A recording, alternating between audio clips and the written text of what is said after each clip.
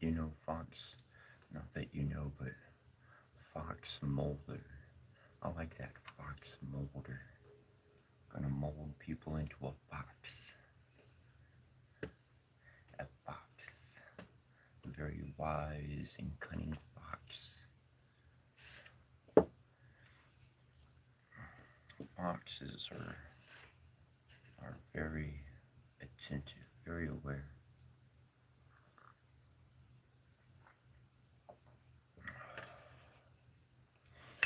And from what I've found, going back to Set and other tribal connections, the fox, man, the fox is huge. And for each place, they may not have had a fox in their territory, so they had another animal to represent it, but it really went back to the fox.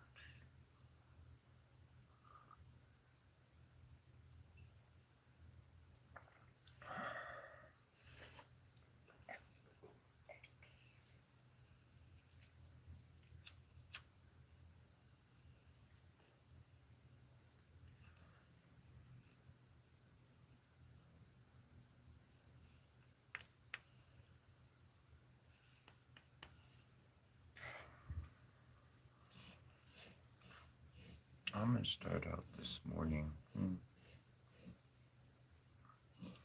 gonna go back to when I was younger, many, many, many years younger.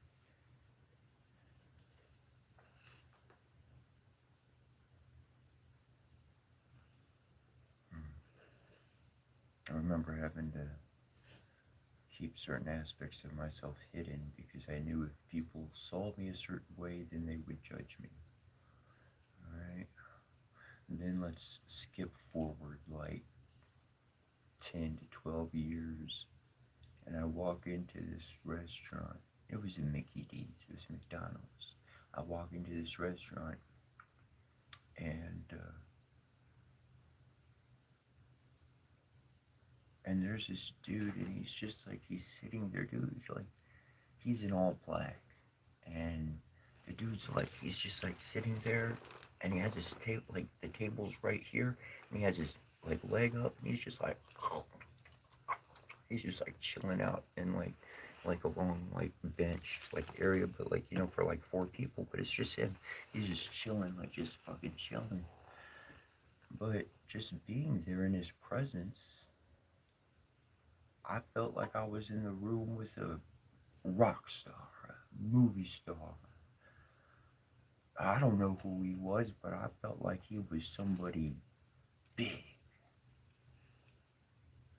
And I felt like I was shining in his presence.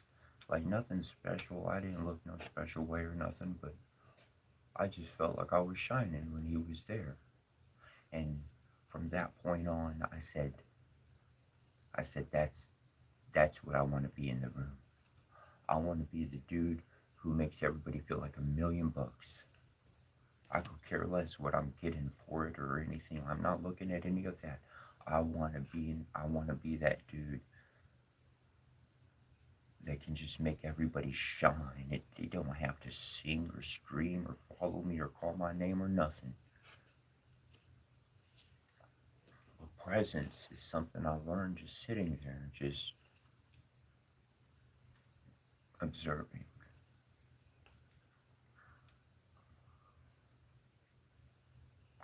It can be kind of scary or daunting to go eat by yourself. A lot of people don't want to go out in public and eat by themselves, eat their food to go, whether they go inside or whatever the case, they're gonna get their food to go. Give me my $5.99 product, and I will be on my way. I did not come here for your chatting. I did not come here for your conversation. I came here for a product. Thank you. Goodbye. But one thing we miss out on from dining alone is perhaps seeing somebody, talking to somebody, being inspired by something, observing a behavior, getting out there and making friends. That's what mom and dad said. Go outside and make some friends. They knew the world was a bad place, but they also knew that they had some angels they put on us. They knew that they taught us some responsibilities that would guide us to be like, nah, that's not the house I'm gonna go to. Nah, that's not the dude or girl I'm gonna hang out with. That's mom, dad. I'll learn better from the world than that one. But just dining alone, like, it's a pretty powerful thing, like out in public. Having coffee, going to a local place. See, in my mind, what all this goes back to is the old days of the philosophers. When these establishments were created, not so much to make a product or to sell a product, but to create an environment so that minds could come together and actually engage in something wise, something meaning. I'll tell you something. If you're going to wear something, jewelry wise, aesthetic wise, make sure you know a little something about it. Make sure you got connection to some aspect of it. I'm not saying you got to understand everybody's viewpoint and you got to be politically correct or socially correct or anything like that, but have a connection. You got to have a story behind it. That's why you're wearing what you're wearing, because it's got a story behind it. You were learning about something that drew you to this stone, whatever the case. And yeah, after a while, stories pile up, and you might forget a story or two of the items you got on you. But seeing someone else wearing such things, even one item on a necklace, whereas other people would just see, oh, whatever, jewelry.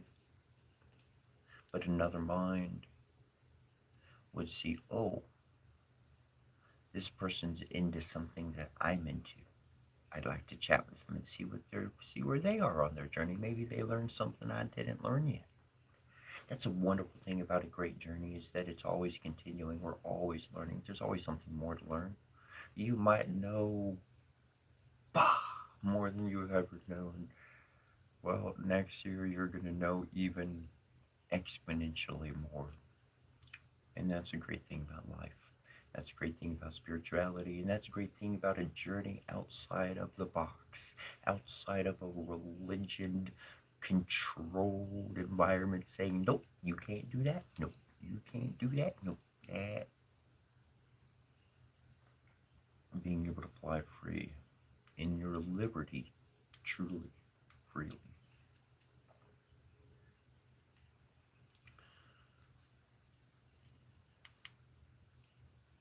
It took years to get there.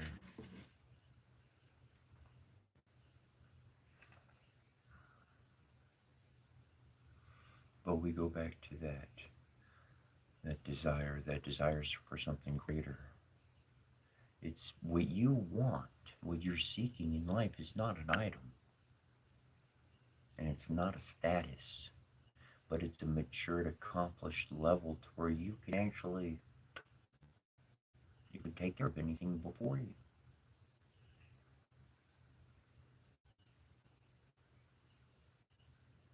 So that you can become, so that you can alchemize your soul, your mind into.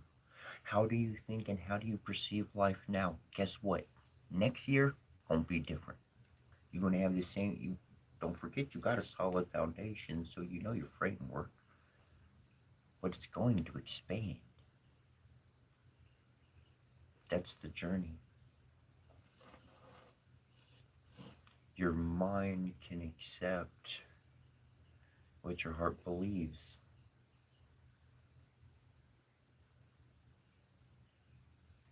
Your heart believes in all these things. It knows the realities. It knows the truth, and the mind blocks the heart every time. But being able to see beyond that, being able to transform into something greater, something you weren't before. A lot of times, what I've found is the right moment, when time I've had the correct amount of experiences, it will be revealed to me which deity or which energy or which frequency that I'm tapping into that I've never tapped into before. Someone, some culture, some energy, some consciousness I know I'm connected with. And the experiences come through when you really don't know who. That's how I found divines, spirits get to know you. Is they don't let you know they're there. You got to be real smart, you got to pay attention. It's nothing you can prove to nobody unless you got some real fancy technology. But even then, that connection with divinity, it is a personal connection. It is not something that wants to be monitored. It's not something that necessarily wants to be recorded. Don't get me wrong, lots of transmissions, lots of things coming through, but there are a lot of things that one should experience in their own privilege because they earned that. They earned that connection. They earned that wisdom. They earned that information because that information allowed them to transform. It allowed them to see something greater than they ever saw before. That's why keeping the mind open to what is possible is so important because there's so much in the world that we do not understand. And yet it still exists and it makes up the constructs that create the world we're in. And without those constructs, heck, there wouldn't even be matter and there would be nothing to work with. So,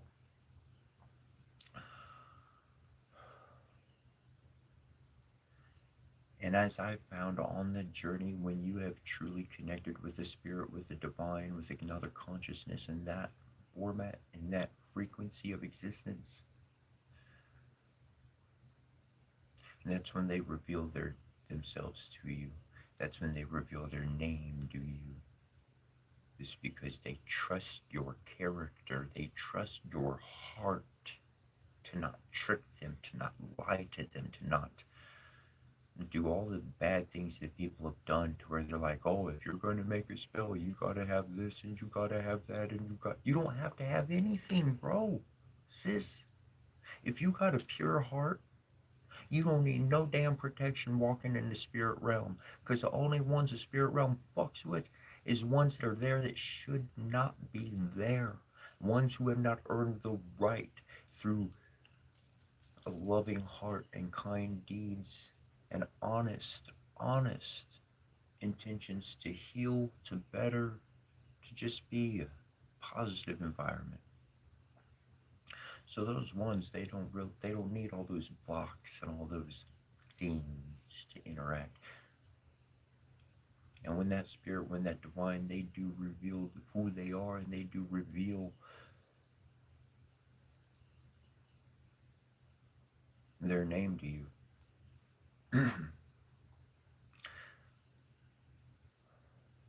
That's because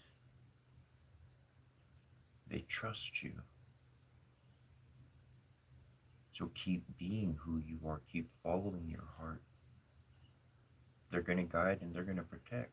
They're going to see. And it's a friend, it's family. And you don't treat that friend or family like a slave. You don't tell them you go do what I want you to do. Just because you're bigger and stronger, I need this done, so go do it for me. And then pitch your fit when they don't. No, that's not what the divine is there for. That's not what your spiritual ancestors come back for. That's not who your spirit team is. That's not what they're doing. They ain't here to answer, I want this, I need that. They're there to get some work done, and that work is to shake people awake. And sometimes a full belly, well, that makes for slothful activity. Sometimes an empty stomach, ooh, that can really turn on the gears to make something happen. The trick The wise fox. They're going to know how to balance that. Just like any wise animal, they're going to know how to store food. They're going to know how where this is if they need to get it during that season, or where that is if they need to get it during that season. Hey, when it's this time of year, we don't fuck with that shit. Why? We don't have the resources to keep it up and the energy to keep getting that. It'll kill us. It'll end us. It'll create problems. Let's not mess with that. We're just going to get with this right now. And when that other season swings, then we can upswing with it and things are great. And until we respect our cycles and we recognize how to not drain our resources or other people's resources or the earth's resources too rapidly. Look at all the cars that just run off the assembly line. How many materials are being extracted from the world?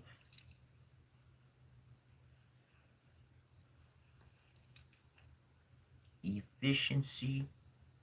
Oh yeah, it's a whole bunch of fish in the sea. No, efficiency, man. I'm not talking about the fish in the sea. Silly Pooh Bear.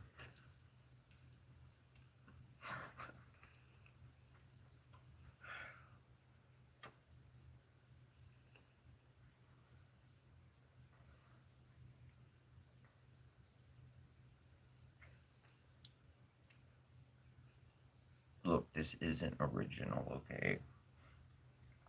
It's not original.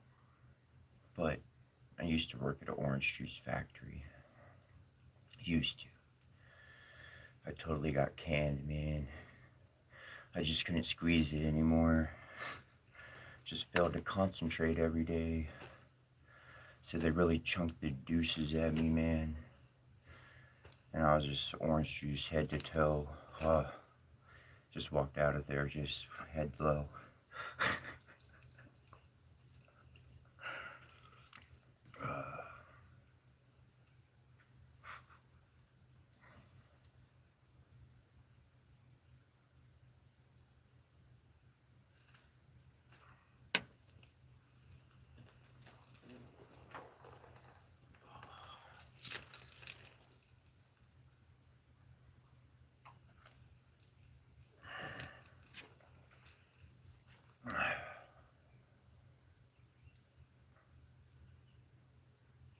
I never worked at a orange juice factory, but I did squeeze a whole bunch of orange juices, man.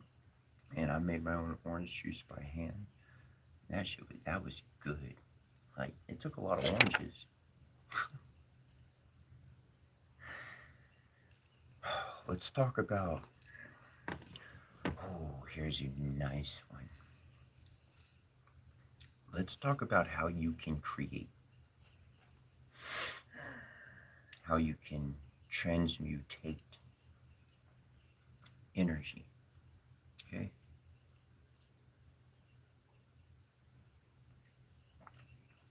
Now,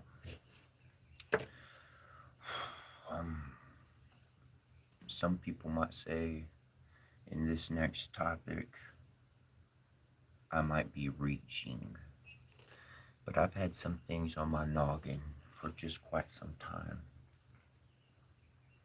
And at this point, I feel like it's time to share.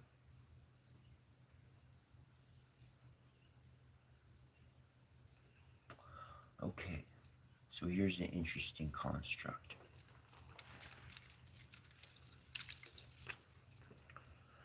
Many, we, okay, let's start out with the placebo effect, okay?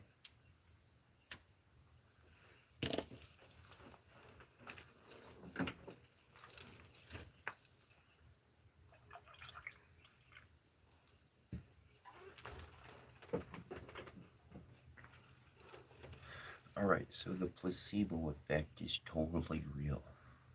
You give somebody a sugar pill, you tell them it's for something wrong in their body, they take it, they get better, and then you come back and you be like, we just gave you a sugar pill and you got better. And they're like, what the fuck? And so the scientists are like, what the fuck? They still can't explain the placebo effect. I hope you're hungry because I've been working on this one.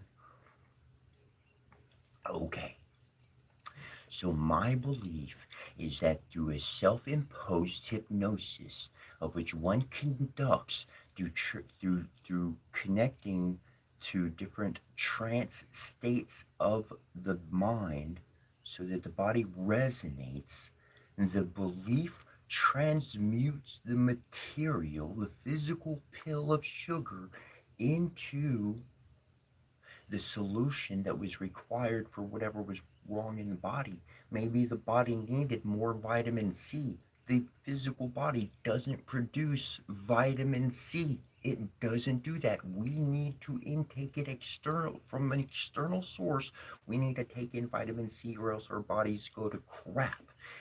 But somebody can take a sugar pill through the placebo effect, and they can actually create vitamin C into their body and fix a problem. Whoa.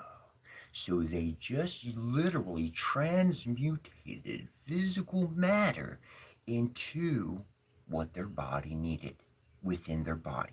Ha! Okay, okay, okay. Hold on. Let's hold this thought here. So, we all know there's those ET races out there. There's some of those ETs, they got like no mouth, right? They don't eat. They don't eat anything. Just stick with me here. Stick with me. Superman, bro. If he's all dead and everything, right? What does he do? Fucking take the dude up to the sun, and that fire, that living fire, is going to bring him to life. It wasn't water, it wasn't food, it wasn't air, it wasn't earth, it was the sun, the star itself, that solar energy. Just follow me. Aquaman, right? Him, his brother, whatever, right? Atlanteans, they all fucked off, right? But if they make contact with the water, boom, I got my muscle back, I'm strong, boom. I didn't need to eat food. I didn't need to do, I just needed my connection with my source element, and boom, I had my energy. Okay. Right, well, hold on. Let's get to something real. The Buddhist monks and others in the world who have literally went on this process, I've looked into it, they eat less and less and less. Like, you're eating normal amount of food, then you eat less amount of food, and then you get to eating like a nut a day, like a whatever, like a peanut or something a day, and then you get to eating nothing. And like, they eventually die, but their flesh like lasts on. Now, I'm just sharing my own thoughts, okay? You can judge the fuck out of me if you, I don't care. But to me, all that is a slow form of suicide. That's why I've never agreed with it. But hold on. Maybe what they were trying to actually do was connect with the source element, bro, so that they could actually feed off the elements that could supply their body. They could transform the energy from the element itself. It could transmute itself by bathing the body within it, because every single pore of the body, every that the skin in the body has pores that can open and breathe. The skin itself can take in oxygen. You could believe me or not, but you could look up some shit. You could look it up and see that it's true. Okay, so now that we have all of these ideas in mind, along with that, bringing back the idea of the ET that I got no mouth, don't need to eat, don't need to talk, because I'm telepathically communicating with my entire body. My body takes in the energy from the atmosphere around me, or from the sun, or from the water, or from whatever element that I've. Anyways, I wanted to share that. That's, you put all that together, and I'm just saying there's a one, two, three, four, I see a step process in all of that put together.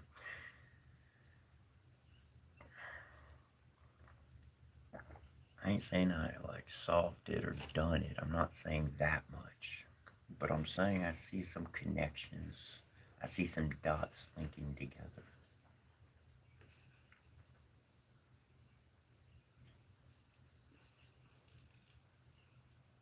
And truly, this would be in line with detaching from material substance altogether, like on the spiritual route.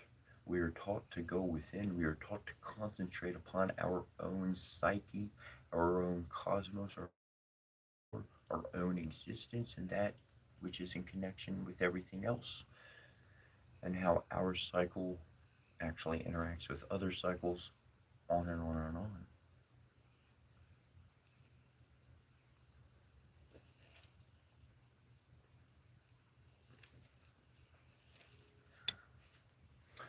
I say this much and I'll say it continually, I'll say it again. Awareness is key. If you're aware of things, the possibility exists truly. Without awareness, you don't know. And where you don't know, one truly becomes lost. Truly.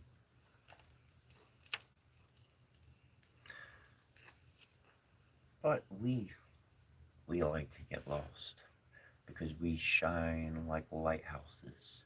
And who knows what dark recesses of the world need some light shown in their corners.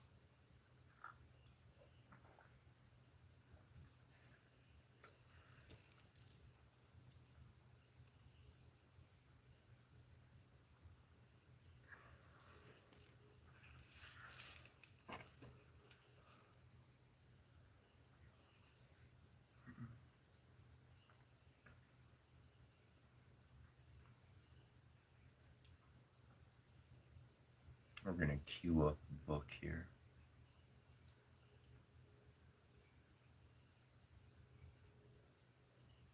Not going to read just yet, though.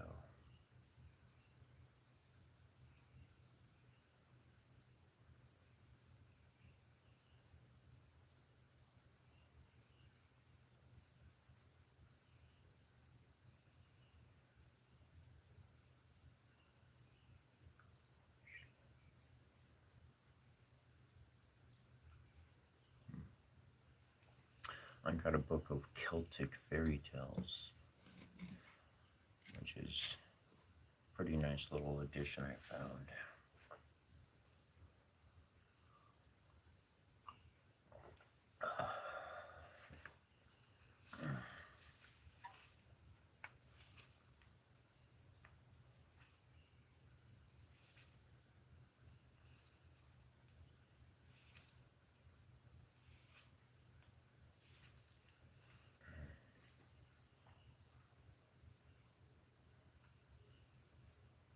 Ooh, this one got King Arthur in it.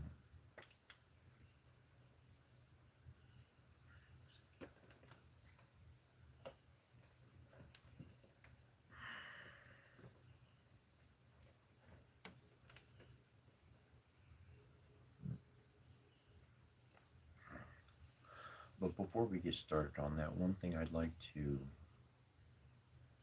talk to you about, encourage you to do, encourage you to look up if you're interested and inclined,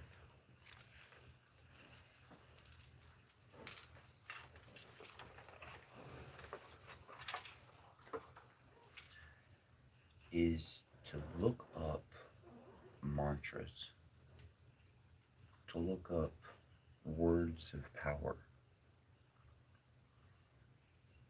Look into other languages, look into Latin. By looking into older languages, you start connecting with the root words, the root sounds. The farther and farther you go back looking into language, those sounds will change your life. I read them from time to time. Sometimes I read them every single morning. Other times, it's not so much live. And those will help you connect very much with divinity, spirituality, and to activate your chakras, that energy.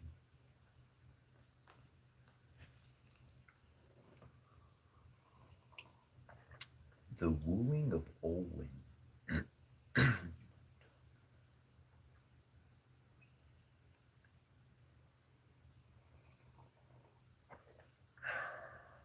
Talks about destiny to marry a maiden, a gold-hilted sword. Hmm. Talks about the dew of June. Interesting. Rapidly approaching June.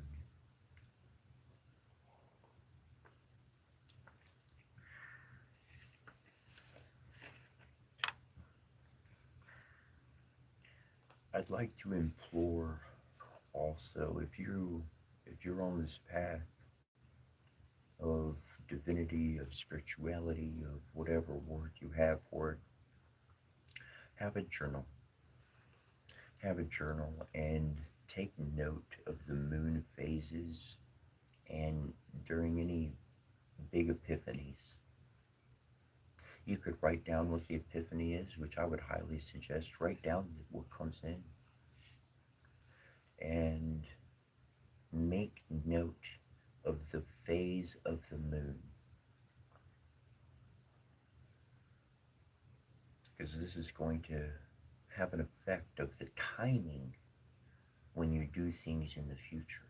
When you use that information, when you look back on your own memories, and I had success back then.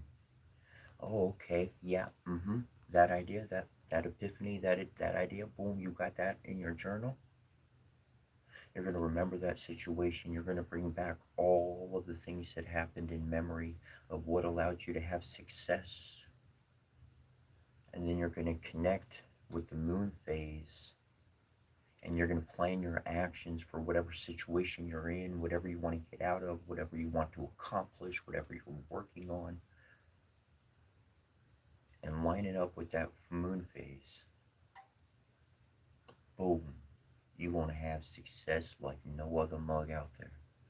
That's why patience is so important, because as humans, we want to react. We want to do something about it right now. So to actually take a seat, take some notes, observe what's going on, and choose when to implement our action and then do it without making an announcement, without telling anybody, without sharing information, even to a best friend. Because this is something that we're doing tactfully, spiritually, through guidance. And if divinity guides you otherwise, then you follow as your heart intuits. You always, always, I'd like to point out as well that regardless of what happens at any moment, regardless of what I've said, there's a lot of people, a lot of different ideas out there. And follow your heart, okay? Follow the intuition coming through. If you're connected and you're in some situation and your heart guides you to do something specific for that, and it's like, follow that heart. I implore you, while you're going to have role models in life, people you kind of look up to, people you really are inspired by, you're not becoming them. You're taking from them. Taking good in a nice way. You're receiving from them. You're learning from them, and you're using a little bit of that one and a little bit of this one and a little bit of that one. I tell you what, a couple of role models I had growing up, people I looked up to, I thought were just like amazing, was like Michael Jackson and Mr. Rogers, bro. Like, and then like Michael Jordan was in there too, bro. So like those three, like, like what are you even thinking of? And then throwing God, which God is love. So love, throw love in there, just pure love. And to me, that's what I wanted to create in life. That's what I wanted to become. That was that's where I was headed. I ain't no basketball star, and I certainly ain't clean as Mr. Rogers, that's for sure. And I don't exactly got no thrilling songs. But that's not what I was trying to do. I was creating me because me was in there. It wasn't just those others. It was me being like, ah, yeah, I really like that aspect of how they do all of that. I'm gonna use that. I like that ingredient. That's how you're an alchemist. That's how everybody is a natural magician. They're a natural alchemist without even knowing it because you work it every day of your life. Everything you see, and you're like, ooh, I like that. Become it. Do you like to go to the beach? You love being at the beach, but you can never go to the beach. Can't ever afford to have the vacation or to go there. Can't be able to afford to make the trip, right? That's how I am, anyways. Well, guess what? Maybe you should start dressing for the beach every day. Start wearing your swimsuit. Start wear, dress for the beach every day. People won't be like, "Why the heck you dress like you going to the beach?" Because you know what? If somebody, I just might go to the beach today, and I'm gonna be dressed for it. Shoot, you never know. If you dress for the occasion, you just might get the invite.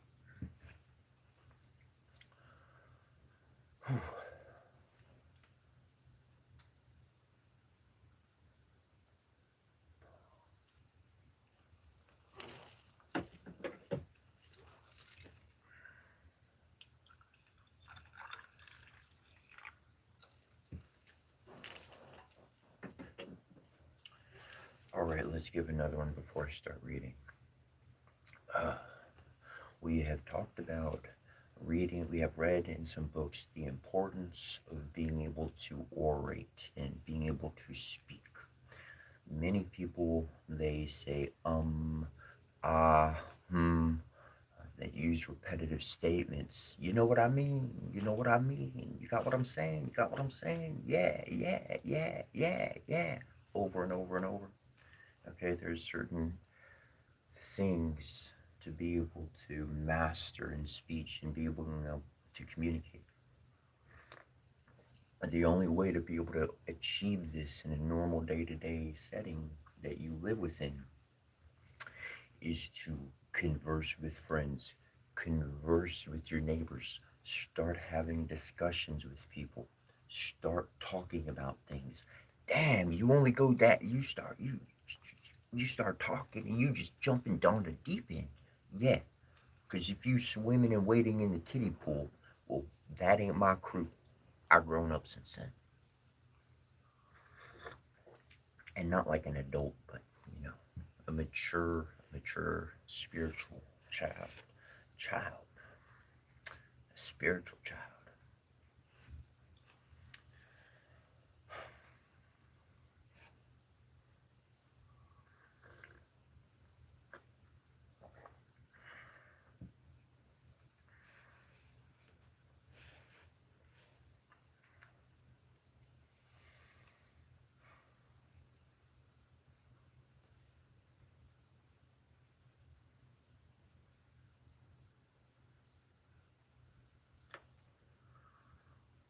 By having those conversations with people, by approaching somebody, hey bro, you got a cigarette?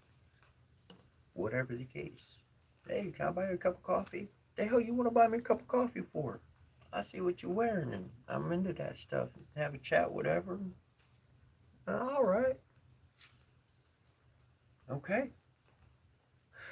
Dialogue, conversation with people is going to help you be able to improve your speech, is going to be able to help you be a better orator. It's going to be able to help you do this. To take time to read, to become familiar with a variety of words. And I'm not talking about a variety of words that people can't understand. Shoot, you go start learning all them fancy words that only 5% of people know. Well, then guess what? Only the people that could afford that kind of motherfucking education are talking like that. And that ain't the fucking world. That's what the fuck ever. I want to be able to talk to my fellow human. I want to be able to talk to somebody who has lived through some shit that I survived. Because that's where we're going to have a conversation. That's where we're going to get in deep. That's where we're going to talk about something that matters. And that's what the other person's going to enjoy. That's what I'm going to enjoy. And everybody around, they're going to take note. They're going to see. They're going to hear. And I'm not going to hold my voice back. I'm going to talk freely about what I enjoy talking about. And the community will either be in support or they will very much ask you to leave. And I'll tell you what, now you can do whatever you want. But the moment I know I'm not wanted somewhere, I'm gone. No worries, no qualms. You don't want me around? I'm out. I know what energy I roll with. You don't want my energy? I'm glad you kicking me out the door. The kind of badness going on there. Don't fight with it.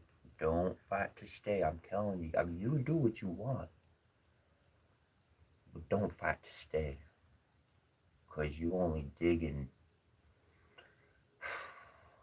Shit, a grave would be good to be digging. You digging something worse.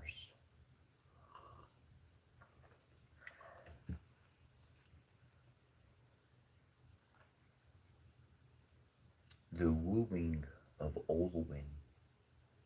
Shortly after the birth of Kilorch, the son of King Kirir, his mother died. Before her death, she charged the king that she should not take a wife, that he should not take a wife again until he saw a briar with two blossoms upon her grave. And the king sent every morning to see if anything were growing thereon.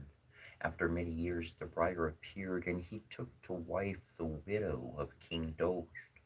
She foretold to her stepson, Kilorch, that it was his destiny to marry a maiden named Olwen, or none other, and he, at his father's bidding, went to the court of his cousin, King Arthur, to ask as a boon the hand of the maiden.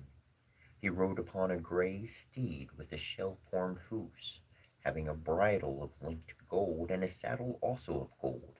In his hand were two spears of silver, well tempered, headed with steel, of an edge to wound the wind and cause the blood to flow, and swifter than the fall of the dew drop from the blade of reed grass upon the earth when the dew of June is at its heaviest.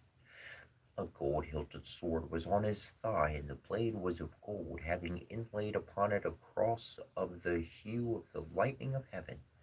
Two brindled, white-breasted greyhounds with strong collars of rubies sported round him, and his courser cast up four sods with its four hooves, like four swallows about his head. Upon the steed was four-cornered cloth of purple, and an apple of gold was at each corner. Precious gold was upon the stirrups and shoes, and the blades of grass bent not beneath them. So light was the courser's tread as he went towards the gate of King Arthur's palace. Arthur received him with great ceremony and asked him to remain at the palace, but the youth replied that he came not to consume meat and drink, but to ask a boon of the king. Then said Arthur, since thou wilt not remain here, chieftain, thou shalt receive the boon, whatsoever thy tongue may name, as far as the wind dries, and the rain moistens, and the sun revolves, and the sea encircles, and the earth extends, save only my ships and my mantle, my sword, my lance, my shield, my dagger, and Guinevere my wife. So Kilorch craved of him the hand of Olwen, the daughter of Yspathaden, Pin Pincar, and also asked the favor and aid of all Arthur's court. Then said Arthur, O chieftain, I've never heard of a maiden whom thou speakest, nor of her kindred, but I'll gladly send messengers in search of her. And the youth said, I will willingly grant from this night to that at the end of the year to do so. Then Arthur sent messengers to every land within his dominion to seek for the maiden, and at the end of the year Arthur's messengers returned without having gained any knowledge of him or information concerning Olwen more than on the first day. Then said Kilorch, every one has received his boon, and I yet lack mine. I will depart and bear away thy honor with me. Then said Kay, Rash chieftain, dost thou reproach Arthur? Go with us, and we will not part until thou dost either confess that the maiden exists not in the world, or until we obtain her. Thereupon Kay rose up. Kay had his peculiarity that his breath lasted 9 nights and 9 days under water, and he could exist 9 nights and 9 days without sleep. A wound from Kay's sword no physician could heal. Very subtle was Kay. When it pleased him, he could render himself as tall as the highest tree in the forest, and he had another peculiarity. So great was the heat of his nature that when it rained hardest, whatever he carried remained dry for a handbreadth above and a handbreadth below his hand. And when his companions were coldest, it was to them as fuel with which to light their fire.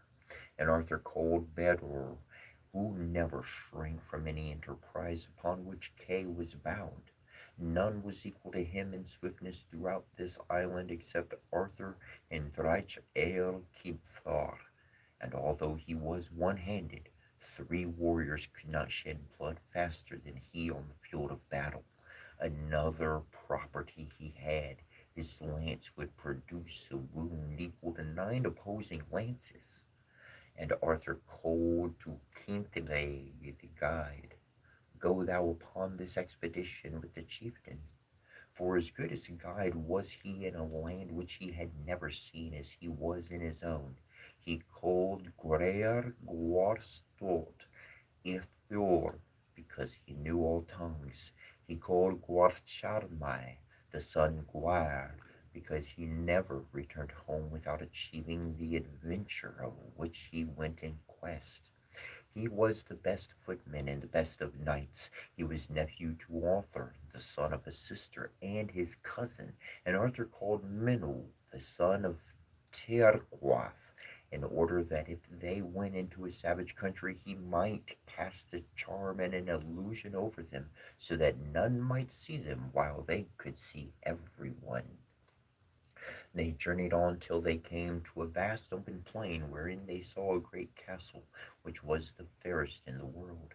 But so far away was it that at night it seemed to no nearer, and they scarcely reached it on the third day.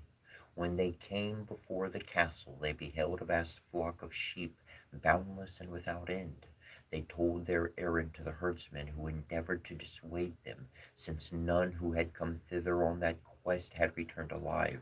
They gave to him a gold ring, which he conveyed to his wife, telling her who the visitors were. On the approach of the latter she ran out with joy to greet them, and sought to throw her arms about their necks. But Kay, snatching a billet out of the pile, placed the log between her 2 hands, and she squeezed it so that it became a twisted coil. "O woman," said Kay, "if thou hadst squeezed me thus, none could ever again have set their affections on me. Evil love were this." They entered the house, and after meat she told them that the maiden Olwen came there every Saturday to wash. They pledged their faith that they would not harm her, and a message was sent to her. So Olwen came clothed in a robe of flame-colored silk, and with a collar of ruddy gold, in which were emeralds and rubies about her neck. More golden was her hair than the flower of the broom, and her skin was whiter than the foam of the wave, and fairer were her hands and her fingers than the blossoms of the wood amidst the spray of the meadow fountain. Brighter were her glances than those of a falcon. Her bosom was more snowy than the breast of the white swan, her cheek redder than the reddest roses. Whoso beheld was filled with her love. 4 white trefoils sprang up wherever she trod, and therefore she was called Olwen. Then Kilruach, sitting beside her on a bench, told her his love, and she said that he would win her as his bride if he granted whatever her father asked. Accordingly, they went up to the castle and laid their request before him. "Raise up the forks beneath my 2 eyebrows, which have fallen over my eyes," said Yspathaden Pinkar, "that I may see the fashion of my son-in-law." They did so, and he promised them an answer to the morrow. But as they were going forth, Yspathaden seized one of the three poisoned darts that lay beside him and threw it back after them. And Balor caught it and flung it back, wounding Yspathaden in the knee. Then he said, "Accursed, ungentle son-in-law, truly I shall ever walk the worse for his rudeness. This poisoned iron pains me, and like the bite of a glad fly. Cursed be the smith who forged it, and the anvil whereupon it was wrought." The knights rested in the house of Custernin the herdsman, but the next day at dawn they returned to the castle and renewed their request. Yspathaden said it was necessary that he should consult Olwen's four great grandmothers and her four great grandsires. The knights again withdrew, and as they were going he took the second dart and cast it after them. But Meroz caught it and flung it back, piercing Yspathaden's breast with it, so that it came out at the small of his back. "Accursed ungentle son-in-law, truly," says he, "the hard iron pains me like the bite of a horse leech. Cursed be the hearth whereon it was heated. I henceforth, whenever I go up a hill, I shall have a scant in my breath and a pain in my chest." On the third day the knights returned once more to the palace, and Yspathaden took the third dart and cast it at them. But Gilrosh caught it and drew it vigorously, and wounded him through the eyeball, so that the dart came out the back of his head. "Accursed ungentle son-in-law, truly, as long as I remain alive, my eyesight will be the worse. Whenever I go against the wind, my eyes will water, and peradventure my head will burn, and I shall have a giddiness every new moon. Cursed be the fire in which it was forged. Like the bite of a mad dog is the stroke of this poisoned iron." And they went to meet. Said Yspathaden Pinkor, "Is it thou that seekest my daughter?" "It is I," answered Kiruch. "I must have thy pledge that thou wilt not do towards me otherwise than is just, and when I have gotten that which I shall name, my daughter thou shalt have." "I promise thee willingly," said Kiruch. "Name what thou wilt." "I will do so," said he. "Throughout the world there is not a comb or scissors with which I can arrange my hair on account of its rankness, except the comb and scissors that are between the two ears of Torch Truith, the son of Prince Tered. He will not give them of his own free will, and thou wilt not be able to compel him. It will be easy for me to compass this, although thou mayest think that it will not be easy. Though thou get this, there is yet that which thou wilt not get. It will not be possible to hunt Torch Truth without Drudwyn to whelp of Grade, the son of Eri, who know that throughout the world there is not a huntsman who can hunt with this dog except Mabun, the son of Moldrum.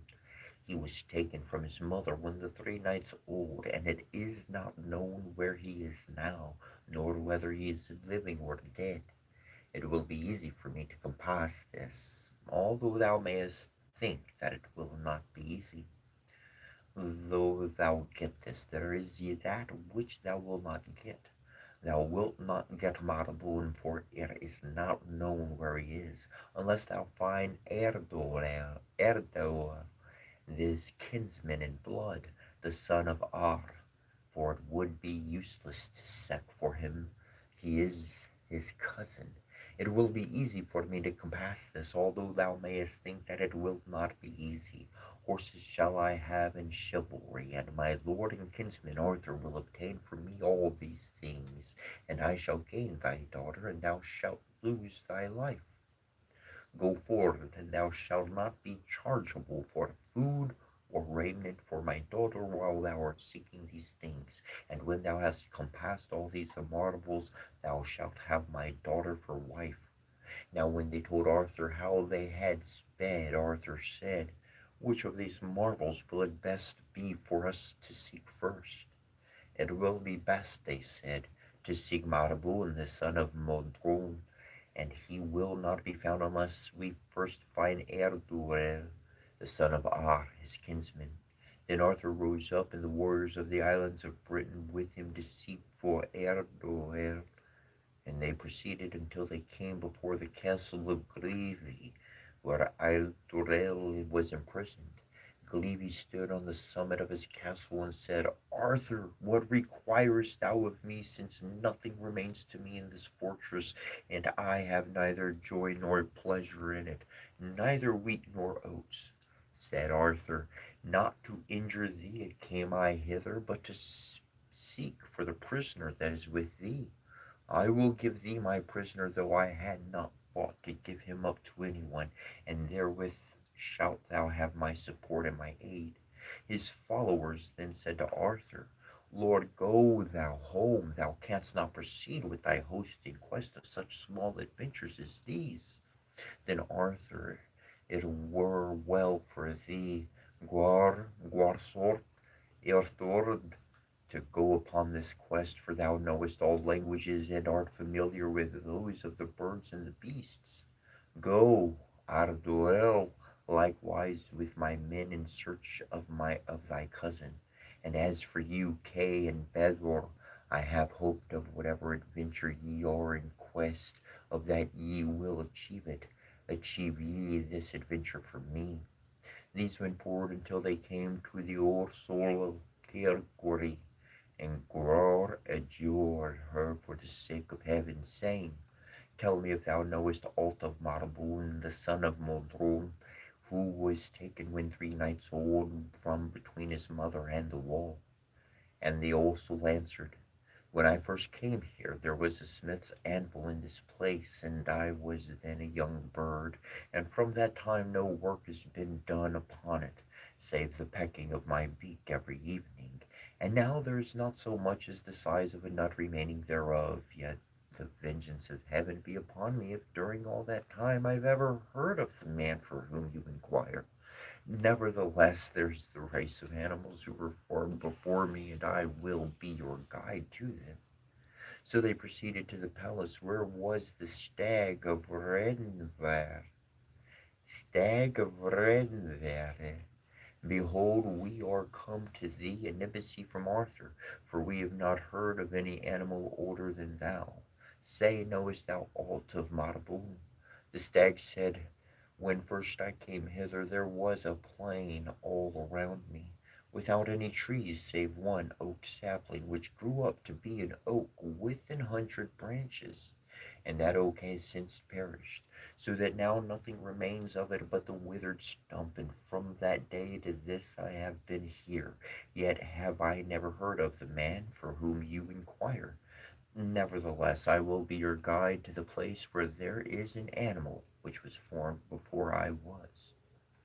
So they proceeded to the place where was the owl of Kumkorld to inquire of him concerning Maraboon. And the owl said, If I knew, I would tell you. When first I came hither, the wide valley you see was a golden glen, and a race of men came and rooted it up. And there grew there a second wood, and this wood is the third. My wings, are they not withered stumps? Yet all this time, even until today, I have never heard of the man for whom you inquire. Nevertheless, I will be the guide of Arthur's embassy until you come to the place where is the oldest animal in the world, and the one who has traveled most, the eagle of Guarnharti. When they came to the eagle, Guar asked it the same question, but it replied, I've been here for a great space of time, and when I first came hither there was a rock here, from the top of which I pecked at the stars every evening, and now it is not so much as a span high.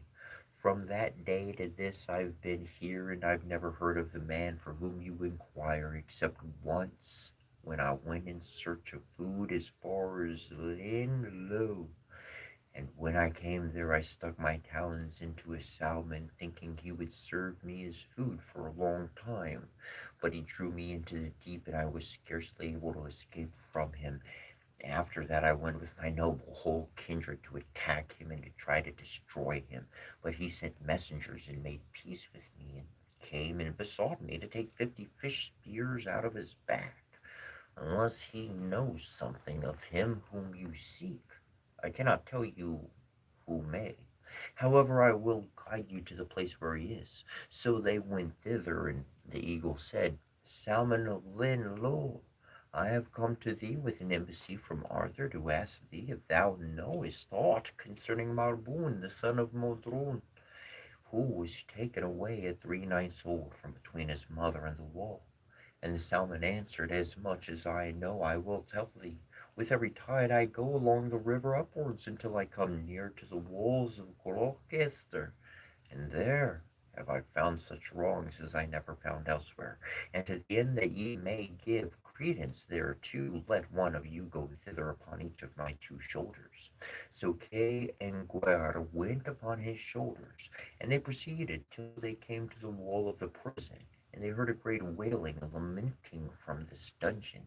Said Guer, Who is that laments in this house of stone?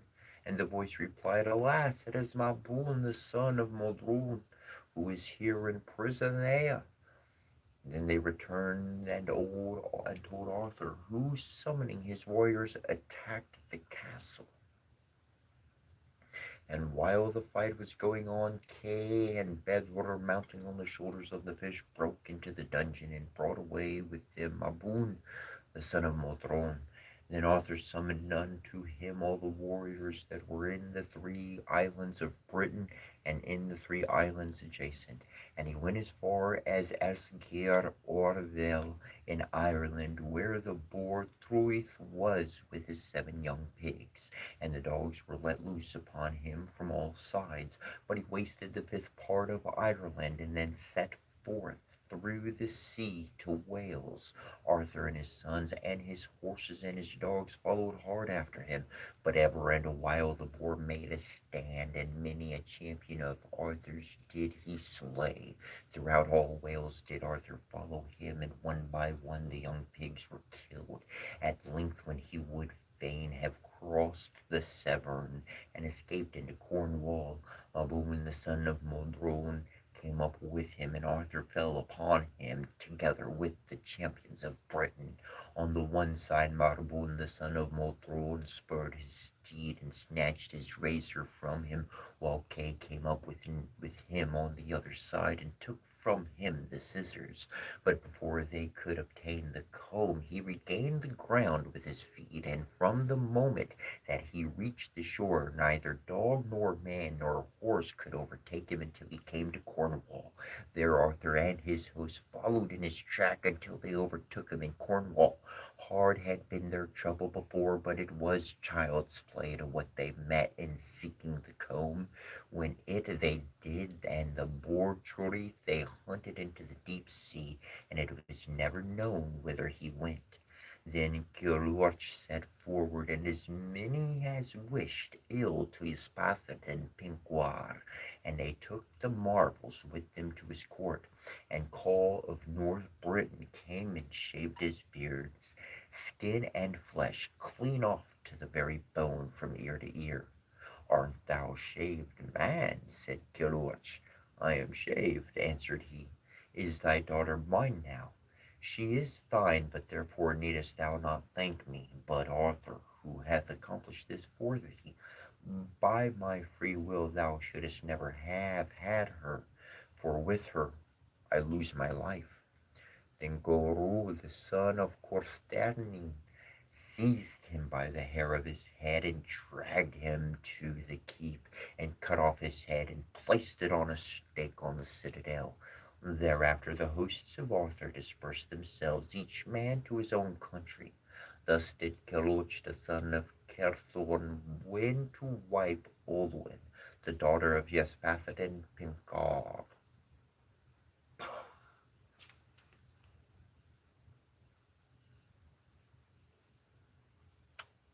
That's cool.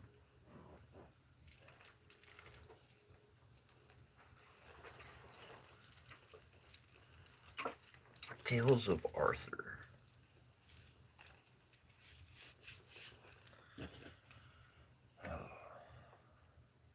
I'll tell you what, there's someone to embody There's a spirit, there's a courage. Talked about some friends he had who, if I'm not mistaken, said they were as fast as he. He said they were as fast as him. Two others. Maybe it was speed, maybe it was a couple other qualities, but it was a couple of qualities at least,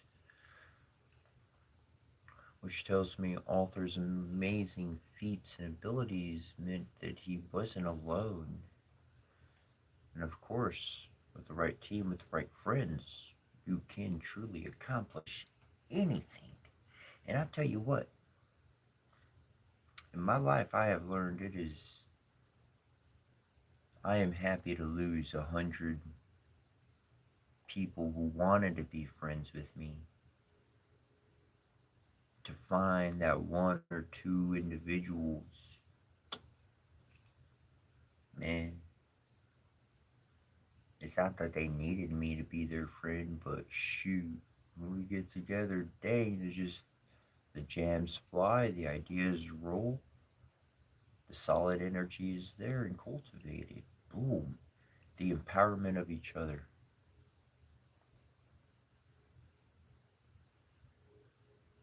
To see another person as a divine being rather than just a person.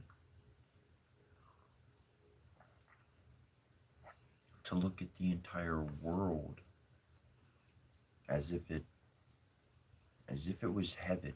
They got sick. There's a bunch of angels. There's a bunch of beautiful souls on this planet. I've seen them. I've talked to them. And so many more I've never even met.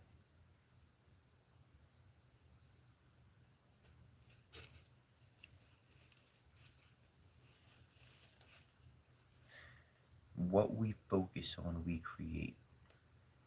And focusing on each other, focusing on those qualities that bring us together, so it's going to change everything.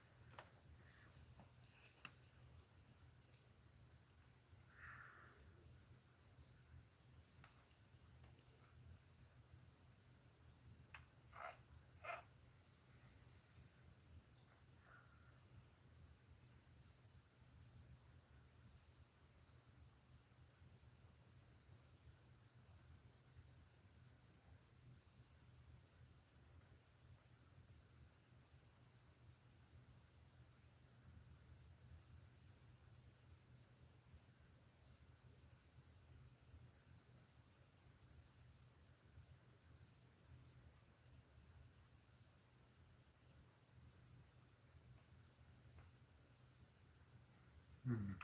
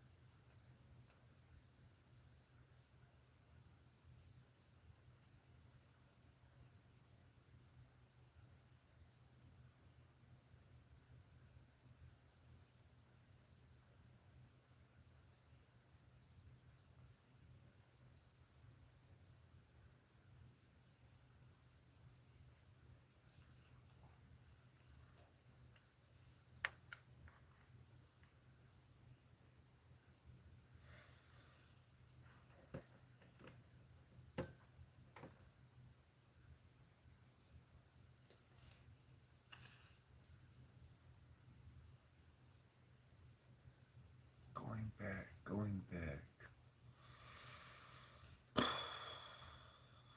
18 to 22. Ooh, those are some ages. Those are some years. Uh,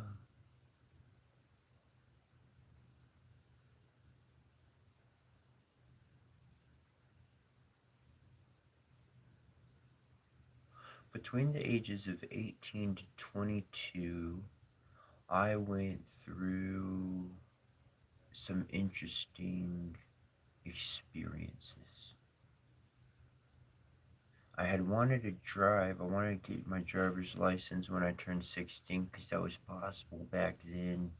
But then I was like, nah, screw that. I don't need to.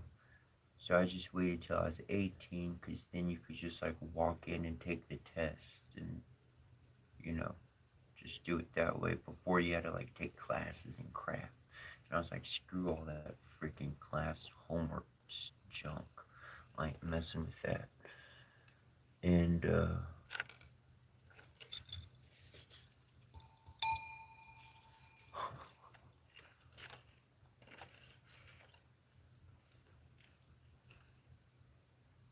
and when I turned 18, I got baptized in the religion that I was in. Like back then, I'm not like in it anymore. And then I got real zealous, and I like did a whole bunch of preaching. And dude, I did so much preaching, I was falling asleep at the wheel. I don't drive no more, but because I'm legally blind in my left eye, so it ultimately led to accidents over the years. But but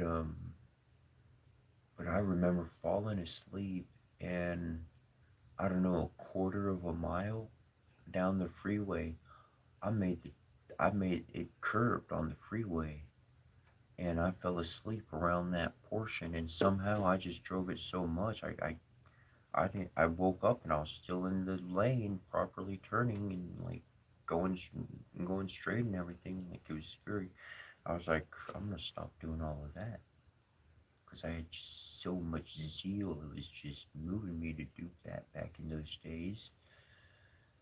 And there's this one lady. She's an older lady. I went to go chat with. My grandmother went to chat with her, and her name was Witherspoon. She's passed away since then, but I'll go visit her many times and spend time just being a just positive person or whatever the case. And of course, her spirit lives. Of course, she lives, just not in the way we see it, nor now flesh to flesh. But she taught me. She told me, on I won't. I remember it all the time. And she said, even if you take 30 minutes to go to sleep, if you've been a long time without sleep, even if you take 30 minutes, man, knock out, get yourself some sleep, get yourself some rest. Make sure you get that. Make sure you get that rest. That rest is important. That rest is for the physical body to recharge. The And instead of the word recharge, it rebuilds itself. To be very clear, during sleep, the body is rebuilding itself. We turn the TV off and like it's off. It's not doing anything. But that's what we think about our body. But that's not what's happening. It is rebuilding itself. Anyways, I'm gonna jump into some Edgar Allan Poe.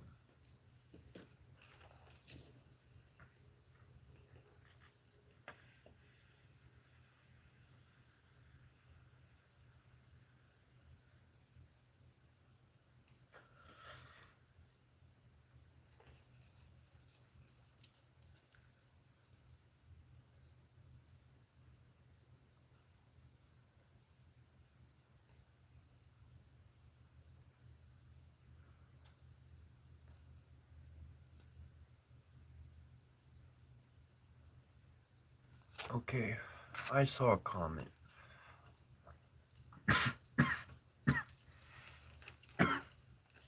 You said someone said house. Nope, that's not you.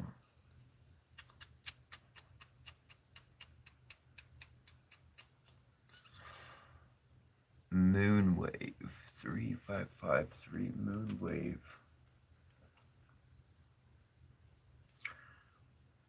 Unless I'm mistaken, what I read was I love her to death. Alright, bro, let's be real. I love you. No, understand that I ain't coming wrong or nothing. But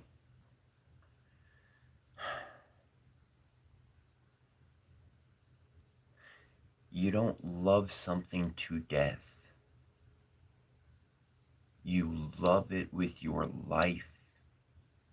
You love life. You're not loving it. You could, people say, I'd die for you. Fuck that. I'll live for you. And the only way you can live for somebody else is when you learn how to love you first. If you ain't loving you first and you projecting all that love elsewhere, then you never learn how to store your own chi, your own life force, your own resonance.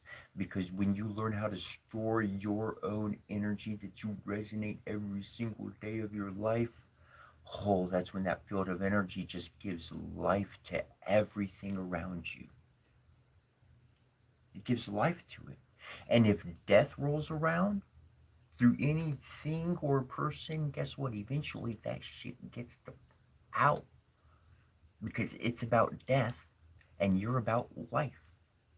So, water and oil don't mix. Go to your own realm, bitch. Stay in life.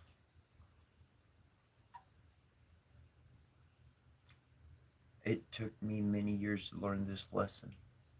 Many years. Hard experiences. I had to learn how to put myself first and how to take care of myself. If I'm not doing good, nothing else out there in the world doing good.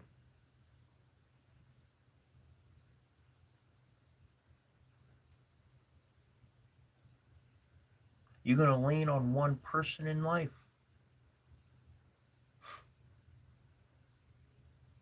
You're truly lost. Because it's your inner connection with the divine that guides you every moment of your life. That's what you're looking for.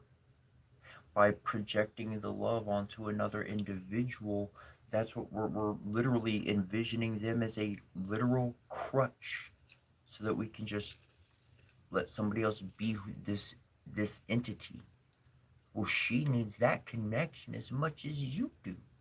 And it's a spiritual connection. It's a connection going within, not seeking outside.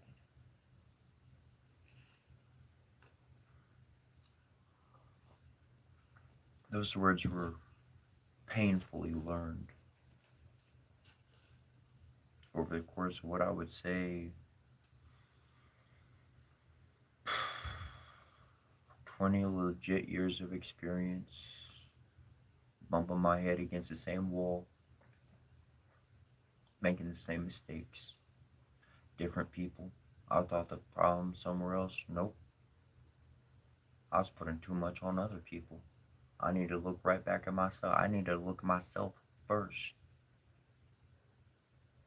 Because if I can't do what I do naturally without caring what anybody else thinks, then I'm fucked. Because whatever I try to do to help somebody is gonna be wrong. I'm too worried about what everybody thinks rather than intuiting what my heart knows. My heart knows it. My brain is somewhere between my heart and my brain. There's an emotion that pops up and it kind of changes thoughts in my head versus what I know in my heart. And then it changes me to do different things in the world because I'm trying to people please, I think would be the right word. Right phrase, the correct phrase.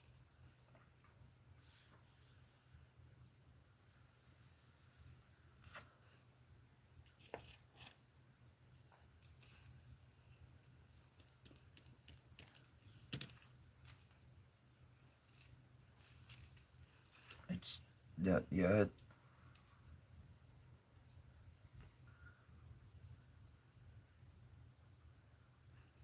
But I wanna, that feeling you have, bro, like that passion, that passion. It's connected to a person, right? And this is just what we all experience, what we all do. You ever been there or not? That's why you want it if you haven't. Because that connection with somebody else is just, at first it's lights on. It's lights on, right? Feeling is felt every day. There is something to somebody to embody, somebody that's going to toss the energy back to me. And for both people, it is awesome. And then as the days proceed on, the new flavors kind of starting to like, it's not new, it lost its new scent. And that's when we're settling for the long haul.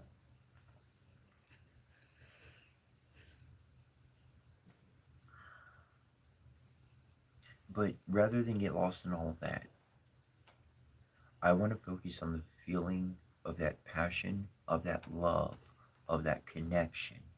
Okay? I'm telling you, this is for everybody out there.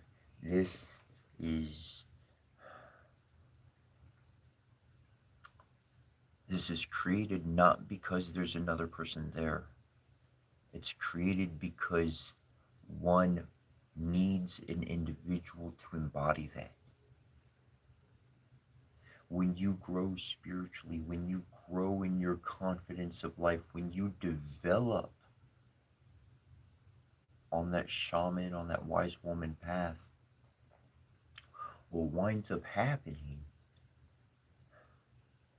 is you're able to not need the person, but that love and that passion is experienced every moment of life. If you ever have a moment to connect with anybody, that love and that passion is extended, that energy is literally straight up open, and they are receiving full blast that energy. But your actions are subtle, your actions are small, they're not huge gestures, they're not huge surprises. Yeah, some shocks or whatever the case, but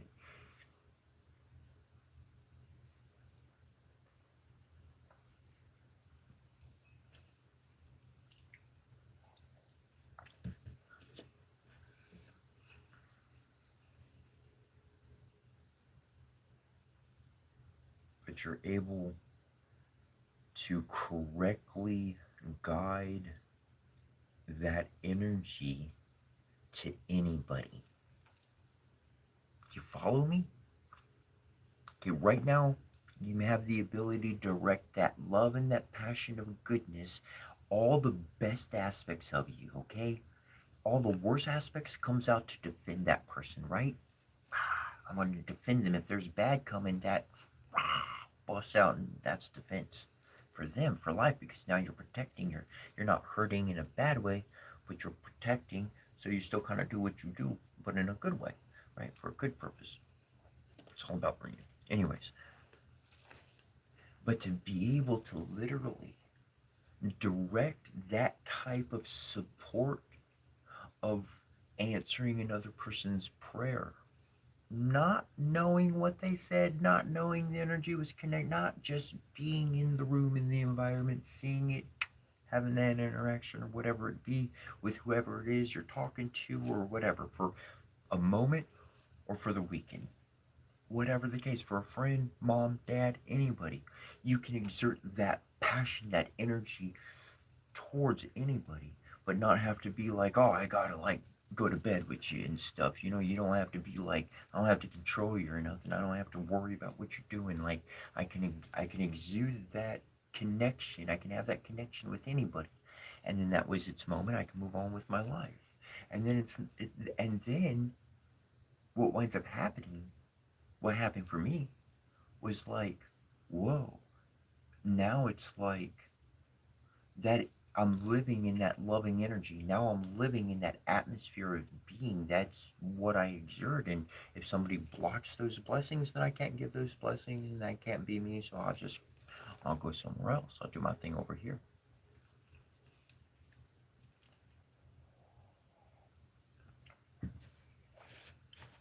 But it's the what I'm centering and would like to just point back to the mind is that the ability for you to focus your loving connection, you can have that every moment of your life, and you don't need anybody to be in that spot.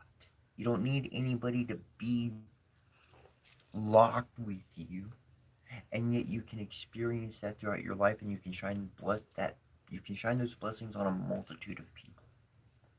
If all I do is help one person in my life, then only one person got better or whatever that situation produced. But if I go start into my garden and I help this plant, then I water that plant, and I do that one. Well, I can help a lot more than just one. And it's the direction of our energy. Anyways, I'll leave it right there. That was interesting. It took me a while to learn that one right there. That was.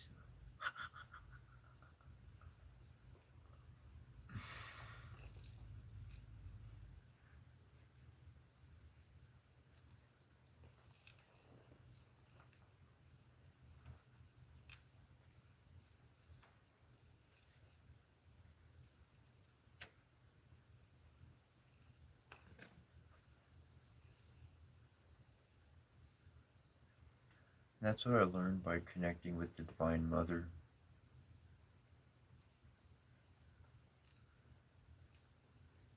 Divine Mother, the Divine Mother, Mother, Divine Father, Divine Mother.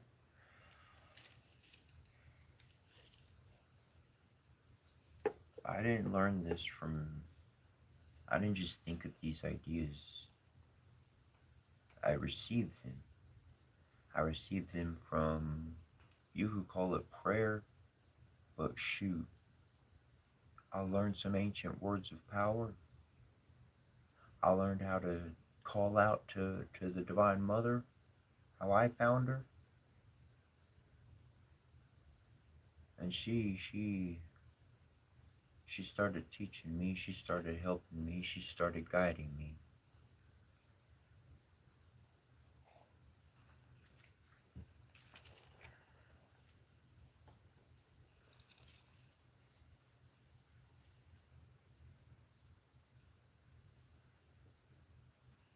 She showed me everything I was looking for wasn't on the outside. I needed the experiences, I needed to be involved in those situations. I needed those events to happen in my life.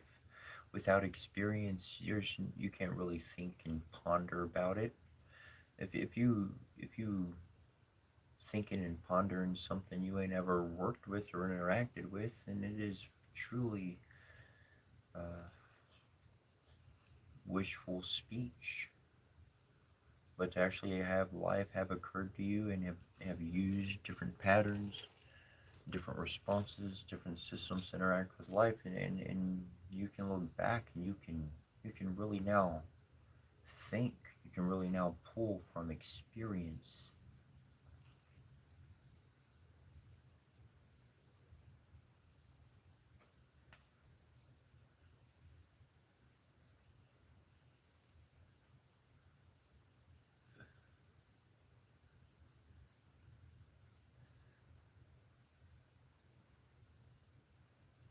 Tamerlane.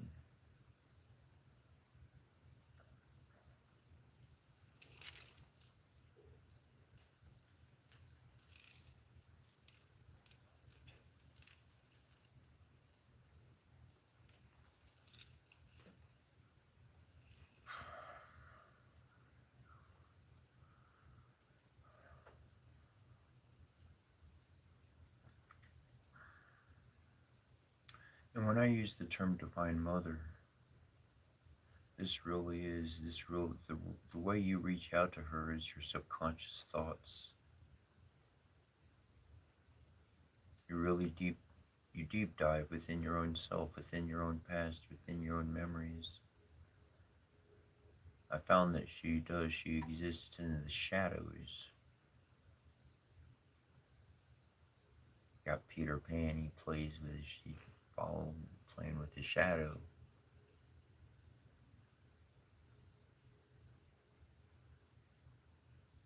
To me, that was the Divine Mother reminding him how much of a child he is and what he can do. It was him, but it was her. The other aspect of himself. The one that you could never really verbally hear, but somehow through the voice of others, you just knew she was talking. You heard yourself, you heard something.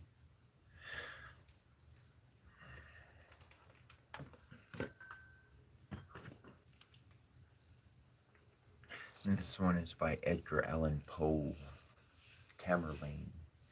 Cold solace in a dying hour, such father is not now my theme.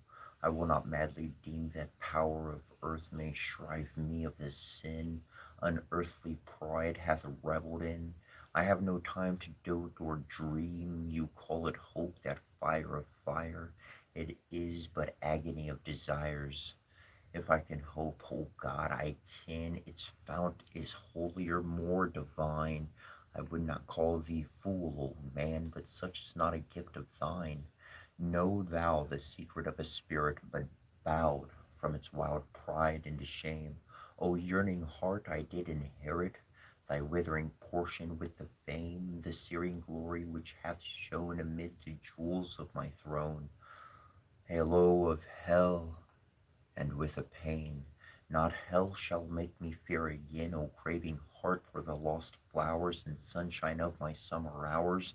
The undying voice of that dead time with its interminable chime rings in the spirit of a spell upon the emptiness of a kell. I have not always been as now, the fevered diadem on my brow I claimed and won usurpingly, usurpingly, hath not the same fierce Herodom given Rome to the Caesar, this to me, the heritage of a kingly mind, and a proud spirit which hath striven triumphantly with humankind. On mountain soil I first drew life, the mists of the Tagle have shed nightly their dews upon my head, and I believe the winged strife and tumult of the headlong air have nestled in my very hair. So late from heaven that dew it fell, mid dreams of an unholy night, upon me with the touch of hell, while the red flashing of the light from clouds that hung like banners over appeared to my half closing eye the pageantry of monarchy, and the deep trumpet thunder's roar came hurriedly upon me, telling of a human battle where my own voice, silly child, was swelling. Oh, my spirit would rejoice and leap within me at the battle cry of victory. The rain came down upon my head unsheltered, and the heavy wind rendered me mad and deaf and blind. It was but man, I thought, who shed laurels upon me, and the torrent of the chilly air gurgled within my ear the crush of empires with the captive's prayer, the hum of suitors and the tone of flattery round a sovereign's throne. My passions from that hapless hour usurped a tyranny which men have deemed, since I have reached to power my innate nature, be it so. But farther than lived one who then in my boyhood, when their fire burned with a still intenser glow, for passion must with youth expire, even then who knew this iron heart in woman's weakness had a part. I have no words, alas, to tell the loveliness of loving well, nor would I now attempt to trace the more than beauty of a face whose lineaments upon my mind our shadows on the unstable wind. Thus I remember having dwelt some page of early lore upon, with loitering eye, till I have felt the letters with their meaning melt to fantasies with none. Oh, she was worthy of all love, love as in infancy was mine. 'Twas such an angel's minds above might envy her young heart the shrine on which my every hope and thought were incense, then a goodly gift. For they were childish and upright, pure as her young example taught. Why did I leave it and adrift? Trust to the fire within for light. We grew in age and love together, roaming the forest and the wild, my breast her shield in wintry weather, and when the friendly sunshine smiled and she would mark the opening skies, I saw no heaven but in her eyes. Young love's first lesson is the heart, for mid that sunshine and those smiles, when from our little cares apart, and laughing at her girlish wiles, I'd throw me on her throbbing breast and pour my spirit out in tears. There was no need to speak the rest, no need to quiet any fears of her who asked no reason why, but turned on me her quiet eye. Yet more than worthy of the love my spirit struggled with and strove, when on the mountain peak alone ambition lent it a new tone. I had no being but in thee, the world and all it did contain, in the earth, the air, and the sea, its joy, its little lot of pain. That was new pleasure, the ideal, the dim vanities of dreams by night, and dimmer nothings which were real shadows, a more shadowy light, parted upon their misty wings, and so confusedly it became thine image and a name, two separate yet most intimate things. I was ambitious, have you known the passion, father? You have not. A cottager, I marked a throne of half the world as all my own, and murmured at such lowly lot, but just like any other dream upon the vapor of the dew, my own had passed, had not the beam of beauty which did while it through. The minute, the hour, the day oppress my mind with double loveliness. We walked together on the crown of a high mountain which looked down afar from its proud natural towers of rock and forest on the hills, the dwindled hills, begirt with bowers and shouting with 1,000 rills. I spoke to her of power and pride, but mystically in such guise that she might deem it naught beside the moment's converse in her eyes. I read, perhaps too carelessly, a mingled feeling with my own. The flush on her bright cheek to me seemed to become a queenly throne, too well that I should let it be light in the wilderness alone. I wrapped myself in grandeur then, and donned a visionary crown. Yet it was not that fantasy had thrown her mantle over me, but that among the rabble men lion ambition is chained down, and crouches to a keeper's hand. Not so in deserts where the grand, the wild, the terrible conspire with their own breath to fan his fire. Look round thee now on Samarcand, is not she queen of earth? Her pride above all cities in her hand, their destinies and all beside of glory which the world hath known, stands she not nobly and alone? Falling, her veriest stepping stone shall form the pedestal of a throne, and who her sovereign? Timur, he whom the astonished people saw striding over empires haughtily, a diadem outlaw.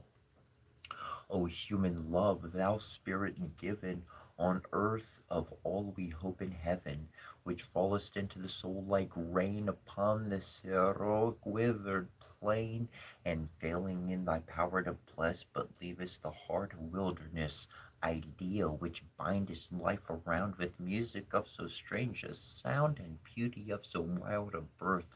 Farewell, for I have won the earth.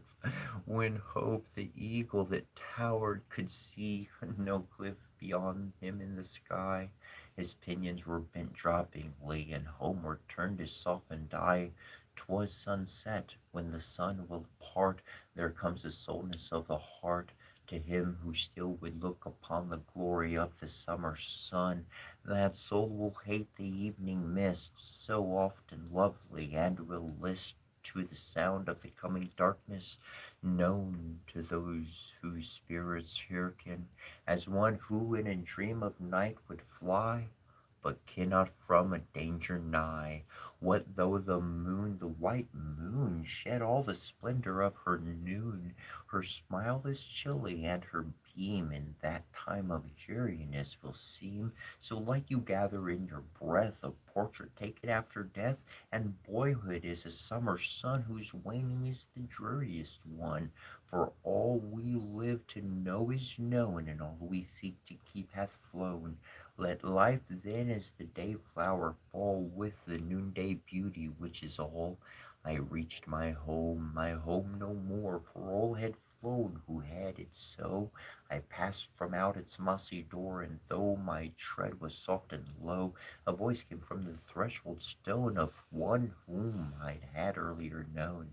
Oh, I defy thee, hell, to show on beds of fire that burn below a humbler heart, a deeper woe. Father, I firmly do believe I know, for death who comes for me from regions of the blest afar, where there is nothing to deceive, hath left his iron gate ajar, and rays of truth you cannot see are flashing through eternity. I do believe that Iblis hath a snare in every human path.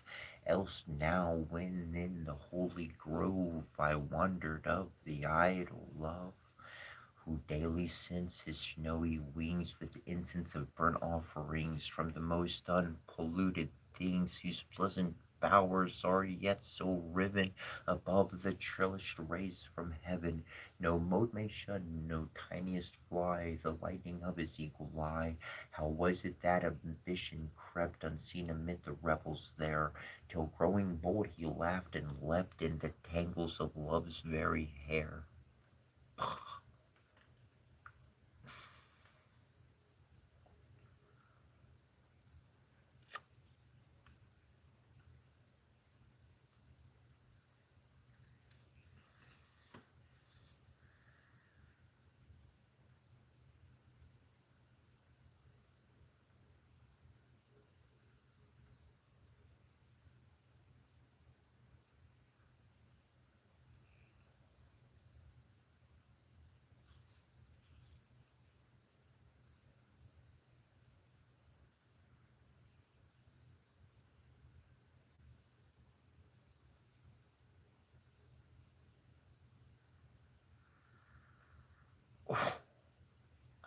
Okay, got another good read.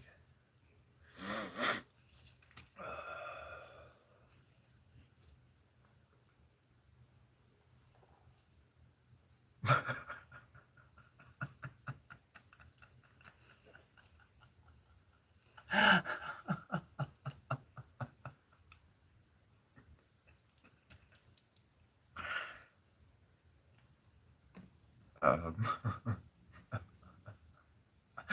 best, best comment I've seen in a while. Oh my gosh. Oh my gosh. Uh, I gotta read your name because that was great. Um,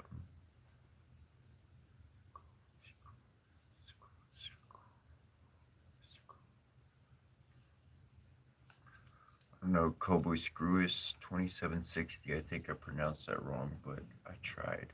It said, next time you get a pet bat, please feed it. That's hilarious. That's great. But I would not keep any.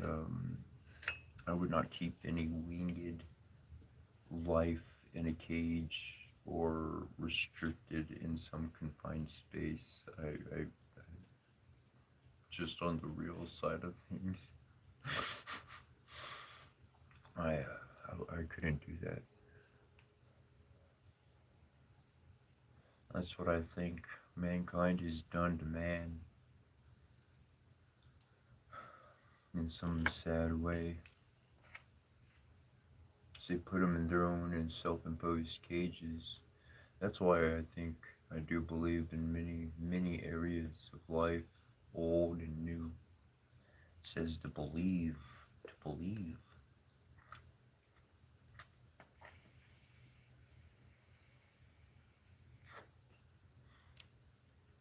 If you believe something, then it has an impact on your life. I believe in gravity, so I watch my steps. I take my time when I walk. I try not to fall, because gravity's real. If you don't believe in it, kind of like a baby, they don't know any better. They don't have a choice to believe. They don't. That's not going on. They're not thinking about gravity or anything. It's just like, I'm gonna get through how I'm gonna get through. And what happens? I fall down.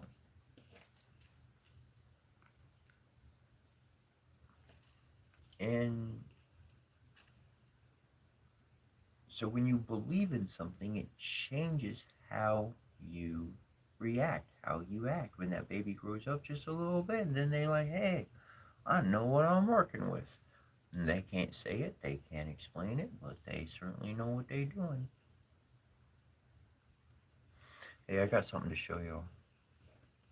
I've been wanting to show y'all for a while.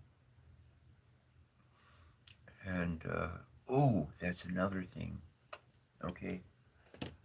This one is for the people who view often, okay? So, whatever goes off in the chat, for most, you know what I'm talking about. Anyways, it's not for them, but for you guys and gals.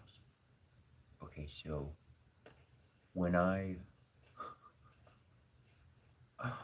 uh when I mispronounce a common word, like I should be able to be like, boom, to say the word, but when I'm reading, my mind is doing a lot of different things so I can keep reading fluently, right? Fluency is the goal. If you're reading, if you're sharing, the fluency is the goal. And stay away from the monotone, okay? Right. Anyways, fluency. And so, like, but in everything that my mind is putting together, I'm looking at the word and I'm like, I know what the word is. I hear it, I can say it, but right now, the way that I'm reading, because my brain looks, it's reading old languages and it's a multitude of languages at once. So oftentimes I can look at a word and put the wrong sounds, which are the old sounds, because the word looks like it doesn't look like the way it sounds. So then my mind is thinking something else, and anyways, that one was for you guys. Love y'all.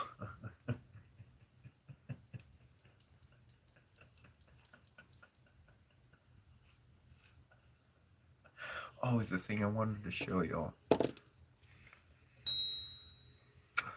For all those people who are like, you're not Christian, you're not blah blah blah, what the fuck, you don't know about Jesus. All right, for this is for all you guys that are like regulars, like fam, hanging out, guys, gals, everybody else. I don't care about them. Like, I'm not responding to them, but this one's for y'all. Look, I do have this, okay, boom. But I want to show you some things about this cross, bro. Look, look. This is some interesting shit. Okay, it's like brass. That's wood inlaid. All right, can you see it? See if we can bring the light over a little bit. Look, it's like a little scroll right there, right? Okay, now check this out. You got the dead dude, right? Ah, I'm dead. And then down here, all right, I did not add this, dude. Metal, it's all one piece. Fucking skull and crossbones, bro. Okay? I spoke this the other day. That's the order. I'm gonna tell you what they did. You could believe me or not, and I could care less. But for those who do know or don't know, his body, okay, he was ascended master walking on earth. His body was taken by the authority, and they've been doing rituals with them bones ever since.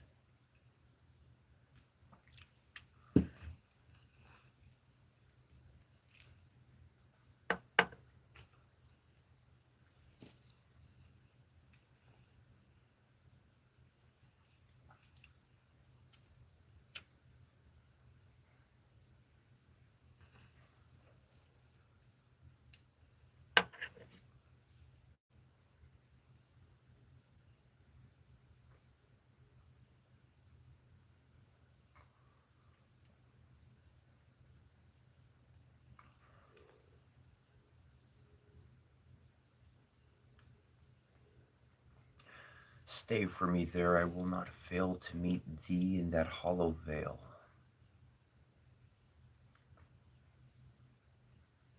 On the death of his wife by Henry King, Bishop of Chichester. Edgar Allan Poe.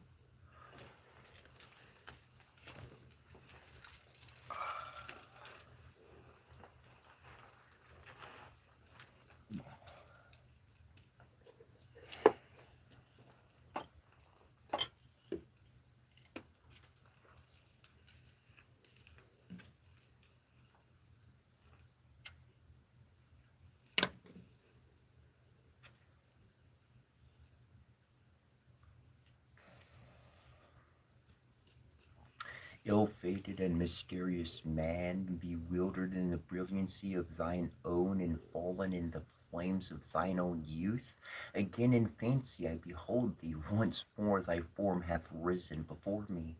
Not, oh, not as thou art in the cold valley and shadow, but as thou shouldest be, squandering away a life of magnificent meditation in that city of dim visions, thine own Venice, which is a star beloved Elysium of the sea, and the wide windows of whose Palladian palaces look down with a deep and bitter meaning upon the secret of her silent waters.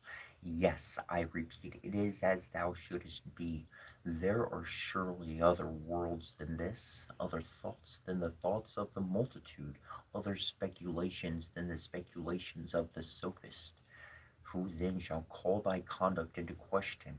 Who blame thee for thy visionary hours, or denounce those occupations as a wasting away of life, which were but the overflowings of thine everlasting energies?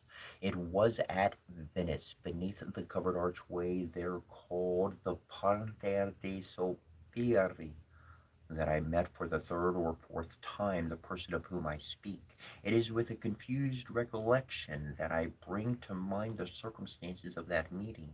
Yet I remember, how should I forget the deep midnight, the bridge of sighs, the beauty of women, and the genius of romance that stalked up and down the narrow canal.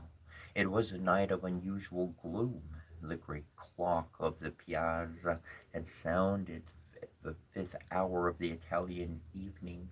The square of the Campanile lay silent and deserted, and the lights in the old ducal palace were dying fast away. I was returning home from the Piazzetta by way of the Grand Canal, but as my gondola arrived opposite the mouth of the canal San Marco, a female voice from its recesses broke suddenly upon the night. In one hysterical and long continued shriek, startled at the sound, I sprang upon my feet, while the gondolier, letting slip his single oar, lost in the pitchy darkness beyond a chance of recovery, and we were consequently left to the guidance of the current which here sets from the greater into the smaller channel. Like some huge and sable-feathered condor, we were slowly drifting down towards the Bridge of Sighs, when a thousand flame bull flashing from the windows and down the staircases of the ducal palace turned all at once that deep gloom into a vivid and preternatural day. Pre-eternal day. A child slipping from the arms of his own mother had fallen from an upper window of the lofty structure into the deep and dim canal. The quiet waters had closed placidly over the victim, and although my own gondola was the only one in sight, many a stout swimmer already in the stream was seeking in vain upon the surface the treasure which was to be found, alas, within the abyss. Upon the broad backed marble flagstones at the entrance of the palace, and a few steps above the water, stood a figure which none who then saw can have ever since forgotten. It was the Marchesa Aphrodite, and the adoration of all Venice, the happiest of the happy, and the most lovely where all were beautiful, but still the young wife of the old and intriguing Mentorni, and the mother of that fair child, her first and only one, who now deep beneath the murky water was thinking in bitterness of heart upon her sweet caress, and exhausting its little life in struggles to call upon her name. She stood alone, her small, bare, and silvery feet gleamed in the black mirror of marble beneath her, her hair not as yet more than half loosened for the night from its ballroom array, clustered amid a shower of diamonds round and round her classical head in curls like those of the young hyacinth. A snowy white and gauze-like drapery seemed to be nearly the sole covering to her delicate form, but the midsummer and midnight air was hot, sullen, and still, and no motion in the statue-like form itself stirred even the folds of that raiment of very vapor which hung around it as the heavy marble hangs round the nose. Yet, strange to say, her large lustrous eyes were not turned downwards upon that grave wherein her brightest hope lay buried, but riveted in a widely different direction. The prison of the old Republic is, I think, the stateliest building in all Venice, but how could that lady gaze so fixedly upon it when beneath her lay stifling her only child? Yon dark, gloomy niche, too, yawns right opposite her chamber window. What then could there be in its shadows, in its architecture, in its ivy wreathed and solemn cornices? But the Marchesa di Mentorni had not wondered at 1,000 times before. Nonsense! Who does not remember that? At such a time as this, the eye, like a shattered mirror, multiplies the images of its sorrow and sees innumerable far off places, the which is close at hand. Many steps above the Marchesa and within the arch of the water gate stood, in full dress, the satyr-like figure of Mentorni himself. He was occasionally occupied in thrumming a guitar and seemed inured to the very death, as at intervals he gave directions for the recovery of his child.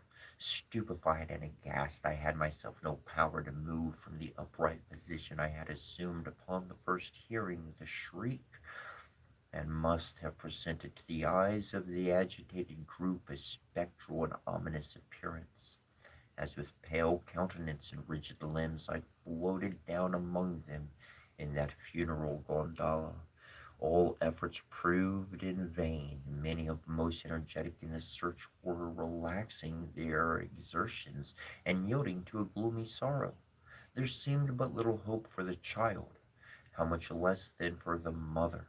But now, from the interior of that dark niche which has been already mentioned as forming a part of the old Republican prison, and as fronting the lattice of the Marchesa, a figure muffled in a cloak stepped out within reach of the light, and pausing a moment upon the verge of the giddy descent, plunged headlong into the canal, as in an instant afterwards he stood with the still living and breathing child within his grasp, and upon the marble flagstones by the side of the Marchesa his cloak, heavy with the drenching water, became unfastened, and falling in folds about his feet, discovered to the wonder-stricken spectators the graceful person of a very young man, with the sound of whose name the greater part of Europe was then ringing. No wonder, spoke the deliverer, but the Marchesa. She will now receive her child. She will press it to her heart. She will cling to its little form and smother it with her caresses. Alas, another's arms have taken it from the stranger, another's arms have taken it away and borne it far off, none noticed, into the palace. And the Marchesa, her beautiful lip trembles. Tears are gathering in her eyes, those eyes which, like Pliny's Acanthus, are soft and almost liquid. Yes, tears are gathering in those eyes, and see, the entire woman thrills throughout the soul, and the statue has started into life. The pallor of the marble countenance, the swelling of the marble bosom, the very purity of the marble feet, we behold suddenly flushed over with a tide of ungovernable crimson, and a slight shudder quivers about her delicate frame, as a gentle air at Napoli about the rich silver lilies in the grass. Why should that lady blush? To this demand there is no answer, except that, having left in the eager haste and terror of a mother's heart the privacy of her own boudoir, she has neglected to enthrall her tiny feet in her slippers, and utterly forgotten to throw over her Venetian shoulders that drapery which is their due. What other possible reason could there have been for her so blushing? So the glance of those wild appealing eyes, for the unusual tumult of that throbbing bosom, for the convulsive pressure of that trembling hand, and that hand which fell as Mentoni turned into the palace, accidentally, upon the hand of the stranger.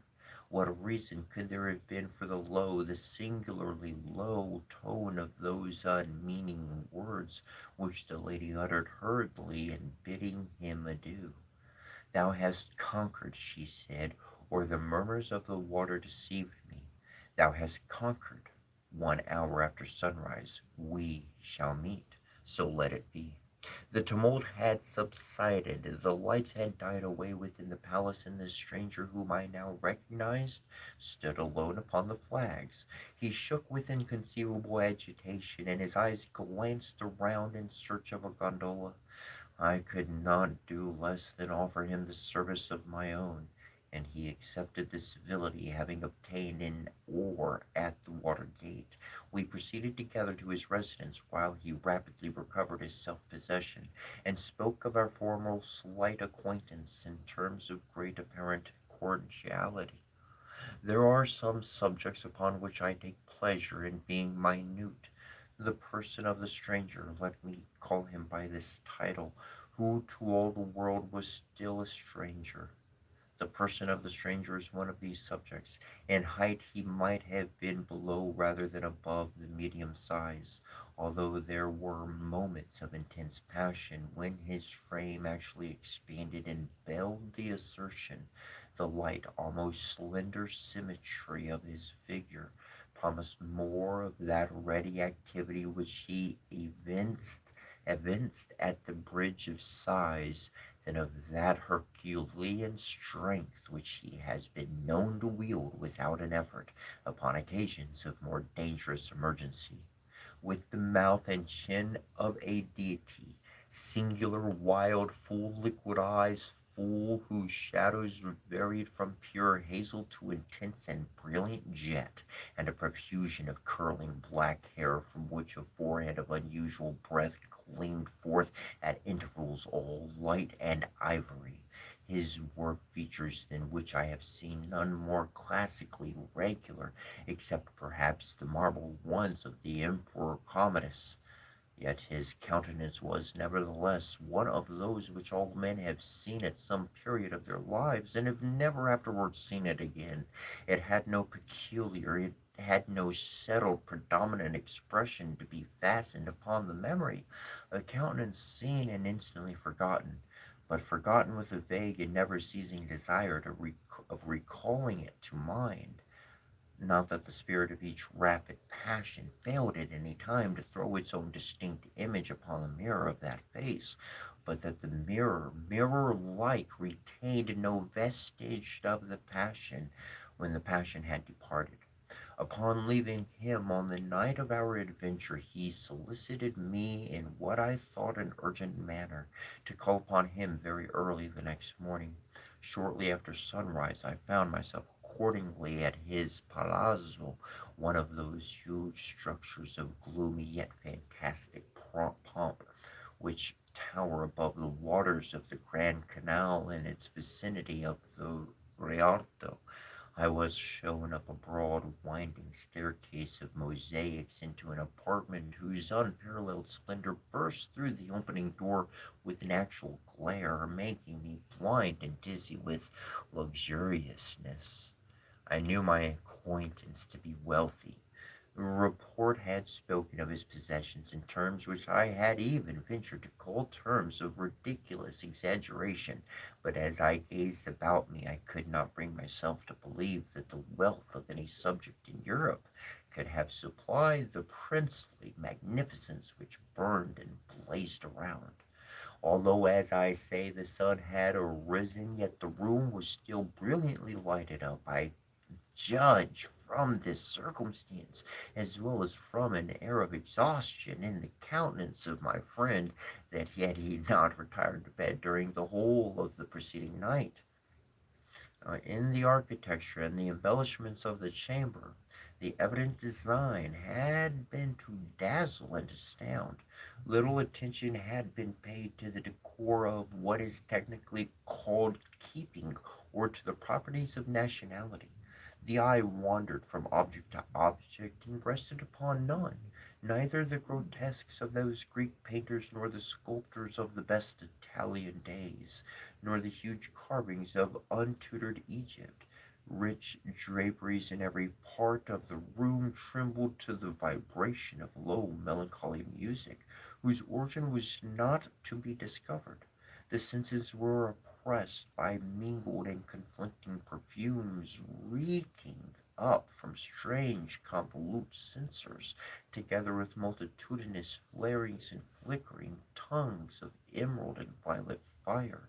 The rays of the newly risen sun poured in upon the whole through windows formed each of a single pane of crimson-tinted glass, glancing to and fro in a thousand reflections from curtains which rolled from their cornices like cataracts of molten silver. The beams of natural glory mingled at length fitfully with the artificial light, and lay weltering in subdued masses upon a carpet of rich liquid-looking cloth of chilly gold. "Ha ha ha ha ha!" laughed the proprietor, monitoring me to his seat as I entered the room, and throwing himself back at full length upon an ottoman. "I see," said he, perceiving that I could not immediately reconcile myself to the beneficence of so singular a welcome. "I see you are astonished at my apartment, at my statues, my pictures, my originality of conception in architecture and upholstery, absolutely drunk, with my magnificence. But pardon me, my dear sir," here his tone of voice dropped to the very spirit of cordiality, "pardon me for my uncharitable laughter. You appeared to so utterly astonished. Besides, some things are so completely ludicrous that a man must laugh or die. To die laughing must be the most glorious of all glorious deaths. Sir Thomas More, a very fine man, was Sir Thomas More. Sir Thomas More died laughing, you remember. Also, in the absurdities of Ravisius Textor, there is a long list of characters who came to the same magnificent end. Do you know, however, continued he musingly, at the Sparta which is now Palacacori, at Sparta, I say, to the west of the citadel, among the chaos of scarcely visible ruins, is a kind of sawsol upon which are still legible the letters LASM. They are undoubtedly part of Gerasma. Now at Sparta there are 1,000 temples and shrines to 1,000 different divinities. How exceedingly strange that the altar of laughter should have survived all the others. But in the present instance, he resumed with a singular alteration of voice and manner, I have no right to be merry at your expense. You might well have been amazed. Europe cannot produce anything so fine as this, my little regal cabinet. My other apartments are by no means of the same order, more ultras of fashionable insipidity. This is better than fashion, is it not? Yet this has but to be seen to become the rage, that is, with those who could afford it at the cost of their entire patrimony. I have guarded, however, against any such profanation. With one exception, you are truly human being besides myself and my valet, who has been admitted within the mysteries of these imperiled precincts, since they have been bedenside, as you see. I bowed in acknowledgment, for the overpowering senses of splendor and perfume and music, together with the unexpected eccentricity of his dress and manner, prevented me from expressing in words my appreciation of what I might have construed into a compliment. Here, he resumed, arising and leaning on my arm as he sauntered around the apartment, here are paintings from the Greeks to Cimabue, and from Cimabue to the present hour. Many are the chosen, as you see, with little deference to the opinion of virtue. They are all, however, fitting tapestry for a chamber such as this. Here, too, are some chefs d'oeuvre of the unknown great, and here unfinished designs by men celebrated in their day, whose very names the perspicacity of the academics has left to silence and to me. What think you? Said he, turning abruptly as he spoke. What think you of this Madonna della Pieta? It is Guido's own, I said, with all enthusiasm of my nature, for I had been poring intently over its surpassing loveliness. It is Guido's own. How could you have obtained it? She is undoubtedly in painting what the Venus is in sculpture. Ha! Said he thoughtfully, the Venus, the beautiful Venus, the Venus of the Medici, she of the diminutive head and the gilded hair, part of the left arm. Here his voice dropped so that it is to be heard with difficulty. And all the right are restorations, and in the coquetry of that right arm lies, I think, the quintessence of all affection. Give me the Canorva. The Apollo, too, is a copy. There can be no doubt of it, blind fool that I am, who cannot behold the boasted inspiration of the Apollo. I cannot help, pity me, I cannot help preferring the Antonius. Was it not Socrates who said that the statuary found in his statue in the block of marble, that Michelangelo was by no means original in his copulette? Non ha l'ortirmo artista cur concerto, certin mormos urdoin ser non si conscriva. It has been or should be remarked that in the manner of the true gentleman we are always aware of a difference from the bearing of the vulgar without being at once precisely able to determine in what such difference consists.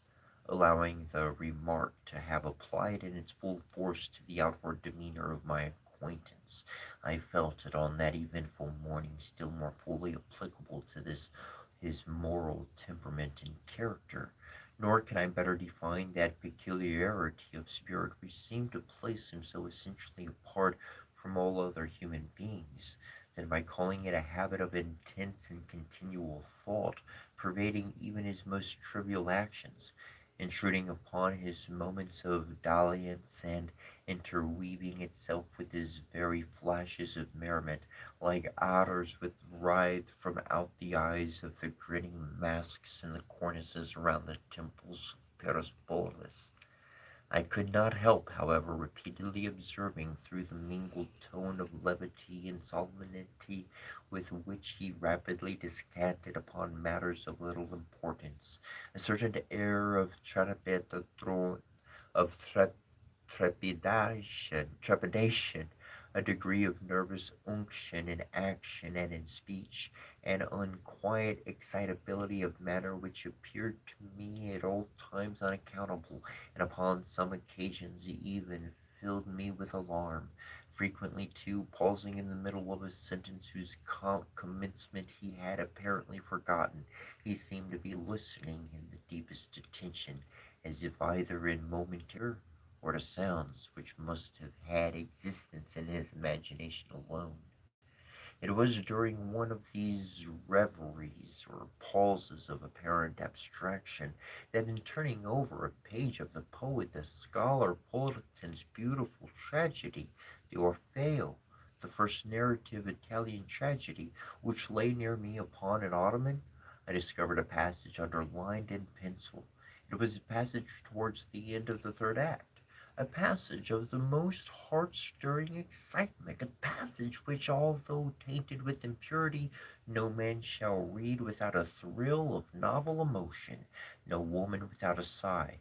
The whole page was blotted with fresh tears, and upon the opposite interleaf were the following English lines written in a hand so very different from the peculiar characters of my acquaintances that I had some difficulty in recognizing it as his own. Thou wast that all to me, love, for which my soul did pine, a green isle in the sea, love, a fountain and a shrine, all wreathed with fairy fruits and flowers, and all the flowers were mine.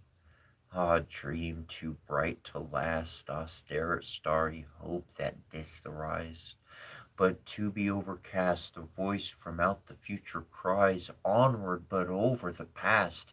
Dim gulf my spirit hovering lies, mute, motionless, aghast. For alas, alas me, the light of life is over.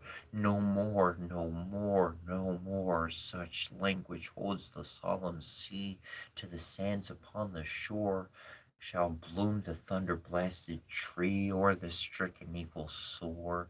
Now all my hours are trances, and all my nightly dreams are where the dark eye glances, and where thy footstep gleams, in what ethereal dances, by what Italian streams. Alas for that accursed time they bore thee over this billow, for love to tilted age and crime, and an unholy pillow from me and from our misty clime, where weeps the silver willow.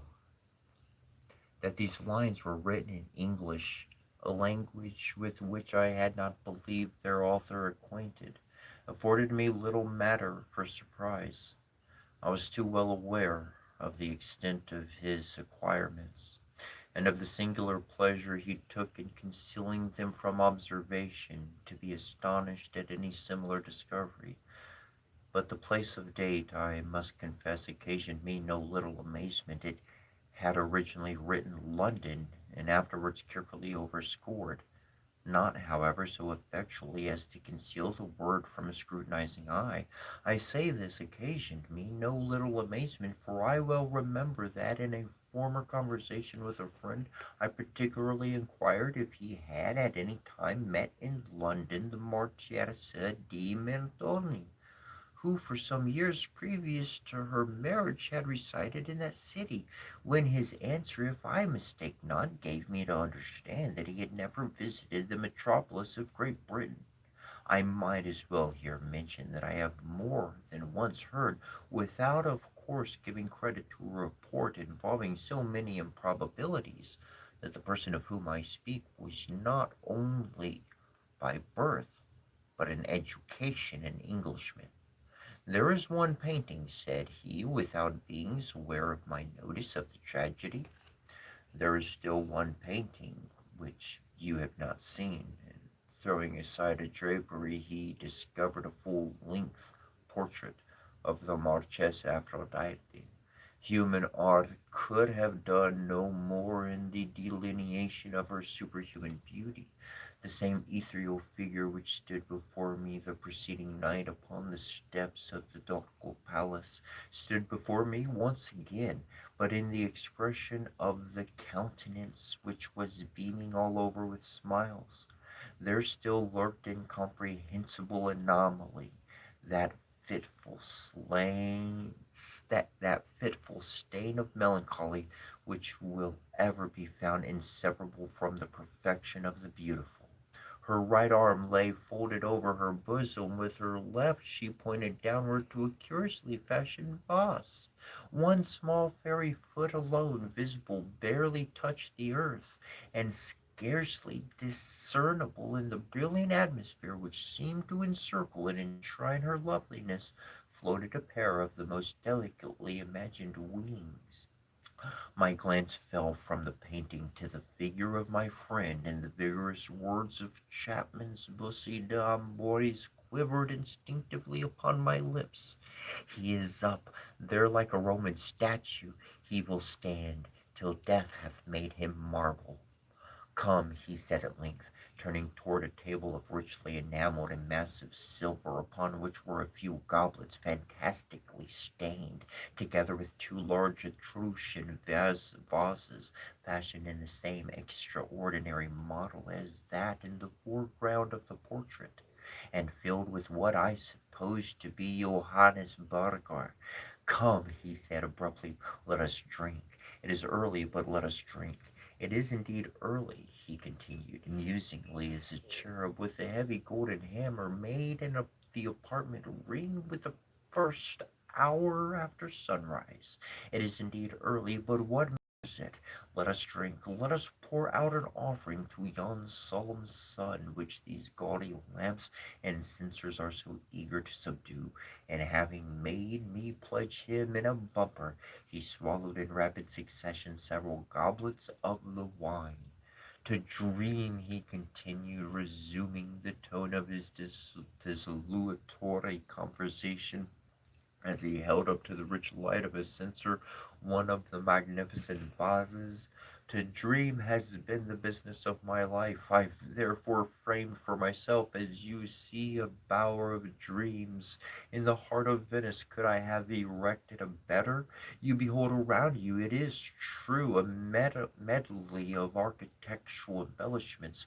The chastity of Ionia is offended by antediluvian devices, and the sphinxes of Egypt are outstretched upon carpets of gold. Yet the effect is incongruous to the third, to the timid alone. Properties of place and especially of time are the bugbears which terrify mankind from the contemplation of the magnificent. Once I was myself a decorist, but that sublimation of folly has palled upon my soul. All this is now the fitter for my purpose, like these arabesque censers. My spirit is writhing in fire, and the delirium of this scene is fashioning me for the wilder visions of that land of real dreams whither I am now rapidly departing. Here he paused abruptly, bent his head to his bosom, and seemed to listen to a sound which I could not hear. At length, erecting his frame, he looked upwards, and ejaculated the lines of the Bishop of Chichester. Stay for me there, I will not fail to meet thee in that hollow vale. In the next instant, confessing the power of the wine, he threw himself at full length upon an ottoman. A quick step was now heard upon the staircase, and a loud knock at the door rapidly succeeding. I was hastening to anticipate a second disturbance when a page of Madame Thornton's household burst into the room and faltered out, in a voice choking with emotion, the incoherent words, my mistress, poisoned, poisoned, oh beautiful, beautiful Aphrodite! Bewildered, I flew to the ottoman and endeavored to arouse the sleeper to a sense of the startling intelligence, but his limbs were rigid, his lips were livid, his lately beaming eyes were riveted in death. I staggered back toward the table. My hand fell upon the cracked and blackened goblet, and a consciousness of the entire and terrible truth flashed suddenly over my soul. The end.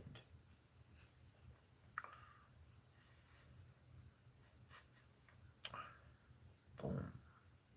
Boom. Oh, let me get my foot some filling back into it.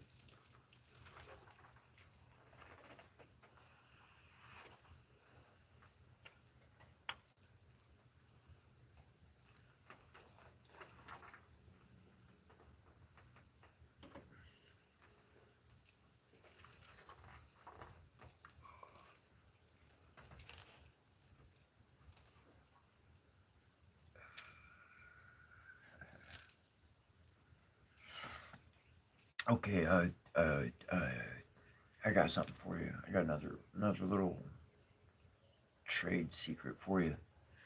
All right, layers, paintings. Just talked about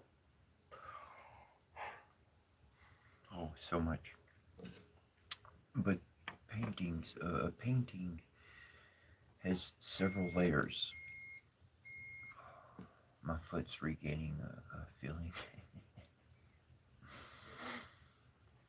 Any good painting, any painting, proper painting, got several layers to it. It's not just one layer. I thought for 20 years of my life, I thought any painting, Picasso or Leonardo or I thought any famous painting, I thought it was one layer.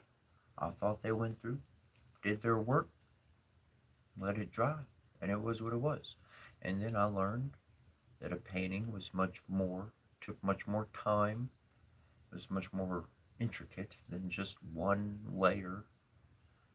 You really, anyways.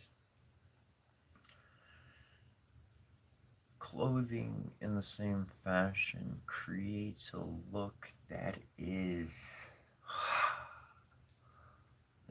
the things you see in video games, the things you see in movies, the things you see in comic books, in the TV shows, and on and on and on. The reason why it looks so awesome is because of layers. Okay? I mean, really, there's kind of two directions to go. I mean, there's a bunch of directions to go. Layers. Or, down to like savage, nothing. Like, we just like, just kicking it old school. We going tribal with this one, bro.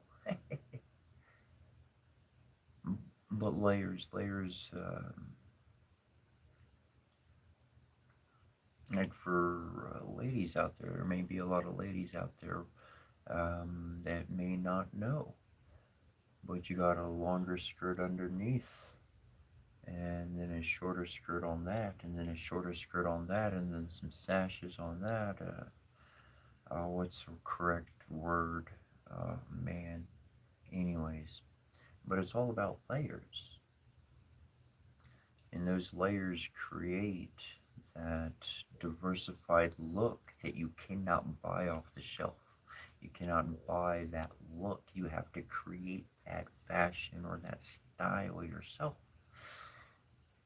And you could even, you want to have fun in life, shoot, go into your closet and throw some things together and do yourself a photo shoot. Don't need to be nothing you post, or maybe you do, but you do yourself a little, boom, get the music going, try on your different outfits, put on the phone. I'm sure there's some free app or something you can just be like, take a million pictures. Or you could even just take a video on TikTok or something using one of replay the video, and you could grab all the pictures you wanted out of there, and you could see what you like, what you don't like, so forth and so on. Different looking at a picture than it is in the mirror. Just saying.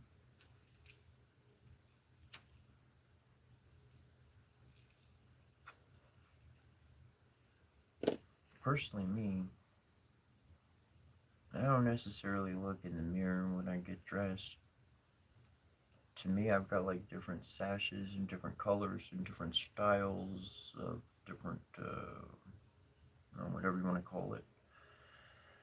And I'm going to be called to a certain style, and that style is going to stick around for a bit. And then I'm going to change it up one day and have some different colors on and different pieces. But I've really kind of found some of my primary pieces that I really love, and I could care less what anybody thinks. If they want to laugh, they just, you know, kind of like we read. Some people just need a laugh. Either going to laugh or die. So some people just need to laugh at what they see, and that's not an insult. It's actually a pretty big compliment. It's not easy to make people laugh.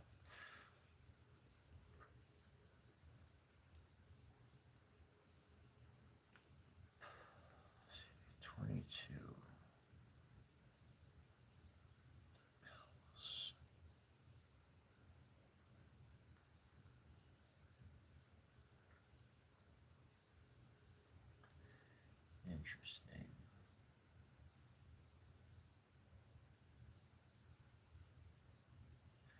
All right, we got a poem. It's a four-parter. They're rather short, not even whole pages. It's called The Bells by Edgar Allan Poe. And then after that one,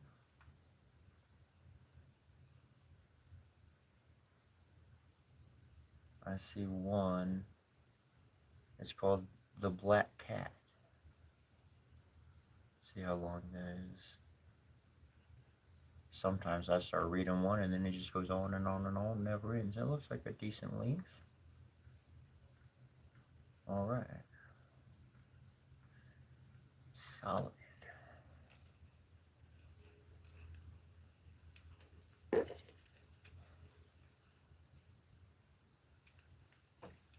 I'm gonna use the bathroom. I'll be right back. We got a poem, we've got a story, and we're gonna hit the gong. So be back in just a moment.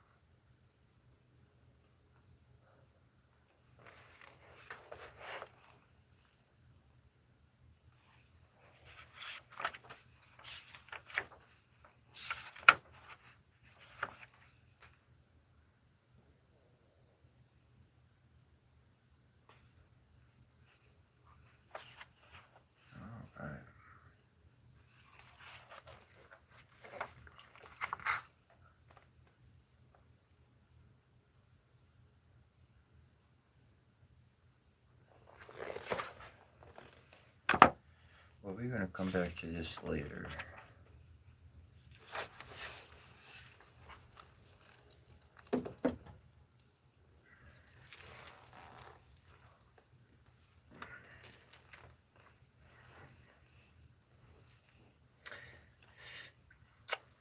Ooh, gong.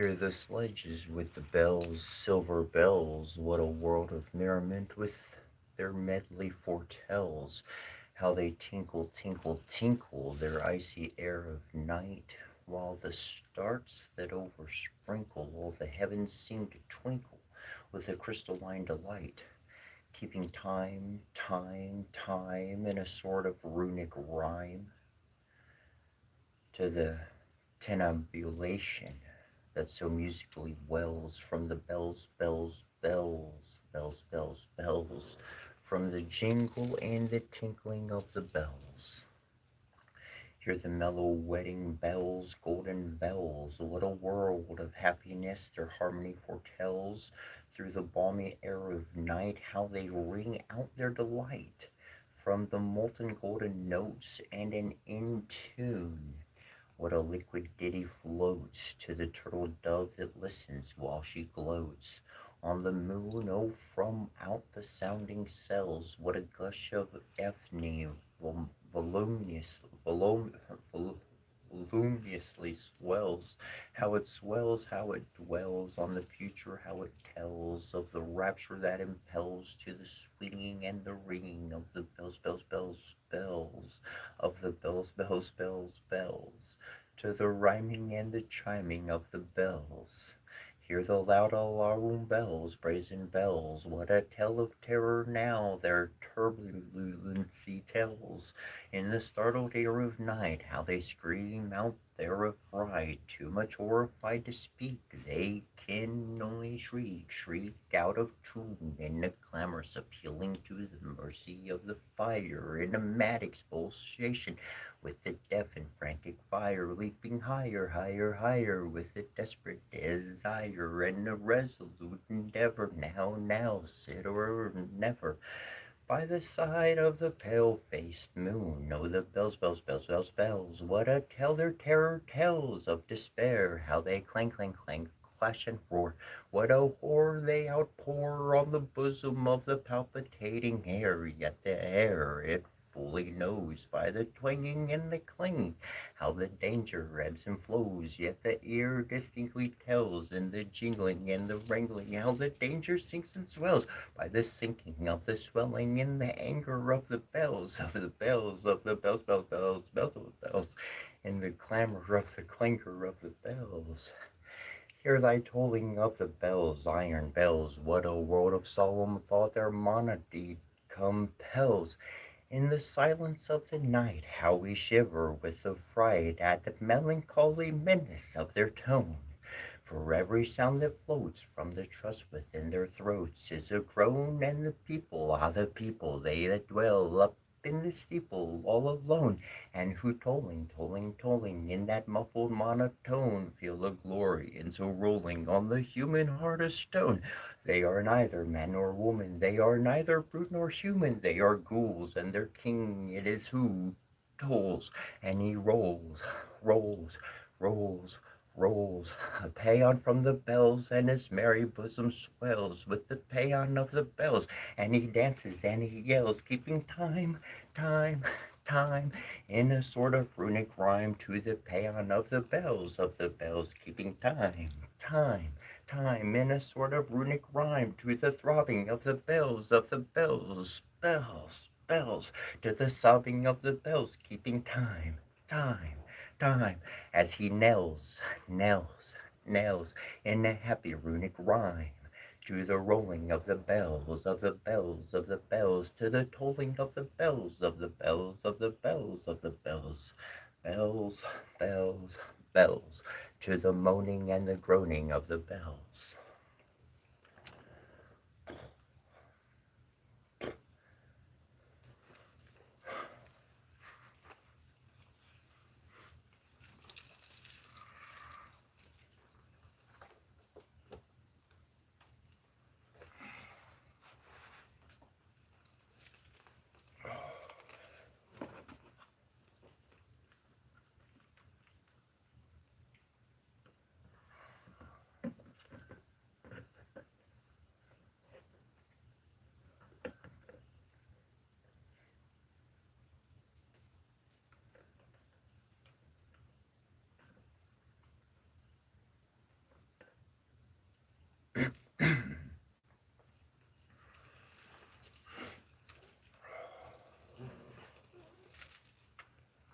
That was fun, thank you.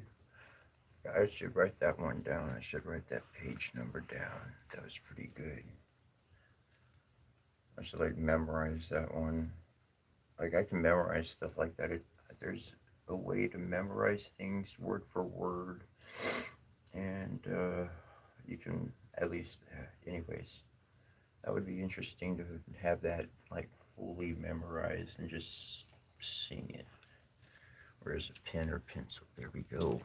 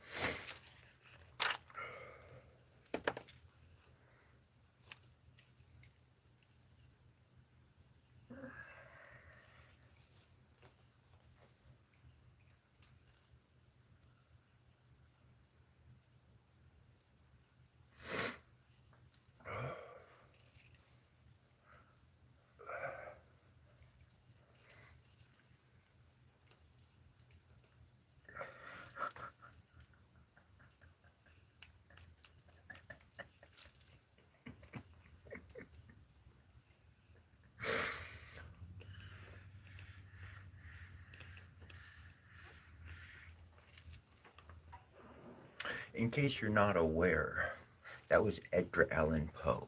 So I just want to, oh, where is it? Somebody did. I'm not saying you did a bad thing, you did a good thing. Thank you. Hold on, but I'm looking for something. I can find it. Hold on, I'm looking for something.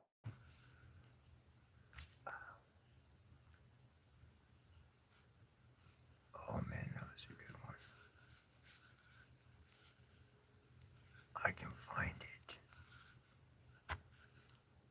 Oh, there it is. The real bitter lemon. The real bitter lemon. At the real bitter lemon. This dude, everybody, check this out. This dude deserves our attention. We can clap for this motherfucker. The real bitter lemon gets a big clap. He says, why do people who pretend to be spiritual rhyme as if it makes their words more intellectual? That dude just mocked the fuck out of Edgar Allan Poe.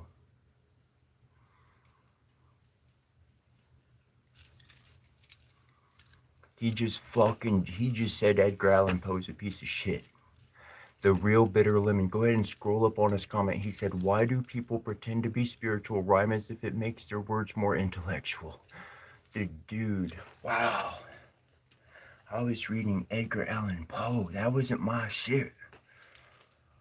Wow. You see how important patience is? Oh, patience is important. You never know who you're listening to or who they're representing or who that's ancestry. That's I feel I feel their vibration of their frustration. Holy fuck. I'm not even in the room. I'm not present. My emotions aren't here. That's their shit. Oh, I don't even pray for people like that. They on their own. That's their own life to deal with. Whoa. Whoa. Fucking whoa. Yeah. Yeah. That's a big ass fucking whoa. Oh shit. I'll pause for that. Holy crikey.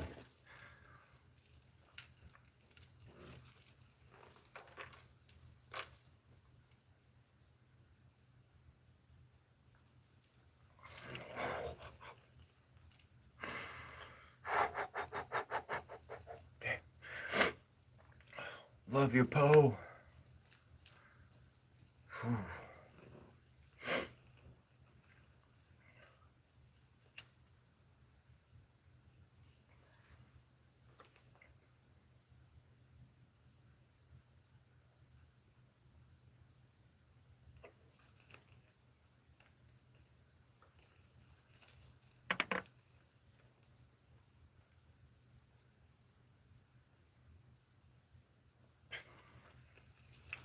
We got more for Poe coming up. This one's called The Black Cat.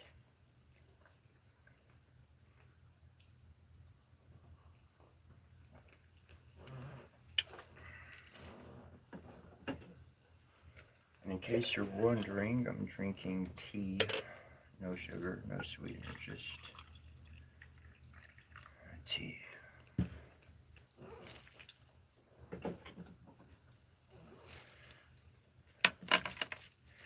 That's a whole on thing, man.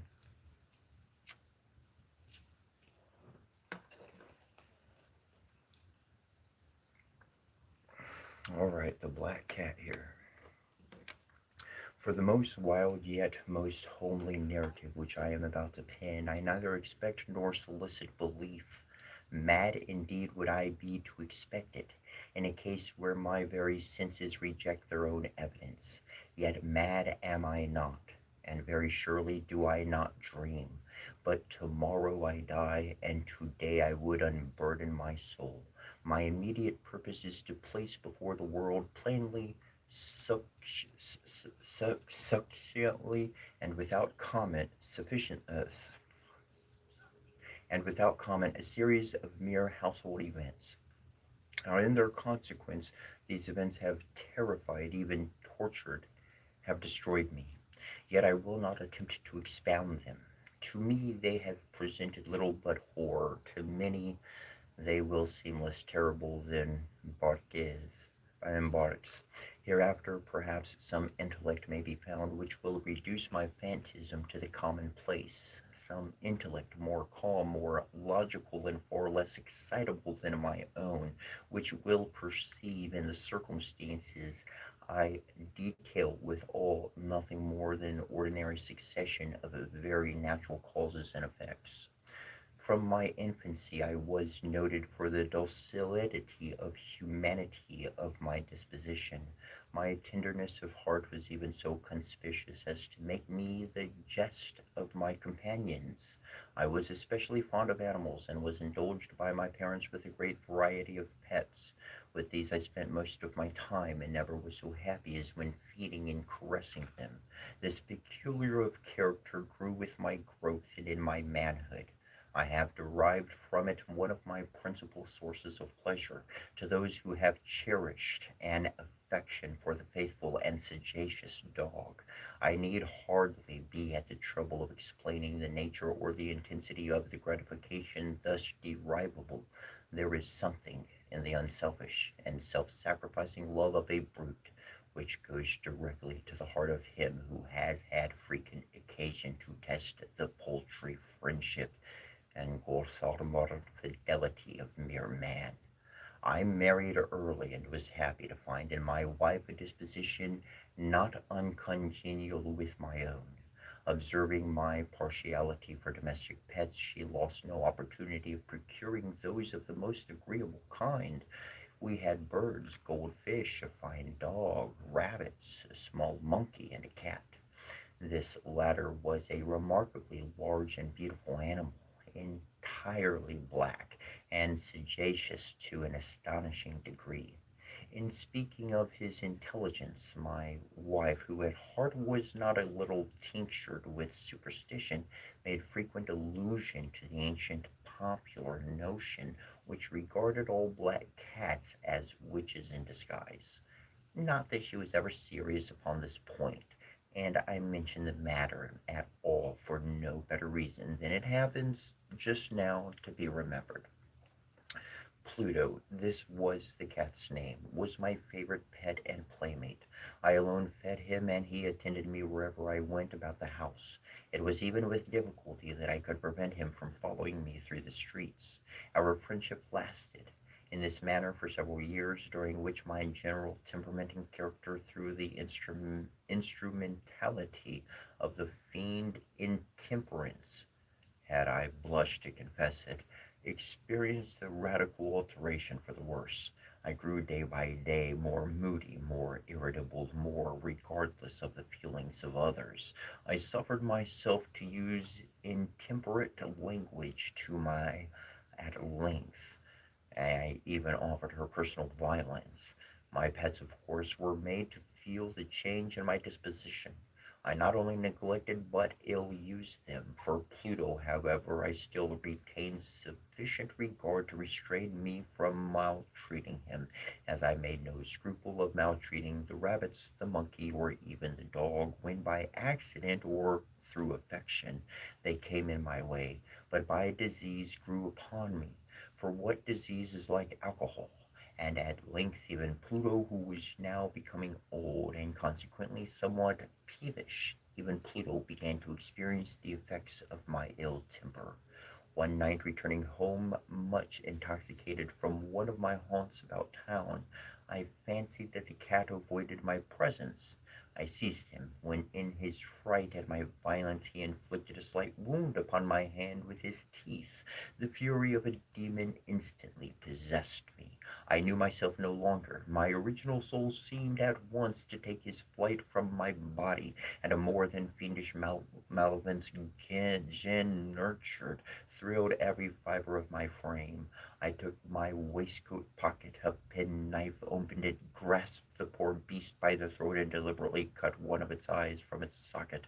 I blush, I burn, I shudder, while I pen the damnable atrocity. When reason returned with the morning, when I had slept off the fumes of the night's debauch, I experienced a sentiment half of horror, half of remorse for the crime of which I had been guilty. But it was at best a feeble and equivocal feeling. Then the soul remained untouched. I again plunged into excess, and soon drowned in wine all memory of the deed. In the meantime, the cat slowly recovered.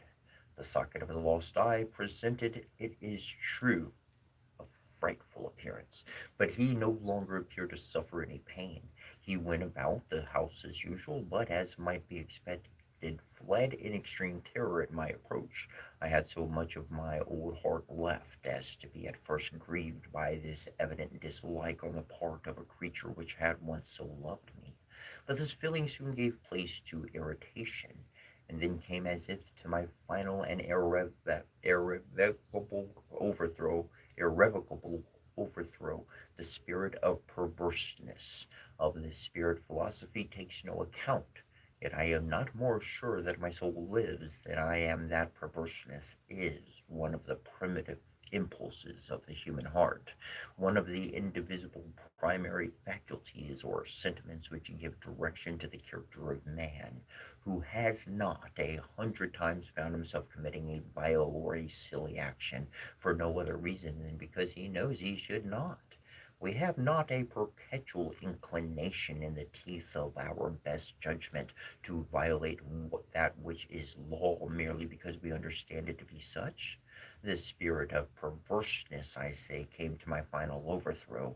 It was this unfathomable longing of the soul to vex itself, to offer violence to its own nature, to do wrong for the wrong's sake only, that urged me to continue and finally to consummate the injury I had inflicted upon the unoffending brute. One morning in cool blood I slipped a noose about its neck and hung it to the limb of a tree, hung it with the tears streaming from my eyes, and with the bitterest remorse at my heart hung it because I knew that it had looked over me, loved over me. It had loved because it had loved me, and because I have felt it had given me no reason of offense. Hung it because I knew that in so doing I was committing a sin, a deadly sin that would so jeopardize my immortal soul as to place it, if such a thing were possible, even beyond the reach of the infinite mercy of the most merciful and most terrible God. On the night of the day on which this cruel deed was done, I was roused from sleep by the cry of fire. The curtains of my bed were in flames. The whole house was blazing. It was with great difficulty that my wife, a servant, and myself made our escape from the conflagration. The destruction was complete. My entire worldly wealth was swallowed up, and I resigned myself thenceforward to despair. I am above the weakness of seeking to establish a sequence of cause and effect between the disaster and the atrocity, but I am detailing the chain of facts and wish not to leave even a possible link imperfect. On the day succeeding the fire, I visited the rooms, and the walls, with one exception, had fallen in. This exception was found in a compartment wall, not very thick, which stood about the middle of the house, and against which had rested the head of my bed. The plastering had there in great measure resisted the action of the fire, a fact which I attributed to its having been recently spread.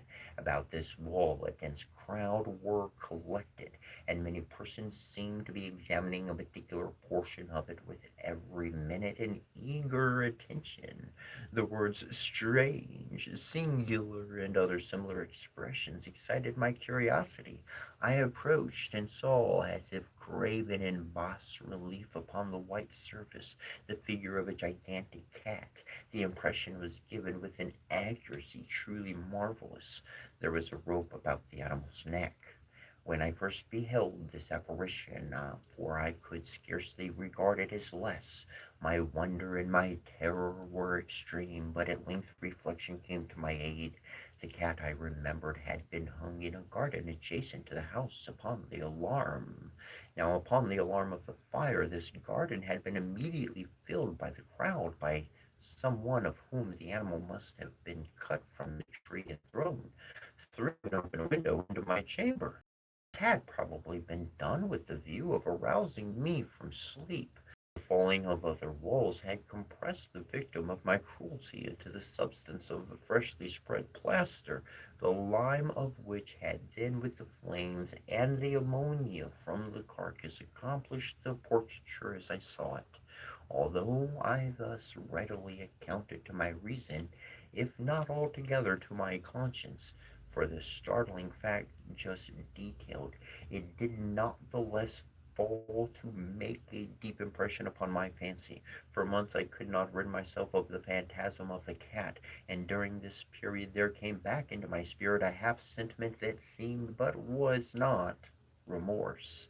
I went so far as to regret the loss of the animal, and to look about me among the vile haunts which I now habitually frequented for another pet of the same species and of somewhat similar appearance with which to supply its place. One night, as I sat, I half stupefied, in a den of more than infamy, my attention was suddenly drawn to some object, some dark object, reposing upon the head of one of the immense hogsheads of gin or of rum, which constituted the chief furniture of the apartment. I had been looking steadily at the top of this hogshead for some minutes, and what now caused me surprise was the fact that I had not sooner perceived the object thereupon. I approached it and touched it with my hand. It was a black cat, a very large one, fully as large as Pluto, and closely resembling him in every respect but one. Pluto had not a white hair upon any portion of his body, but this cat had a large, although indefinite, splotch of white covering nearly the whole region of the breast. Upon my touching him, he immediately arose, purred loudly, rubbed against my hand, and appeared delighted with my notice. This then was the very creature of which I was in search. I had once offered to purchase it of the landlord, but this person made no claim to it, knew nothing of it, and had never seen it before. I continued my caresses, and when I prepared to go home, the animal evinced a disposition to accompany me. I permitted it to do so, occasionally stooping and patting it as I proceeded. When it reached the house, it domesticated itself at once, and became immediately a great favorite with my wife. For my own part, I soon found a dislike to it arising within me. This was just the reverse of what I had anticipated, but I know not how or why it was. Its evident fondish for myself rather disgusted and annoyed. By slow degrees, these feelings of disgust and annoyance rose into the bitterness of hatred. I avoided the creature a certain sense of shame in the remembrance of my former deed of cruelty, preventing me from physically abusing it. I did not for some weeks strike or otherwise violently ill use it, but gradually, very gradually, I came to look upon it with unutterable loathing, and to flee silently from its odious presence, as from the breath of a pestilence. What added, no doubt, to my hatred of the beast was the discovery on the morning after I brought it home that, like Pluto, it also had been deprived of one of its eyes. This circumstance, however, only endeared it to my wife, who, as I have already said, possessed in a high degree that humanity of feeling which had once been my distinguishing trait, and the source of many of my simplest and purest pleasures. With my aversion to this cat, however, it partially for myself seemed to increase. It followed my footsteps with a pertinacity which it would be difficult to make the reader comprehend. Whenever I sat, it would crouch beneath my chair or spring upon my knees, covering me with its loathsome caresses. If I arose to walk, it would get between my feet and thus nearly throw me down, or fastening its long and sharp claws in my dress, clamber in this manner to my breast. At such times, although I longed to destroy it with a blow, I was yet withheld from so doing, partly it at by a memory of my former crime, but chiefly, let me confess it at once, my absolute dread of the beast. This dread was not exactly a dread of physical evil, and yet I should be at a loss how otherwise to define it. I almost am ashamed to own, yes, even in this felon's cell, I am almost ashamed to own that the terror and horror with which the animal inspired me had been heightened by one of the merest chimeras it would be possible to conceive.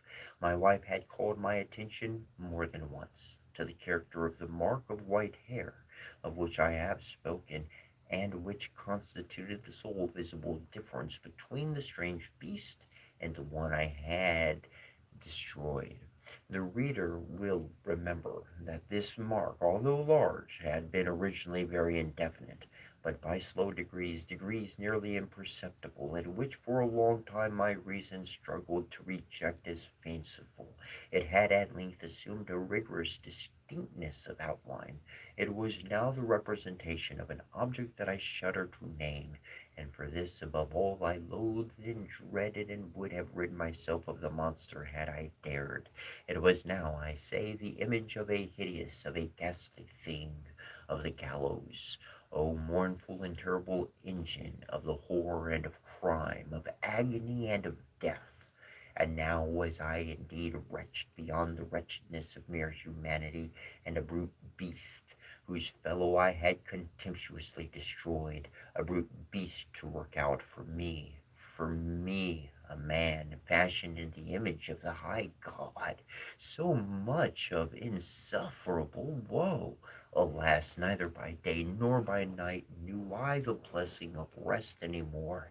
During the former, the creature left me no moment alone, and in the latter I started hourly from dreams of unutterable fear to find the hot breath of the thing upon my face, and its vast weight an incarnate nightmare that I had no power to shake off, incumbent eternally upon my heart. Beneath the pressure of torments such as these, the feeble remnant of the good within me succumbed. Evil thoughts became my sole intimates, the darkest and most evil of thoughts. The moodiness of my usual temper increased to hatred of all things and of all mankind, while from the sudden, frequent, and ungovernable outburst of a fury to which I now plainly abandoned myself, my uncomplaining wife, alas, was the most usual and most patient of sufferers. One day she accompanied me upon my household errand into the cellar of the old building which our poverty compelled us to inhabit. The cat followed me down the steep stairs, and nearly throwing me headlong, exasperated me to madness, uplifting an axe, and forgetting in my wrath the childish dread which had hitherto stayed in my hand, I aimed a blow at the animal, which of course would have proved instantly fatal had I descended as I wished, but this blow was arrested by the hand of my wife, goaded by the interference into a rage more than demoniacal. I withdrew my arm from her grasp and buried the axe in her brain. She fell dead upon the spot without a groan. This hideous murder accomplished, I set myself forthwith and with entire deliberation to the task of concealing the body. I knew that I could not remove it from the house, either by day or by night, without the risk of being observed by the neighbors. Many projects entered my mind. At one period, I thought of cutting the corpse into minute fragments and destroying them by fire.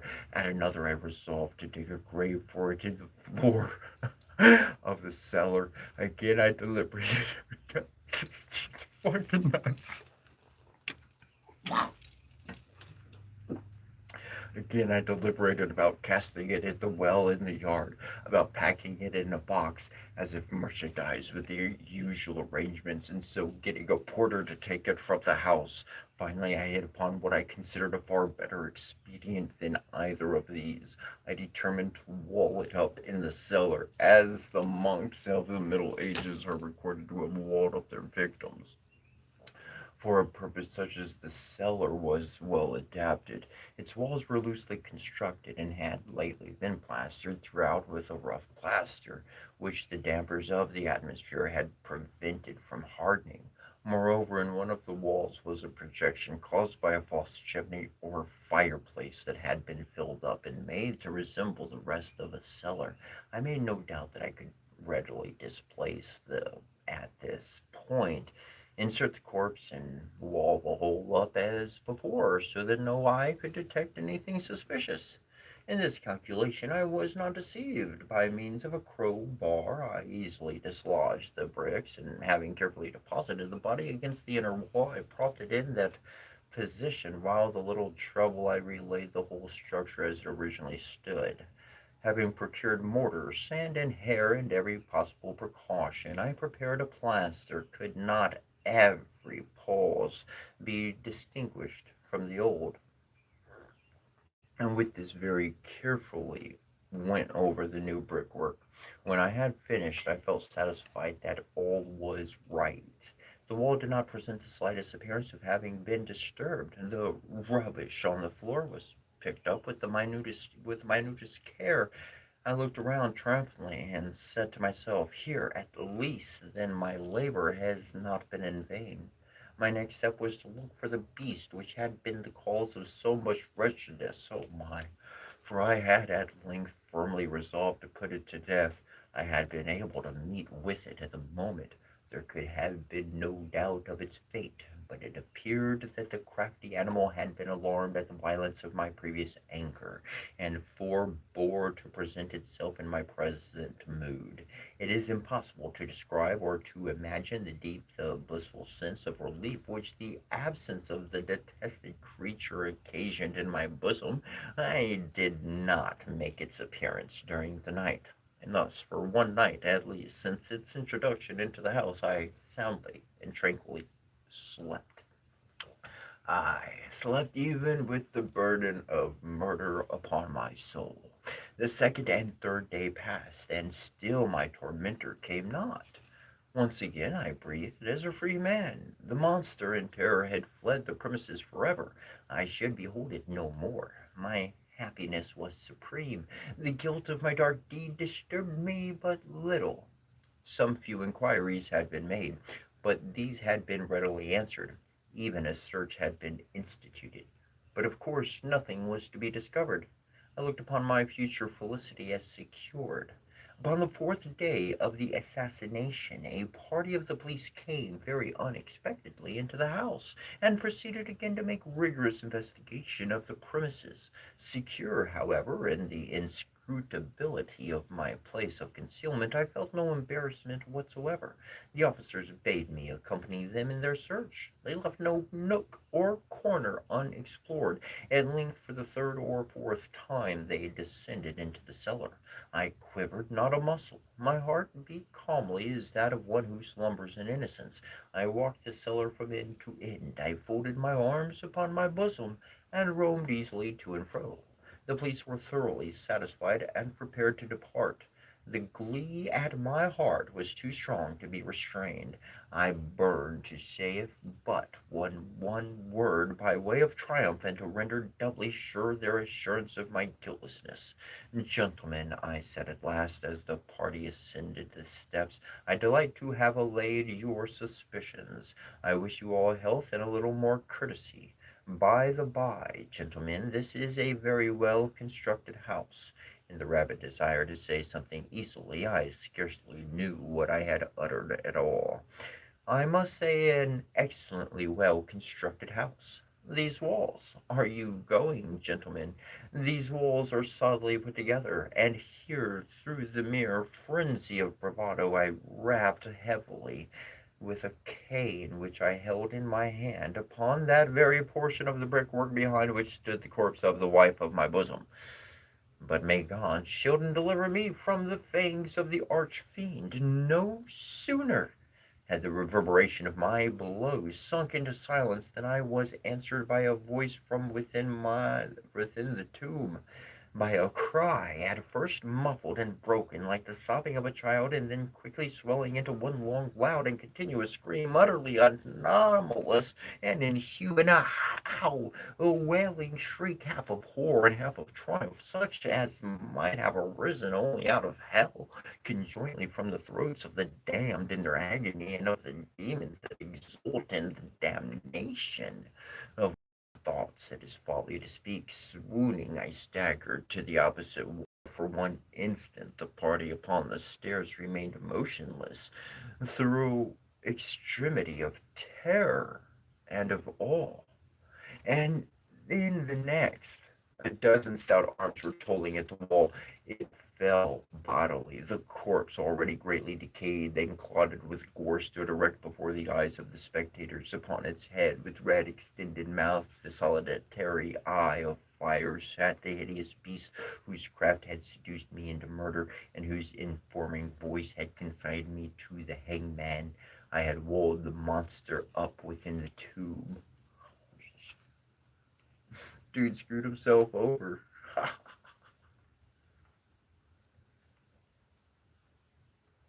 The Black Cat by Edgar Allan Poe. From this, that's a solid story to know about.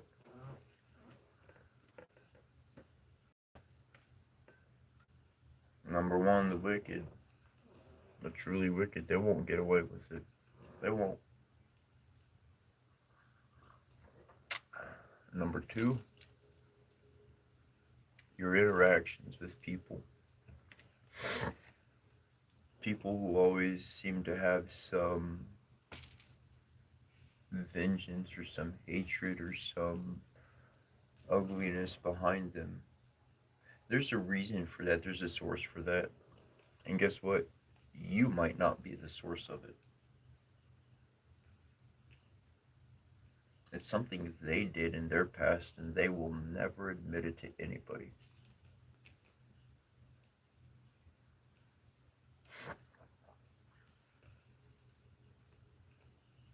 That's why getting to know somebody, observing somebody before you start talking with them, seeing their nature is important. Because you're going to see if they walk with problems, if they respond with anger. You're going to see their character and their nature every day. Man, what interesting works, man. Edgar Allan Poe.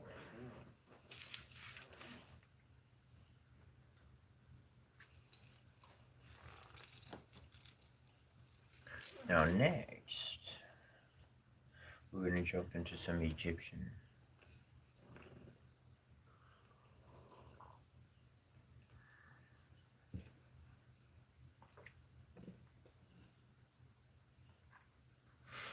Oh, interesting.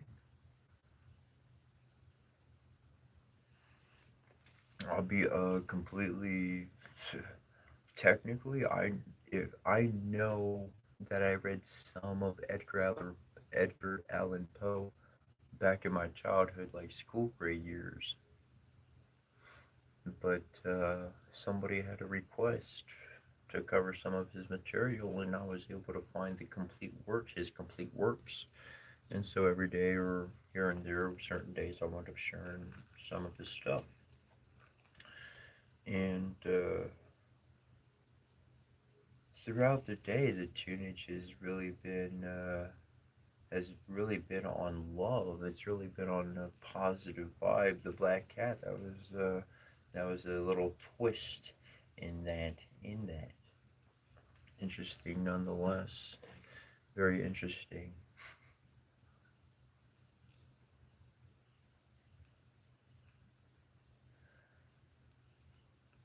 People can't hide from what they are,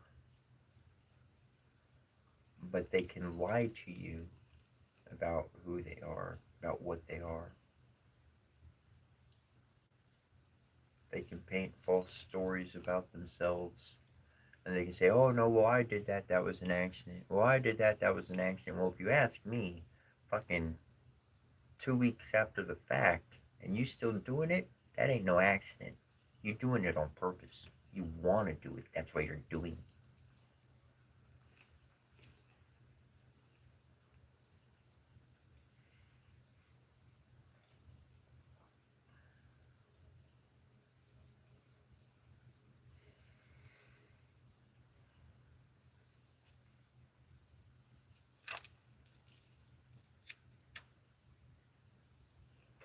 Something we covered earlier. It said the I believe it said the Temple of Laughter. I find that interesting because yesterday, for no good reason, Well, I guess you could put a reason. I did find a reason for it, but for no apparent reason. I mean, nothing really changed or anything. But I was happy, and I started dancing. I started jamming yesterday, and then I started feeling love, just love. No reason, no person, no. But that's what I was feeling. I was feeling damn good. And then somebody came up earlier and they had some things that they had mentioned, and I mentioned some things in response, like relationship wise kind of thing, of how we should focus on oneself rather than one other, but it's important to have that value and all that good stuff. And then we read some stories and some poems that connected right to love and all of that. That was some beautiful stuff.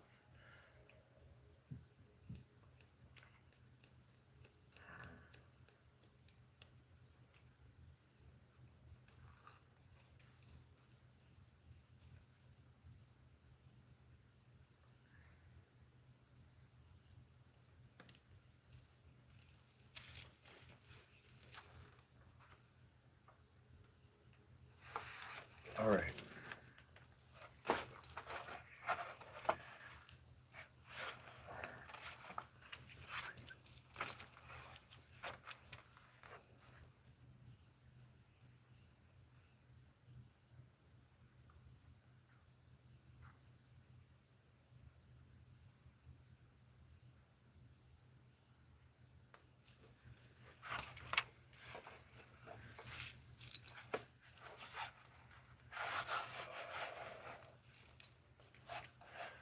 Now, before I jump into this,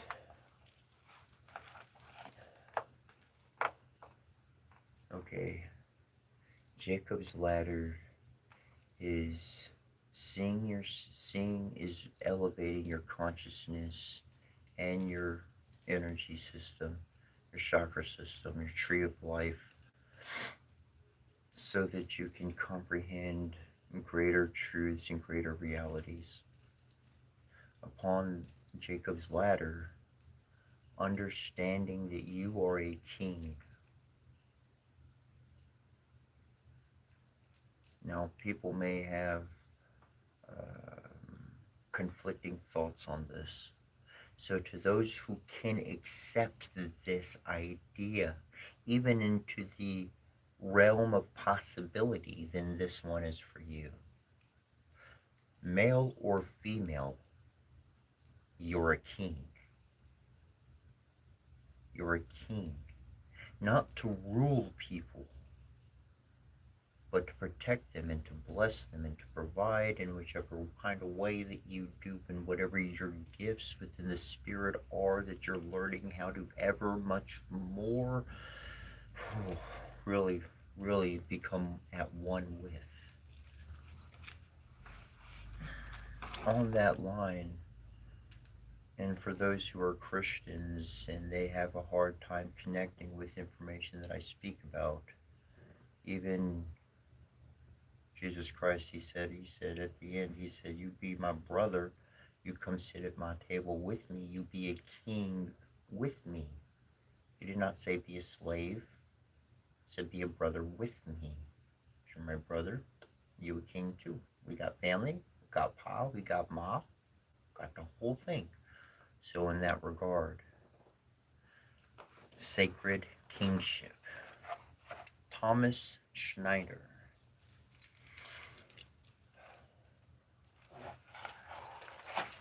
That's a big book.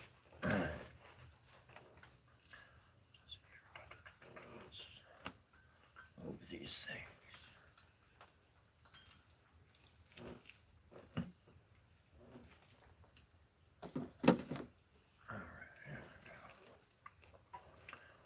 Right there. Kingship represented one of the keystones of ancient Egyptian culture. The Roman emperors in Egypt still bowed to its traditions. The last to do so was Decius, 249 to 251 AD, who brought offerings to the god Num in the pronaos of the temple at Edfu, 3.5 millennia after the first evidence suggesting the existence of Egyptian kingship. Within that period, the interpretation of the institution changed, but in itself it remained fundamentally intact. Upon his accession to the throne, the king became a human in the role of a god, the successor on earth of the god Horus, Hiru upon the throne of the god Geb, the individual temporal person of the ruler, and the transcending idealized being from the ideology were united within him. The tension between claims and reality did not contradict the Egyptian concept of kingship, but correspond to Pharaoh's dual nature, which comprised both human and divine aspects. The titulatory and official apparel of the king. Purely with regard to outward appearance, the fundamental continuity of Egyptian kingship is manifested in the titles held by the king, which name him as the current representative of kingly rule and determine his political program. And the only minimally varying royal insignia, and finally in representations of royal behavior prescribed by dogma. The royal titulatory is composed of a canonical succession of 5 names that are binding for all time. The Horus name characterizes the king in the role of the god Horus or Hiru, whose rule over the world was delegated to the monarch. The second title is the Nephthys, or the two ladies' name. Egyptian Nephthys, the two female rulers, referring to Upper Egyptian vulture goddess Nekadebet and Lower Egyptian cobra goddess Wajet as protectress of the king. The third part of the royal titulary is the gold name, once read as the golden Horus name, and the significance of which is still unclear. Now, I'm going to keep reading on, but what I want you to keep in mind for the fam out there, okay? As we've been reading in news, we've been studying every single day and learning about Hiru, Horus, learning about the different archetype energies that we have within ourselves and being able to activate those energies, okay?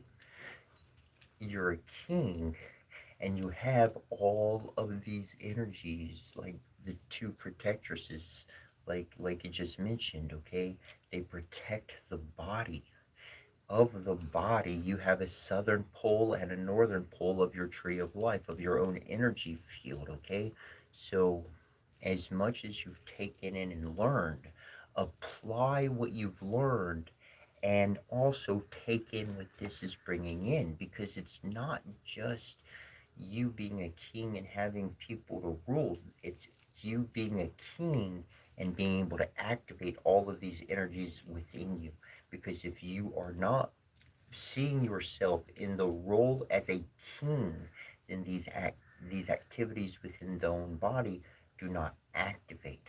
You must have your authority open up those doors, activate. Anyways, I'm going to keep reading.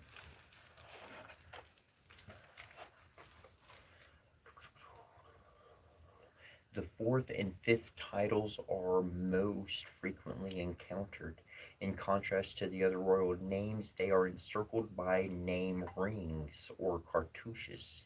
They are the prenomen introduced by the king of Upper and Lower Egypt, and the nomen or name given to the king at his birth. The name follows the expression son of Ra, since the king from the 4th dynasty on was believed to be the son of the sun god Ra. Another form of royal expression is the king's official apparel, which signifies both his power and protection. His dress and insignia date in part from the archaic period.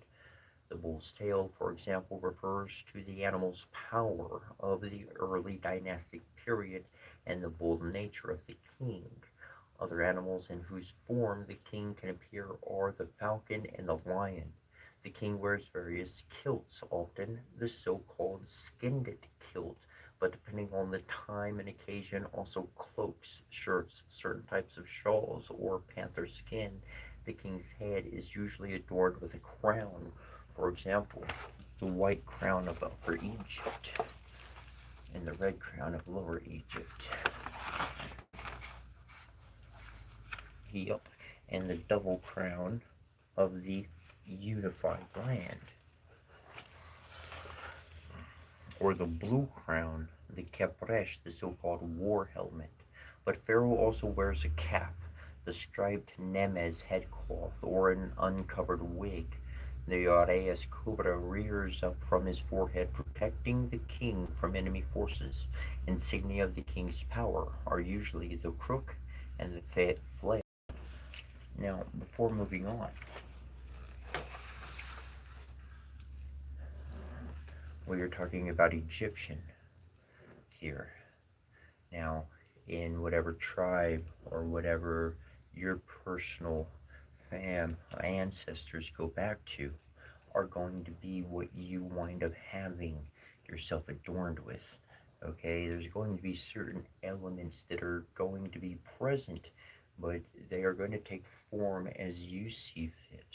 So I will share this with you here in a moment. Okay, this one is it's my moon. Personally, it's my moon here. Over here, oh, a crescent moon. Over here we got a lion. The shells connect with the sea, and coins. Well, you never know if you need to cross that ferry, and you never know if death's gonna come upon you. So better to have a couple coins for the eyes, right, ready to go. Don't you know? Anyways, you'll have your own style, you'll have your own blend, you'll have your own regalia. How you connect and how you see your clothing and your attire is what you have earned, what you have achieved. It's something that you've learned, and that's why it went on you, because it holds value, not just in substance, not just in memory, but the whole collection is your painting, is your own painting to the world, and of your own authority, of your own uniqueness. Anyways, if you so choose or would like to, I certainly do encourage dressing in any way that is a little bit taboo.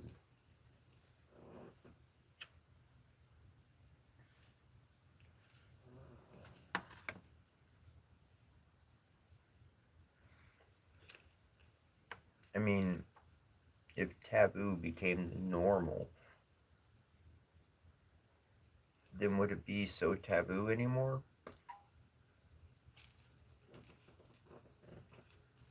Just a thought.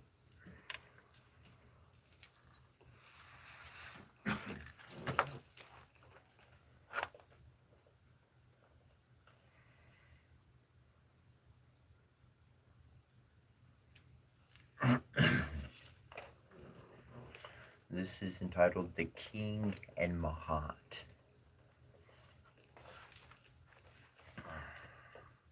The majority of representations show the king not in his historical individuality, but in the role he assumes in order to preserve and expand the created world, to which he is bound by cult and religion. The basis for his actions is Mahat, the fundamental concept of the Egyptian worldview. Mahat signifies the correct structure of life and the world, as well as social solidarity and the responsible governing of the land. According to a statement in the royal mourning ritual, the sun god placed the king on earth to realize Mahat and destroy Isfahat, that is chaos and injustice. At the same time, the king is also bound to Mahat. He stands not above the order, but rather is tied into it. Gods, kings, and human beings live from Mahat. In an important cult ritual, the king presents figure of Mahat as an offering to the god. The individual king here is only the current transitory performer of this eternal task in a long line of predecessors and successors, a fact of which he is fully aware. Since the king is the guarantor of the world order, the world is threatened with destruction at his death. With his ascension, the successor to the throne thus creates the world anew and symbolically reunifies Upper and Lower Egypt, mentioning of the new king's first military campaign or his mere depiction as field commander, without his ever actually having waged war, should be understood in this context. Now, I want to come back here and the reunification of Upper and Lower Egypt.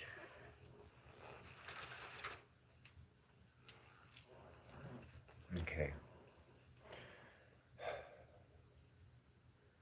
I'm going to leave out southern and northern, but like Upper Egypt was where like the lady would stay, like to take care of the place.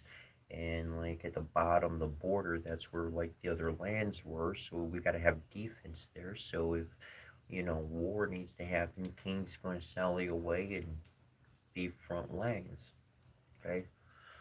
Now, what's happened within people is that they have this construct of faith in the actions and life of spirituality has been happening to them.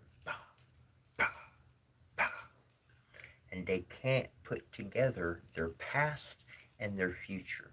They can't see the difference between 3D and moving to 5D and understanding the process of the whole 4D experience in between. Okay? They have no clue of that.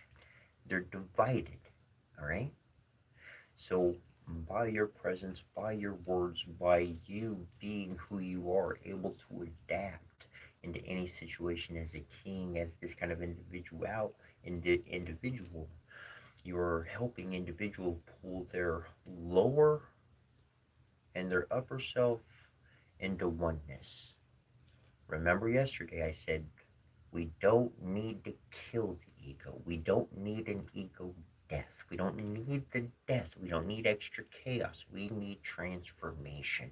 That ego, that sight, that mind needs to elevate. It needs to go and ascend upon Jacob's ladder so that it sees the world different. It sees it through the eyes of divinity rather than simple old little me. All right. So, in that context, you as a king, your presence alone, regardless of whatever you do to help people, just here or there, doesn't need all that announcement. That's not where I'm going with it. That aspect of yourself unifies your presence, unifies people's lower and future selves because they see the next step for them to take, whether they're aware of it, whether they're better if there were no words, that put them on a journey. See what the hell's going on, and everything they watch on TV now, they're going to start putting together everything they talk to. They're going to start asking questions. They're going to be wondering what's going on, what's on his forehead, what's up on the side of his head, what's going on, why he's got all that on, why is she doing that, why is she like that, why are they doing that, why were they nice, I was mean to him yesterday, what the fuck's going on and on and on. But you can unify people, you can help them, onto the path of them unifying their lower self and their higher self. There's their path of ascension. That's what you're helping them get to.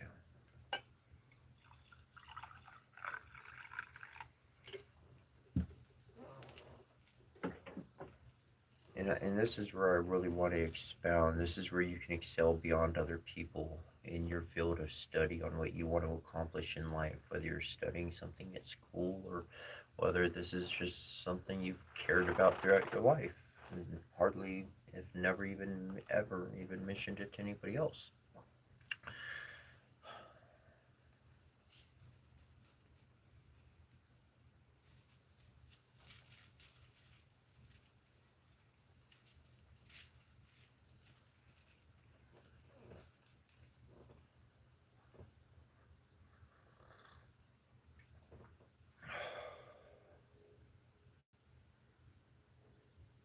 Because this is your power. This is what you were here to do, to help people take that next step. Not directly. Sometimes it's pretty, we up close, we real close. But often that transformation that somebody makes, it ain't when anybody's looking. It's usually when they all by themselves.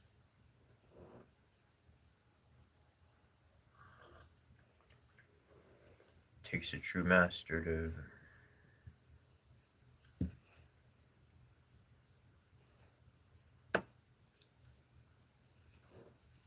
these are not my thoughts that I am sharing. I'm not sharing this by my choice. I'd keep it inside otherwise.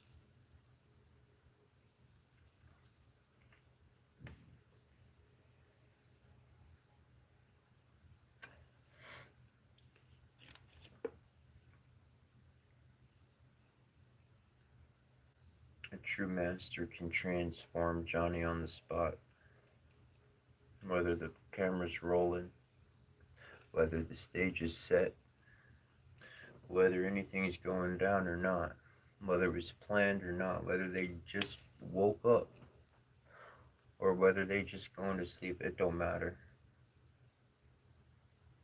If you can deduce the events that you're going through and transform in the moment, ain't nobody can keep up with you. Ain't nobody can figure you out. Nobody can control you anymore.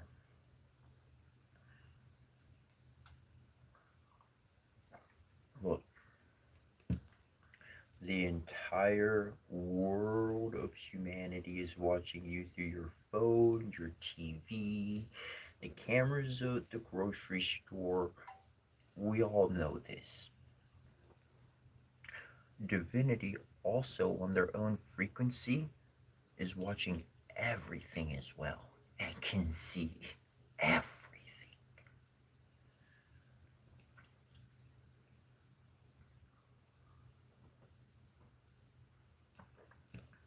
The cameras are always rolling. To be able to put together everything you've learned in your past, not just what I shared, but what you went through, to be able to put all that together in an instant requires leaving out all the details of him, who, her, when, how, owie, ooh, my feelings. All those details got to be left out the window. We got to pull only facts and realities. And why are we bringing them from the past to the present? Illusion we wind up sharing. That's how you transform. You don't fight against it. You change the narrative by learning from it instantly, transforming in the moment in your mind and heart, realizing a new perspective of life, and now you're talking on another level that they ain't even able to touch. You went from motherfucking human Earth to goddamn stars and Pleiades and whatever galaxy solar system you can get to in 0.23 seconds. Gone.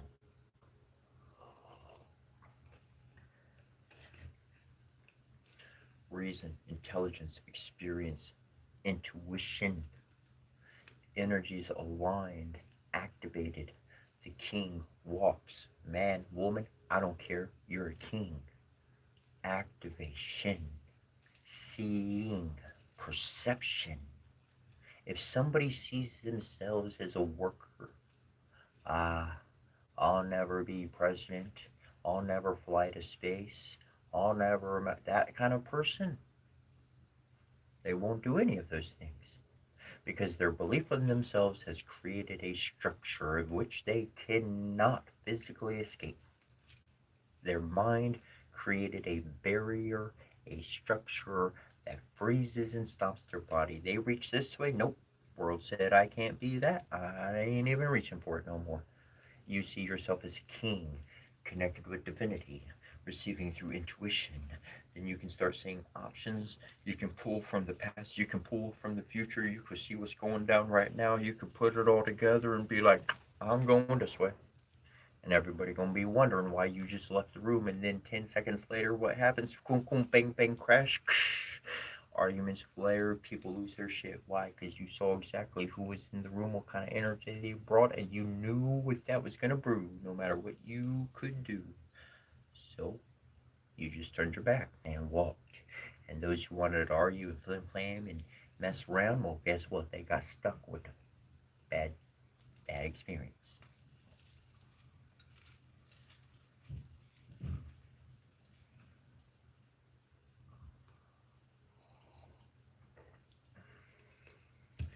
You are not gonna lie to yourself. Not not the ones I'm talking to. You won't lie to yourself, let alone anybody else. You burn yourself more often than not, but you won't lie to yourself no matter what. You won't. It means you can trust yourself. You can trust yourself. What? Other people in the world, they cannot trust themselves. They do things that show a character of themselves, and it says, whoa, they felt okay with that bad behavior. They can't trust themselves. Put them around a certain substance, and it changes who they are. Changes who they are when they don't have it.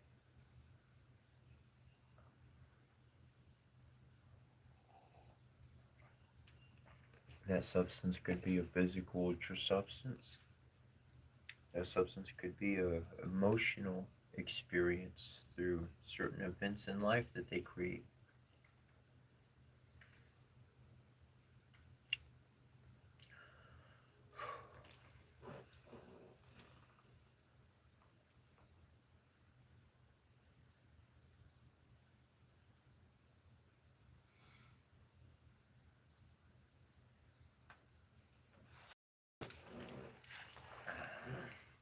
According to the royal ideology, the heart of the king, his thoughts and his will are divine.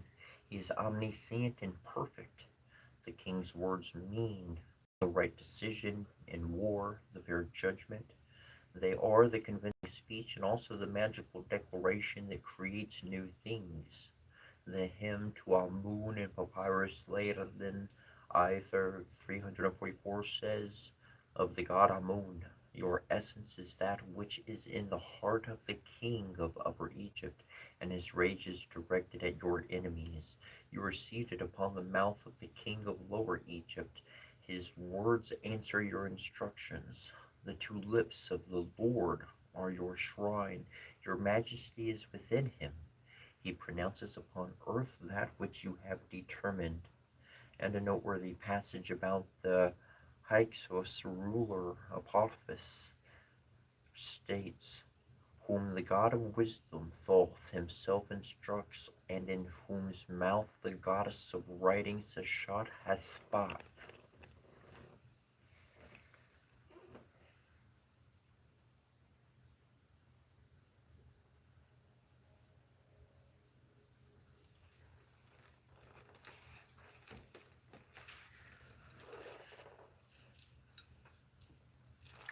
We've talked about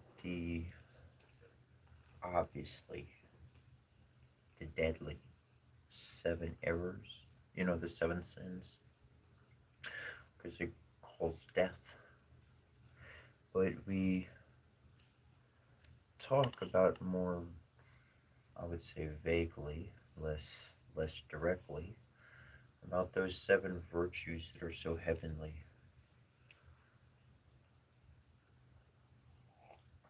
that are of life, of building those and bringing those forth. That righteous character beyond everything else that you see. Everybody to you is a mystery. Because I tell you, until you live with them and you see them day in and day out, eat and shit and everything, come home from work and stay home 20 days together and know the sound of their footsteps the way they are. It could be 20 people in the room, but shoot, their way they step in the house, you know it's them every time. Until you live with someone in that regard, you vaguely have an idea of who they are.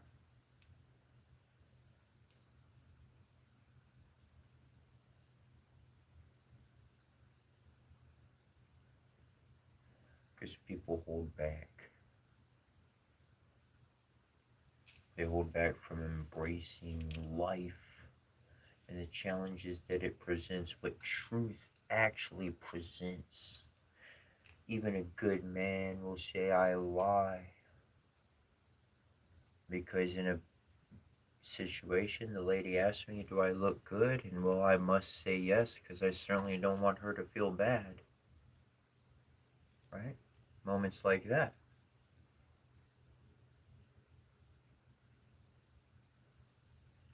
The truth is fucking difficult. That's some hard that's hard to accept. To accept it, to believe it. When you believe in something, it changes how you interact with life. I said it earlier.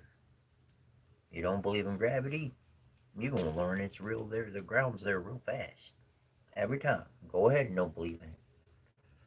You believe in gravity, well, that changes how our foots walk, how we look upon the ground before we walk there. Belief changes everything.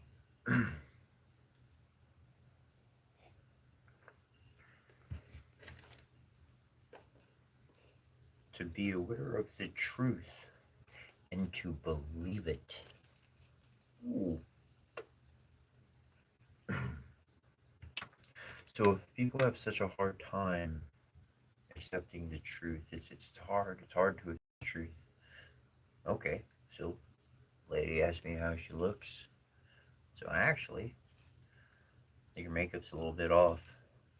I think this, that, whatever. Or hey, there's the truth. Those colors just clashing. How she feels doesn't belong to me. She wanted to ask the mirror a question. I don't care if it was her, him, or anything. The truth is important. Now you could put a lot of sugar and honey on it. But I don't care what the situation is. If I'm saying kind words to appease your time and attention, then you ain't getting to know me, which means I ain't getting to know you, which means we're two strangers in the same room. You could share all the little details of what kind of ice cream you like and chocolate and this, that, and I like this video game. Your likes and dislikes tell me nothing about the character of who you are. What you have tells me nothing about the character of your heart. What I want to know is your heart. Because you could be the most beautiful person in the world, but if your heart don't match the image of that outside, all them looks are for nothing. Garbage. An empty vessel. Professional shopper.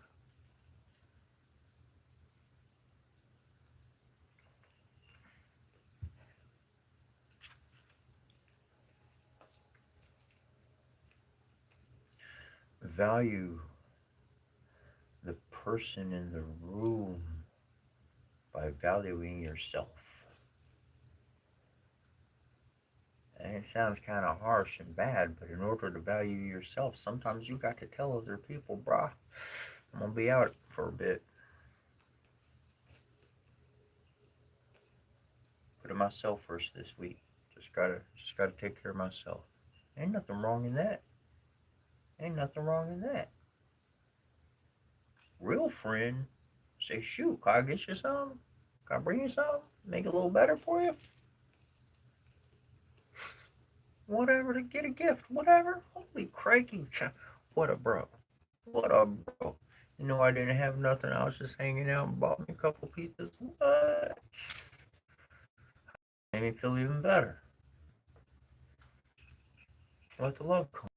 Let the moment of stillness create that rejuvenation and bring some realness. Those who get angry, oh man, you said you were gonna be. I need you. You gotta be there. Oh.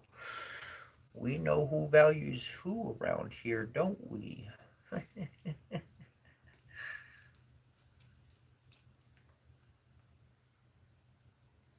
I don't care what circles you be in.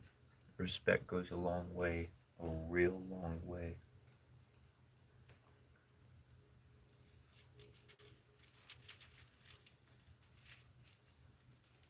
Respect is, it's a fine line that I walk.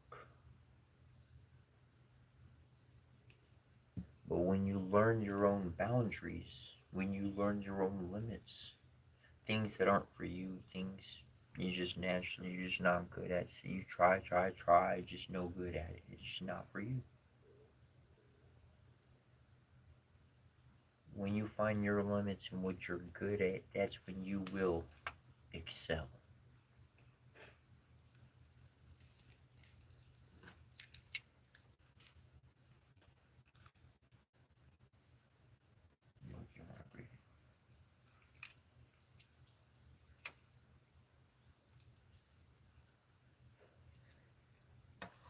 But yeah, I was feeling good yesterday. I'm not feeling good. I was actually getting so earlier. I had songs playing. I didn't get no copyright problems. I'd be having songs playing or whatever playing. You know, YouTube, I like YouTube. I appreciate the one thing I set up. It works pretty darn good for me.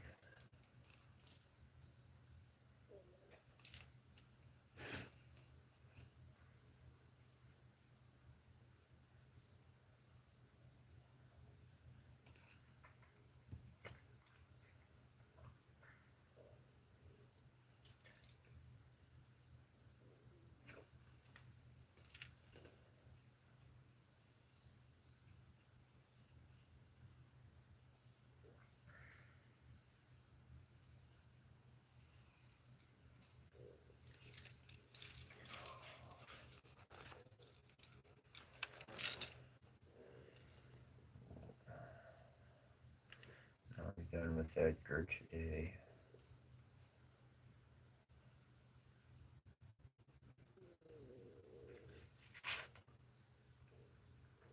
What I got here?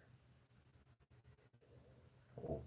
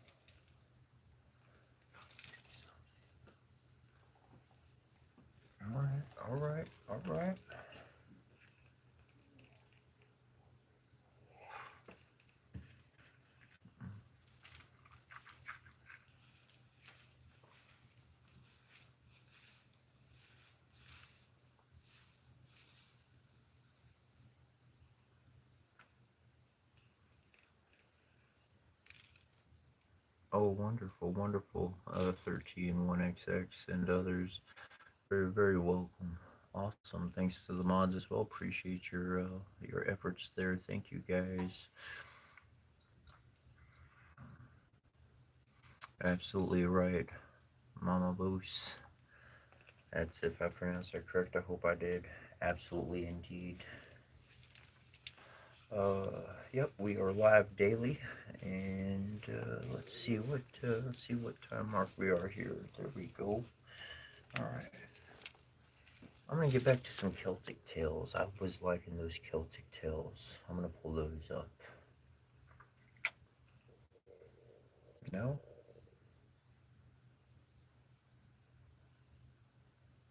Norse. One or two. Two.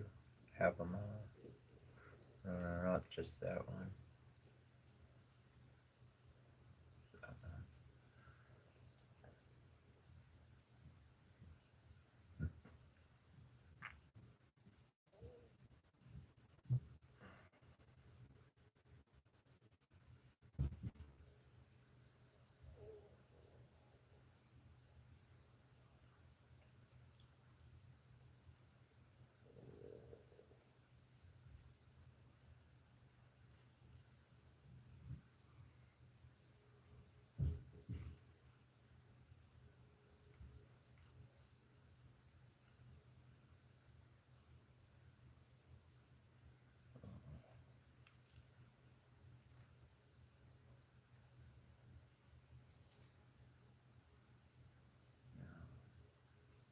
There's something else.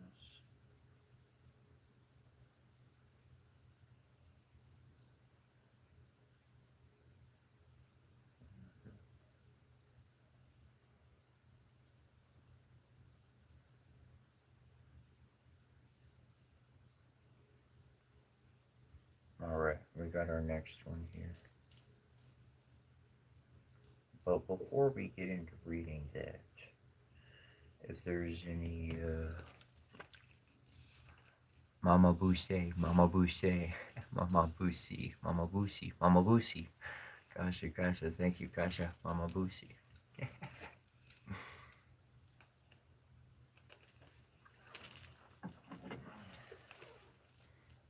But if anybody has any specific questions or quandaries,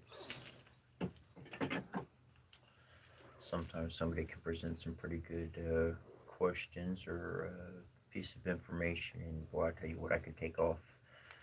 Let's see, we'll give the chat a little bit of time.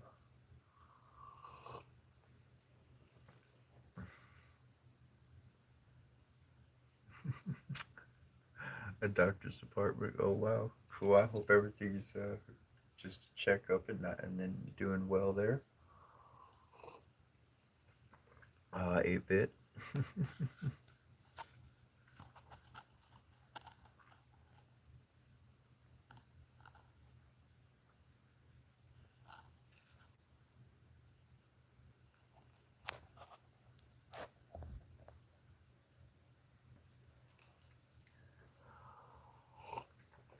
Shadow work. Let me go check that. My necklaces. Okay. I gotcha. Let me see. I'm scrolling up. I'll go back to my necklaces. Somebody mentioned Borat's question, so I'm scrolling up to see if I can find it. Okay, I think they got it. They got the answer to their question. Oh no, there's something about shadow work. What exactly is shadow work? Okay, that's easy. That's fair enough. So I'll share on shadow work real quick, and then I'll share my necklaces. Share some of my necklaces. Um, and the necklaces change up from time to time, but generally, like I'll find a certain grouping, like boom, that's energy I'll be carrying for a while. Though on the shadow work side of things, okay. So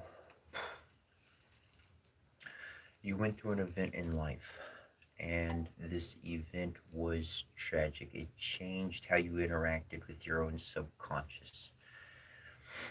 It caused you to shut up, essentially your energy. So, consciously or unconsciously, all of your actions are essentially running away from that original event. If it's happening in front of us, we just run away from it. If we see any likeness of it, we just run away from it. That's all we do because we don't want to think about it. It's painful, it's hurtful. Oh my gosh. Don't want to bring it up. Tears, all of that goes on. That truth you were talking about, but of oneself. And so the shadow work is really time within the self, by the self, really looking into those histories and that past, that original event that happened in one's life that changed their natural character to be altered. And the more that we go into our own world, into our own mind and heart and memories and look at that event, we'll see everything that happened around. We'll see the individuals. We'll see their actions that led up to it. We'll see the mistakes we made. That's the shadow work. That is the aspect of really diving in to those shadows, that area that we don't think about, that we don't want to think about. And so as you explore that area and you become familiar with it, it starts leading you on to the road of self-discovery. And the biggest thing I want to point out is the reason why you want to look at all the events surrounding that traumatic event that happened in one's past is because you're becoming familiar with your environment. Those actions were not only within those individuals. Those actions are going to happen from people around you, but you don't have to run away. Sometimes you could just like spin out the way, and then you're okay. You knew not to get too close too soon. You knew to pay attention. So that shadow work really, it puts you on the journey so that you're not afraid of events in life, but you're able to see and avoid consciously that kind of thing. That's jumping into shadow work there.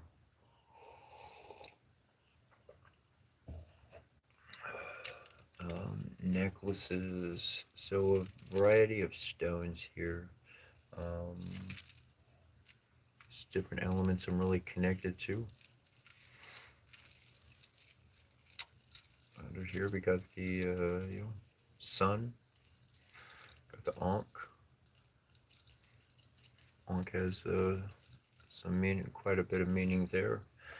Um, and down at the bottom here, this one in particular is essentially like the divine woman and the divine man, the union of those two. And the pillars have meaning, all that has meaning. Um, the two pillars, what do the two pillars mean? The two pillars is the ability to exercise and follow your will while upholding law and order. And by doing that, those are the two pillars, because you're honoring the creator by honoring yourself. You're honoring that divine energy, that tree of life, and you're able to hold that, as we were just reading, for any king to be able to have that honor, uh, what's it, to have that will, that decisive action, to be matched by divine law and order and justice at all times. Um, the beads, these are like they're called Rudraksha beads, seeds. It's an Indian kind of a thing. Indian. And this one is like the skulls of Kali. So she like, takes skulls, so she has a necklace of skulls. But I put the seeds on top of each skull like a little brain. So it's like I gave them new brains. Not about death for me. It's more about like new life. There's plenty of dead people out there. They just need a little jump start.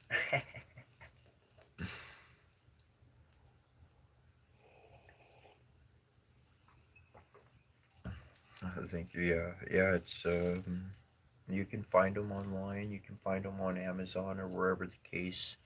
I'm spelling it wrong, but Rudraksha, Rudrakksha.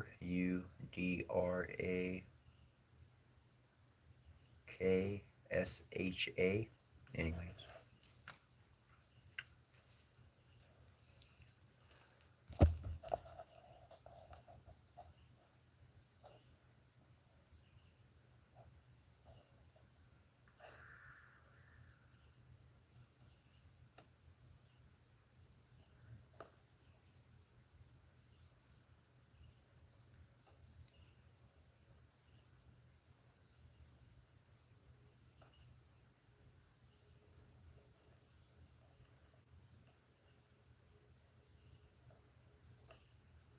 Okay, so like people are like, I want to know about the Emerald Tablet.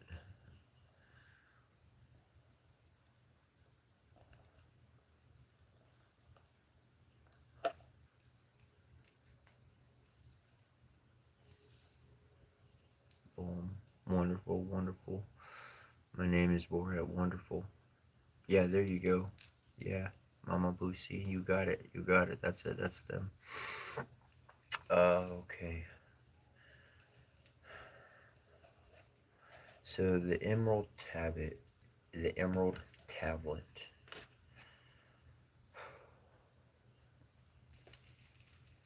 Seems like all we ever do is hear about it, and that it was around, and like what's like modernly out there about it. It existed. The information's on it. A lot of this information was something that, when you looked at it, it could change by the lighting that it emitted.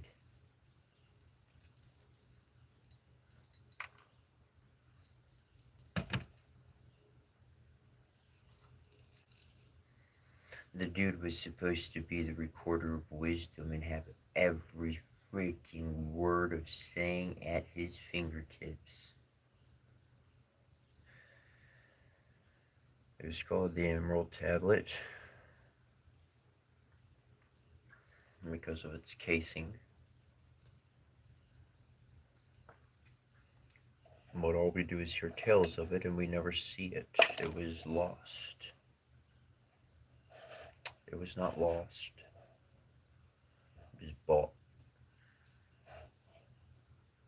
It was studied. It was taken apart. And a lot of the technology that we have today is built from that technology, from that wisdom. Information is never lost. People just forget how to work old world technology. They call old world technology alien, extraterrestrial, future stuff, spaceship stuff. But if your government, if your society, if your people have lived for thousands of years and never met an ending and just continued growing, oh man, your scientists who learn everything there's out there to learn. Like, for instance, people say it's like with all of our technology today, we could not build a modern day pyramid. I challenge that notion.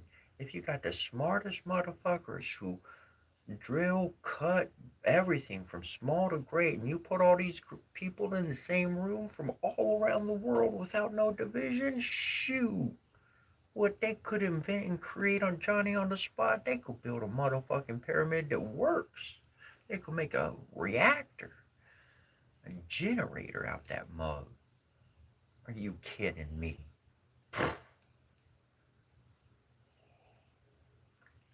So to me, a lot of what we see flying in the skies that people want to call various things, and yet they still can't explain it.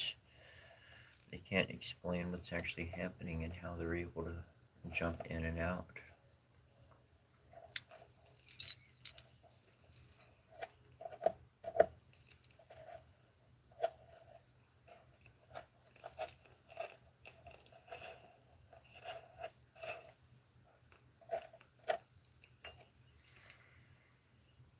It's just old world technology. And the Emerald Tablet is one of those old world technologies. It's not that they don't show it to the public because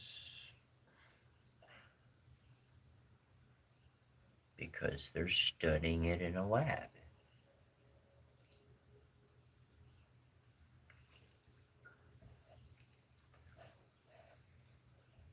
And as much as you want to have questions about the Emerald Tablet, you could take it or not. But you're using one right now. This thing can show you all the wonders of the world. You can look it all up at your fingertip.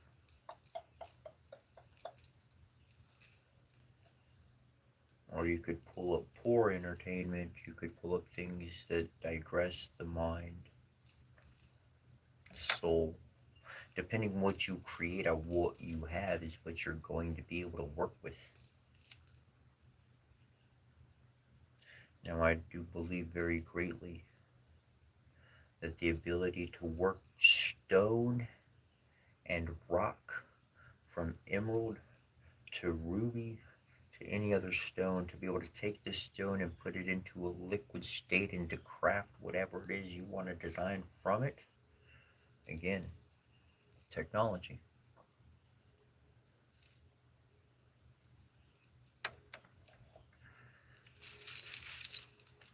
All right.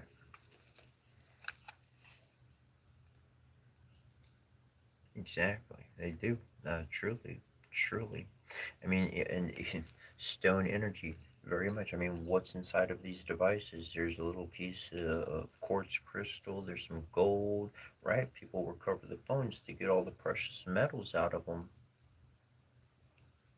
Exactly. Exactly.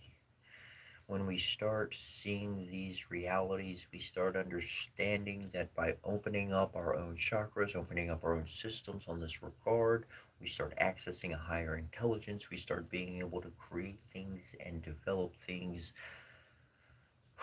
because we are reshaping the elements of old into what fits for us today, and we can grow beyond from their standard use, and we can create even more things.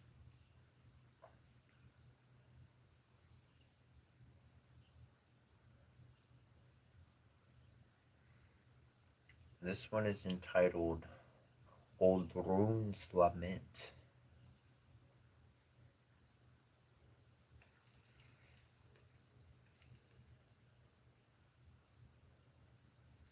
I heard tell in ancient tales how a maiden came to Mornaland. No one on earth was able to help the daughter of Hergar. Oldrun's sister Wadley heard about it, how that maiden had great maladies. She swiftly took from the stall a steering bitted one and laid a saddle on the black one. She let the steed journey over the smooth earth way until she came to a hall standing high, and she went inside along the hall length. She whipped the saddle off the lean steed, and she spoke these words first of all. What is most worth mentioning on earth, or what is most heard about in Hunaland? Here lies Borsni, overborne by pains, your friend Oldrun.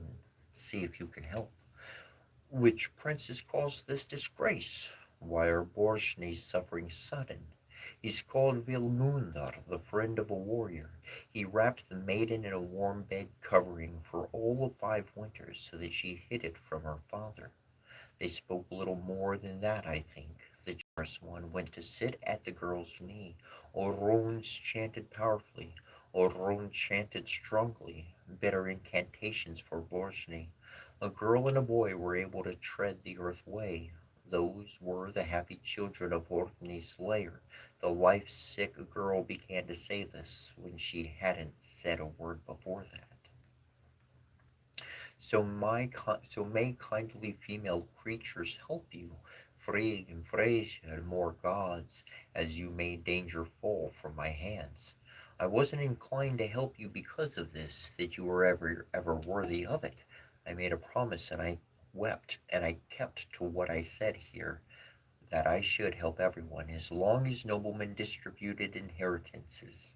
Then the sad-hearted woman sat herself down to recount her misfortunes out of great misery. I was brought up in a hall of boors. Most welcomed me, according to men's counsel. I enjoyed life and my father's belongings for 5 winters only, as long as my father lived. He spoke this speech at the last, that exhausted king, before he expired. He ordered that I be endowed with red gold and given to a son of Corremirdor in the south. He said that no maiden would be born nobler in the world unless fate should spoil matters. You're mad, old Rune, and out of your mind, since you addressed most of those words to me out of hostility, but I accompanied you on earth, as if we too were born of two brothers. I remember that you said one evening, when I was getting a drink ready for Gunnar, you said such an example wouldn't be forthcoming thereafter from a maiden except from me alone. Brynhildr wove tapestry borders in her bower. She said she had people and hands about her. Earth and sky above resounded when Fafnir's slayer perceived the stronghold.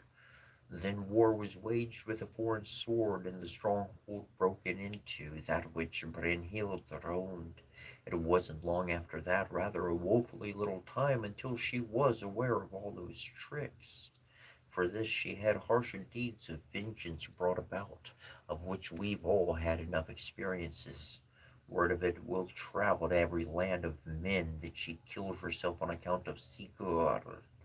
But I got to cherish Gunnar, dealer of arm rings, as Brynhildr ought. But he ordered that a helm be got for Brynhildr, as he said that she should be a wish maiden. They offered red arm rings early, and to my brother no small recompense. He also offered 15 farms for me, the side burden of Grani, if he would have it. But Atli said he would never want a bride price from Shurukti's boys. Not at all could we two resist our desires, but rather I held my head against the ring breaker. Many of my kinsmen talked themselves, said that we had both been together, but Atli said that I would not countenance a crime or commit a wrong. But one should never dispute that another is capable of such, where love plays a part. Atli sent his envoys through the murky wood to test me, and they came to where they should not have come. When we both spread a single bed cover, we both offered the thanes red rings, so that they might not speak to Atli, but they spoke excitingly to Atli, and hastened swiftly home. But they concealed matters from Gudrun completely, because she shouldn't have been doubly hurt. The din of golden hoofed ones was to be heard. When Jorki's heirs rode into the courtyard, they cut the heart from Horni and laid the other in a snake yard. I'd just gone that one time to Geirmundr to get a drink ready. The wise king began to pluck his harp, because the powerful king thought I would come to help him. I began to hear him from Hersey, how the strings there yelled from strifes. I commanded my maidservants to get ready. I wanted to save the marshal's life. We let the ship float over the sound until I saw all of Atli's courts. Then the wretched one came darting out, Atli's mother. May she moulder away. And she dug into Gunnar to the heart so that I couldn't save the glorious one. I often wonder this, how afterwards I, Beal of Snake Pillow, can hold all on to life, when it seemed to me that I loved the terrifying bold one, the dealer of swords, as myself. You sat and listened while I told you many an evil thing about my fate and theirs. Each person lives according to their longings. Now old Rune's lament has reached its end.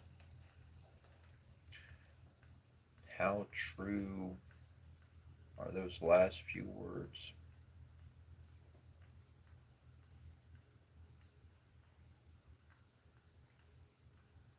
The modern expression is they have made their bed.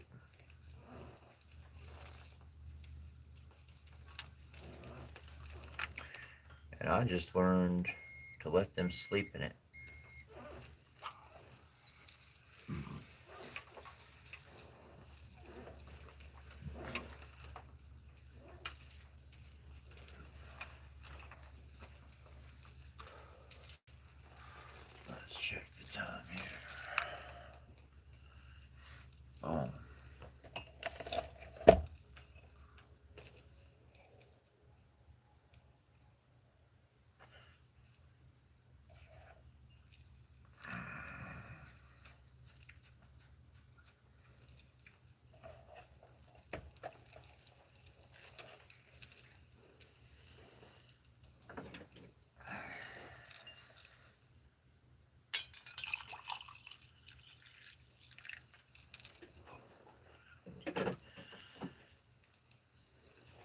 Yeah, the more tombs opened up, some pretty interesting stuff.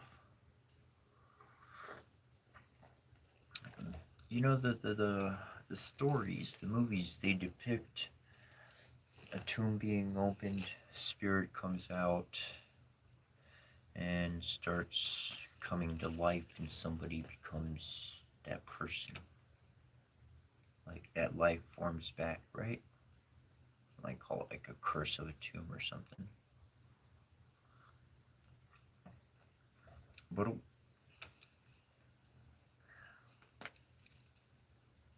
the way I see it is that a spirit cannot pass through a closed door. If you have a building and that spirit enters the building and all the doors are shut, it's kind of stuck there for a bit. Now I ain't saying there's a whole bunch of different classes of spirits and that just don't work for just old anything, but follow me for a bit.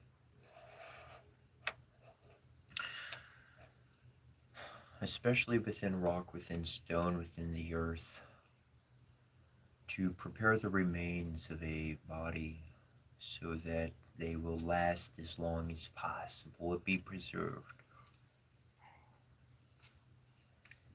The soul after death is going to be hanging around this body. The soul is going to be enraptured and be like, yo, they're going to pay attention to what's happening to their body.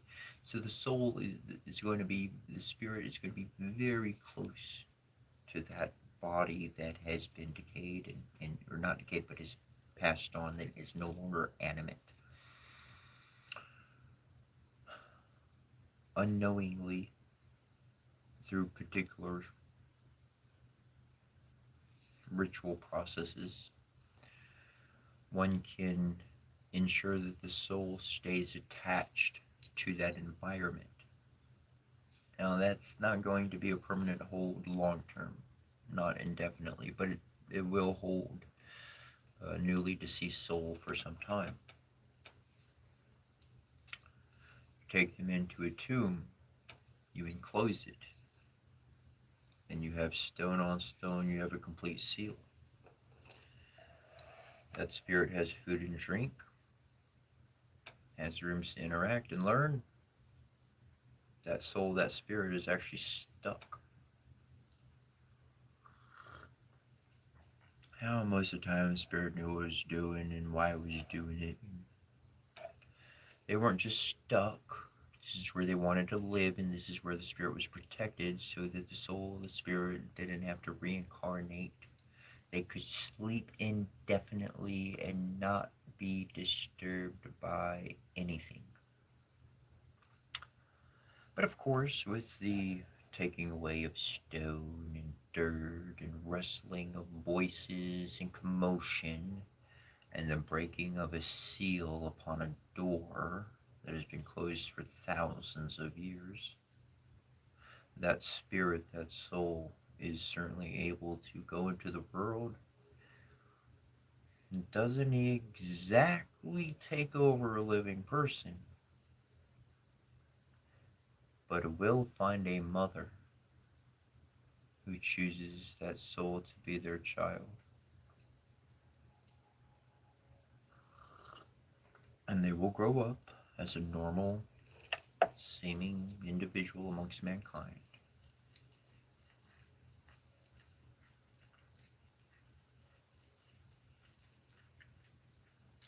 People may recognize that this individual is special, they may not recognize it.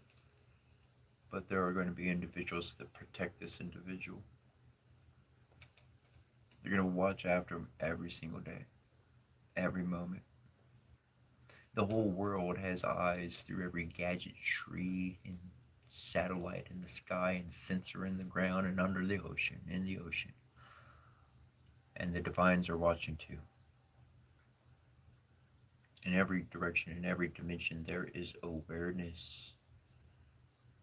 There is awareness that there's activity on the other side. There is awareness that things have changed on this world, and not necessarily in a bad direction, but something where possibilities are actually in existence. Doors have been opened. Why? Because you opened a door, because we all each individually opened a door. And a door of, we can change this world. That was in us somewhere. We can change this world. We can change it for the better. We don't know how exactly. We don't know exactly how we could do. We ain't no rich like billionaire. I ain't got stacks of green or nothing. Shoot.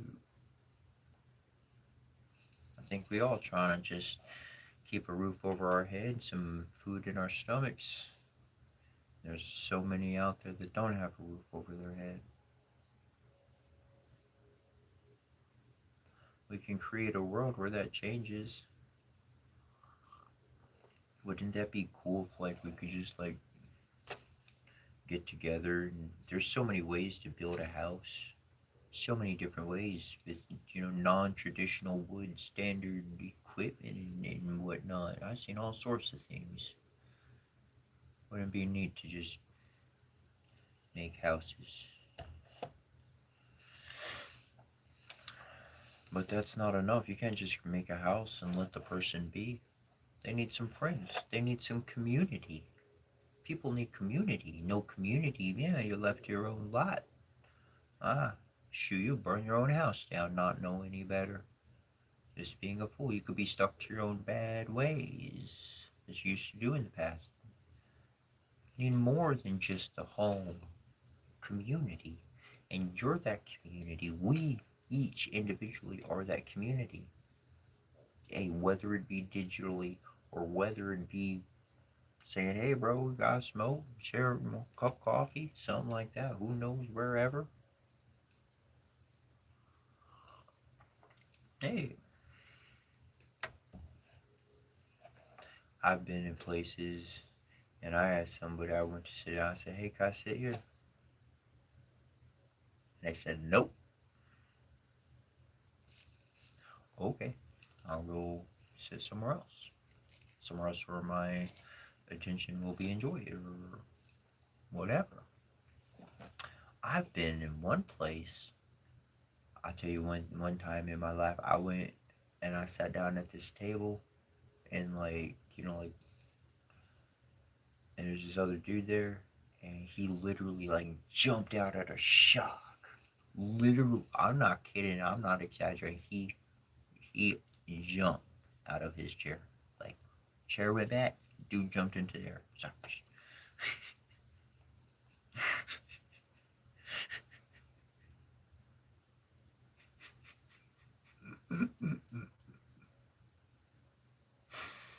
It was funny. It was like, hey man, guess the Halloween outfit worked a little too good, huh?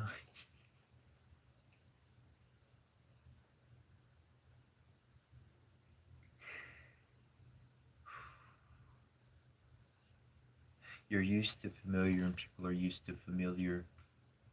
You don't want to stand out to anybody. That's not the normal character of person. And people start looking at you, man. That changes everything. That changes everything. Can't hide too well anymore, huh? Well, if you weren't hiding, well, who cares? What were you hiding? That you got hurt in life? Everybody got hurt in life, and the people who didn't get hurt in life, they just lying about not getting hurt in life, and you already can see through their character they're pretty darn hurt. That's who we trying to help.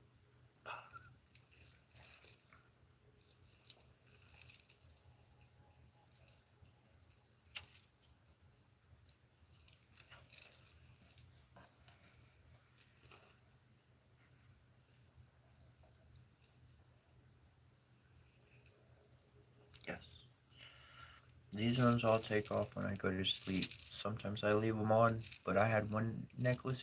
I had a long necklace on before, and like it got caught under my arm and I broke it. So, like especially like the longer one, I might take off at night. But other than that, these stay on. These don't come off.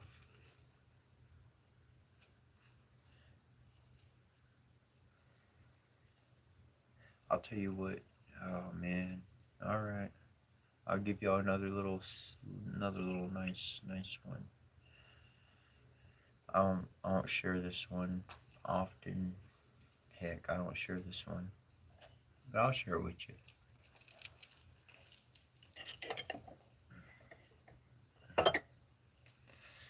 All right. Now, there's a movie out there, and I learned this lesson through the movie. What's the name of the darn movie? I should remember. It's one of my favorite movies. Anyways, I'm just gonna share it. If you connect with the movie or whatever, you can put it in the comments. But I'm just gonna share it as it is. So there's these two magicians, okay, and these two magicians they have the same business manager. But these two magicians, the business manager, he tells them to go to a particular show, a magic show. And they go to this magic show, and the two young magicians they see the individual putting on their magic show, and they're trying to figure out how he did the trick. They can't figure out how he did it. The business manager said, "If you can figure out how he does the trick, I'm gonna reward you." And then the dude, like one dude, is he takes on the aspect of literally trying to learn the trick itself, and which he can't ever really figure it out. And neither of them figure out how the dude did his magic trick in that show. Neither one of them can crack the code of how he did it. However, one of them only looked to study how he did it. The other individual remarked an expression that this is a full time job that this dude is doing. That was not a trick, that was a feat of his ability, and he hides his ability from the masses. And when he shows that ability, there's so much else going on that people have no clue what the hell just happened and how. And leaves everybody in wonder. And when you can leave somebody in wonder, they're gonna come back for more. The more answers you give people, the less they come back. That's what all the people of the world learned how to do, and that's how they make a dollar off you.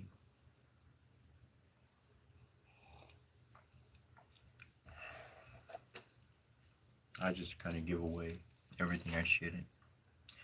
But I see my brothers and my sisters, I see my family out there. Humanity, my family, is out there. Some people realize it, other people farther off from realizing it, but that's okay. Their perception will change when the entire world looks different, when the entire world has a complete shift. Who's going to change people's minds? The whole world's going to change the person's mind, not little old me, the whole world, so we can contribute to the spiritual wave in whatever flare, wave, however you transmute energy, however you add some pizzazz to life.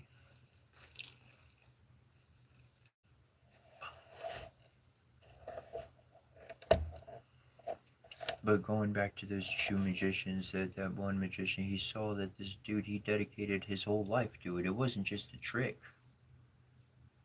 This dude dedicated every waking ounce of his life to being able to pull off that feat, that ability that looked inhuman. But through his training and isolation, through his rigorous dedication to one thing and one thing alone, whatever that one thing was for him, No one else could do it, let alone figure it out. That's the power that you have.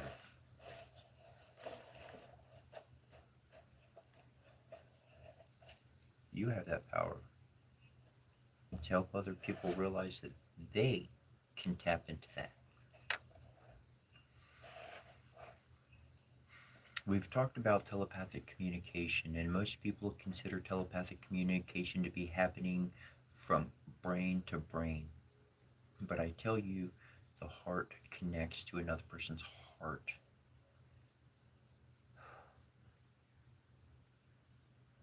In that connection to somebody else's heart, you're feeling their frequency as you would during meditation of your own energy.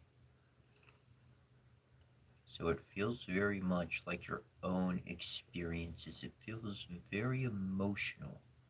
It feels as your own. But it's somebody else's. It belongs to somebody else. It's radiating from somebody else, but that's what you wind up picking up. That's what you wind up feeling without the ability to explain it. Okay, you can connect with that. So as you walk out into public after continuous dedication to your meditation, your concentration of the connection with the quantum field of operation, with the collective consciousness itself, that your frequency of who you are and what you've learned in totality, 100, is being emitted from you. Your heart is literally connecting to every heart that you walk next to and around. If they catch sight of you, the heart caught. Boom. Connected. They're feeling the frequency that you're emitting. This is the importance of love. Living one vibrational energy. Because when you look, that's your dedication, that's your focus. That's how you build and store your resonance. If you just give it away all the time, you're not going to be able to maintain your own resonance. You will become lost by thinking everybody else's feelings belong to you. This is why we'll pull it back. This is why shadow work is so important. Because shadow work helps you realize who you are. It helps you connect to you. You have to disconnect from society for a moment to realize how individual and unique you are, and to allow that to live, not be suppressed, not be jailed or shelled or caged, but for that flower, for that rose, for that tree, for that creation of the divine to literally sprout in its cognitive awareness and its intuitional connection. And when we walk out, we can share heart to heart, resonant connection. We don't have to teach anybody anything directly. Presence amongst others is transferring that information. Already you are walking emerald tablet of thought. Emerald's going to resonate at a particular frequency so that it can connect with the body's energy. You become the temple. Within the temple is stored all the tablets and scrolls of eternity. Access it by going within. By going within, that allows us to connect to others. If the outside would be equivalent to solar force, a sun, a star, then what is inside could be equivalent to a black hole, the opposite, okay? You can't see that one, that's all on the inside.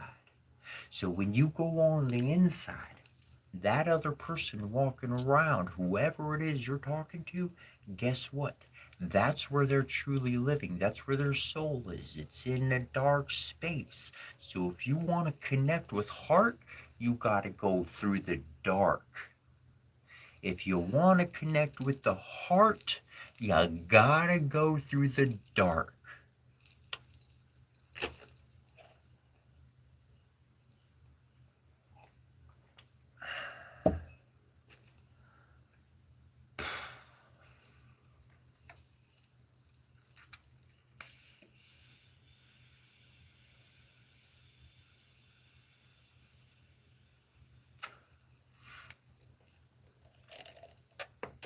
That's what's going to give you success in life.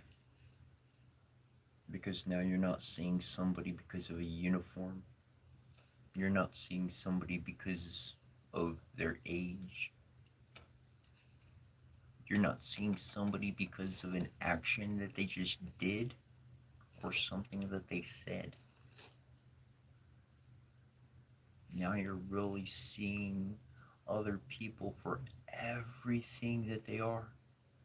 Life, creation. They're on the path of exploration. And all that we can give to each other truly is a positive resonance.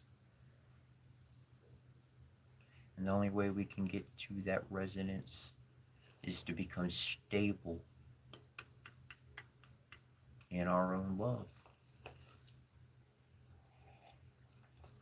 That king has the Jed. The king has stability. Your stability, whatever somebody's going through, whatever cycle they're going through, whatever up or down swing of life they're going through, your stability gives them the anchor to hold on to.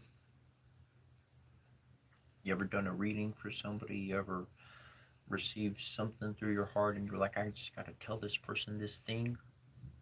Those kind of moments, you made a connection. Your soul made a connection. Your souls have become quantumly entangled. And the individual who is anchored, the individual who is stable, allows the other individual souls, the other individuals in their life, they have some stability. Not that they made a phone call, not that they cried out to your name, not because they remembered you or anything like that, but it's always in existence. That's our connection. That's why it's important to truly decide which connections that we want to establish and preserve and work to maintain in our life today and the years to come, and other connections we do want to completely just disconnect. I don't have to destroy the other connection. I don't have to change the. I'm pulling the plug on that one, because is what you're sharing with other people, your energy. And that's why you can give to people from your plenty. Store your energy and then give them from your plenty, from what is overflowing. This allows you to have that stability. It's all a process. How much one works in solidarity to working publicly. It's a path. It's a journey. And so many of us are on it. And I tell you, you can achieve your dreams. You can achieve what you're reaching for. What are my dreams? That's what I heard. What am I dreaming? What are my dreams? That's what I heard. Your dreams can only be discovered by embracing life, by accepting the experiences, the good, the bad, and the ugly. Let it in. Let it in. Stop denying life. By denying life, by always saying the good, kind thing. And when I say always saying the good thing, I mean, you have a personal feeling, you have a personal idea, you don't like this, whatever it is going on, but you don't say that. To be nice and to be enjoyable and keep the company and the peace, you say something accommodating, that just, allows whatever's being talked about to continue on. You don't jump in, you don't say what's in your heart, you don't say what you feel. You don't have to say how you feel and angry or happy or whatever, but to express what is in your heart. A lot of people don't say what is in their heart to say, not that it's going to cause a ruckus or a confrontation, but because they know how they get they're uh, when they're rattled. They know how they can escalate. So they just take in. They don't jump in because they know, ooh, that's not good. Things could get real bad.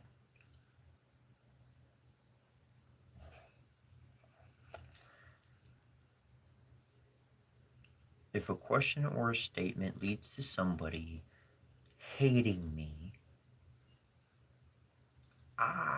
that's not my responsibility.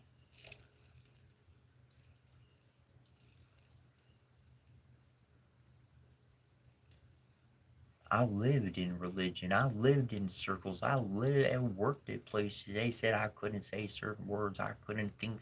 What the? Nah, not no more. Not no more. If I'm too much, then it's good that I know my environment. It's good that I know who is in that room so that I could avoid it in the future. I know my I know my energy. So I'm going to go to environments where my energy exists. I ain't trying to mess up nobody else's scene or step on somebody else's grounds. But at the same token, I got to know who I am. And sometimes what I have to say, sometimes I just got to tell it to myself. And that allows me to walk away from a bad situation that I know is only going to get worse. Those weren't good people.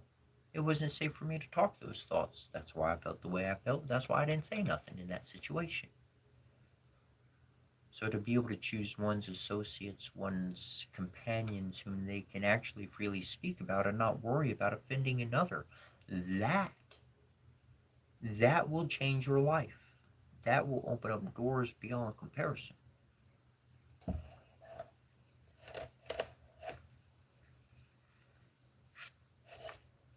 It is that time. So thank you for being with us today. I appreciate it. Thank you to all of our moderators.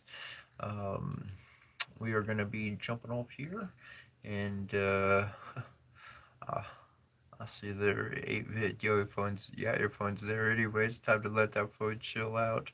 Much love, many blessings, and Donna De Guai. Until we see you next time, if you have any questions or anything, feel free to drop a message, comment on one of the videos. I usually look at those comments, or you can send me an email at setchra@yahoo.com. That's setchra@yahoo.com. Otherwise, Donna De Guai. Until we see you next time, much love and many blessings. Have a beautiful weekend.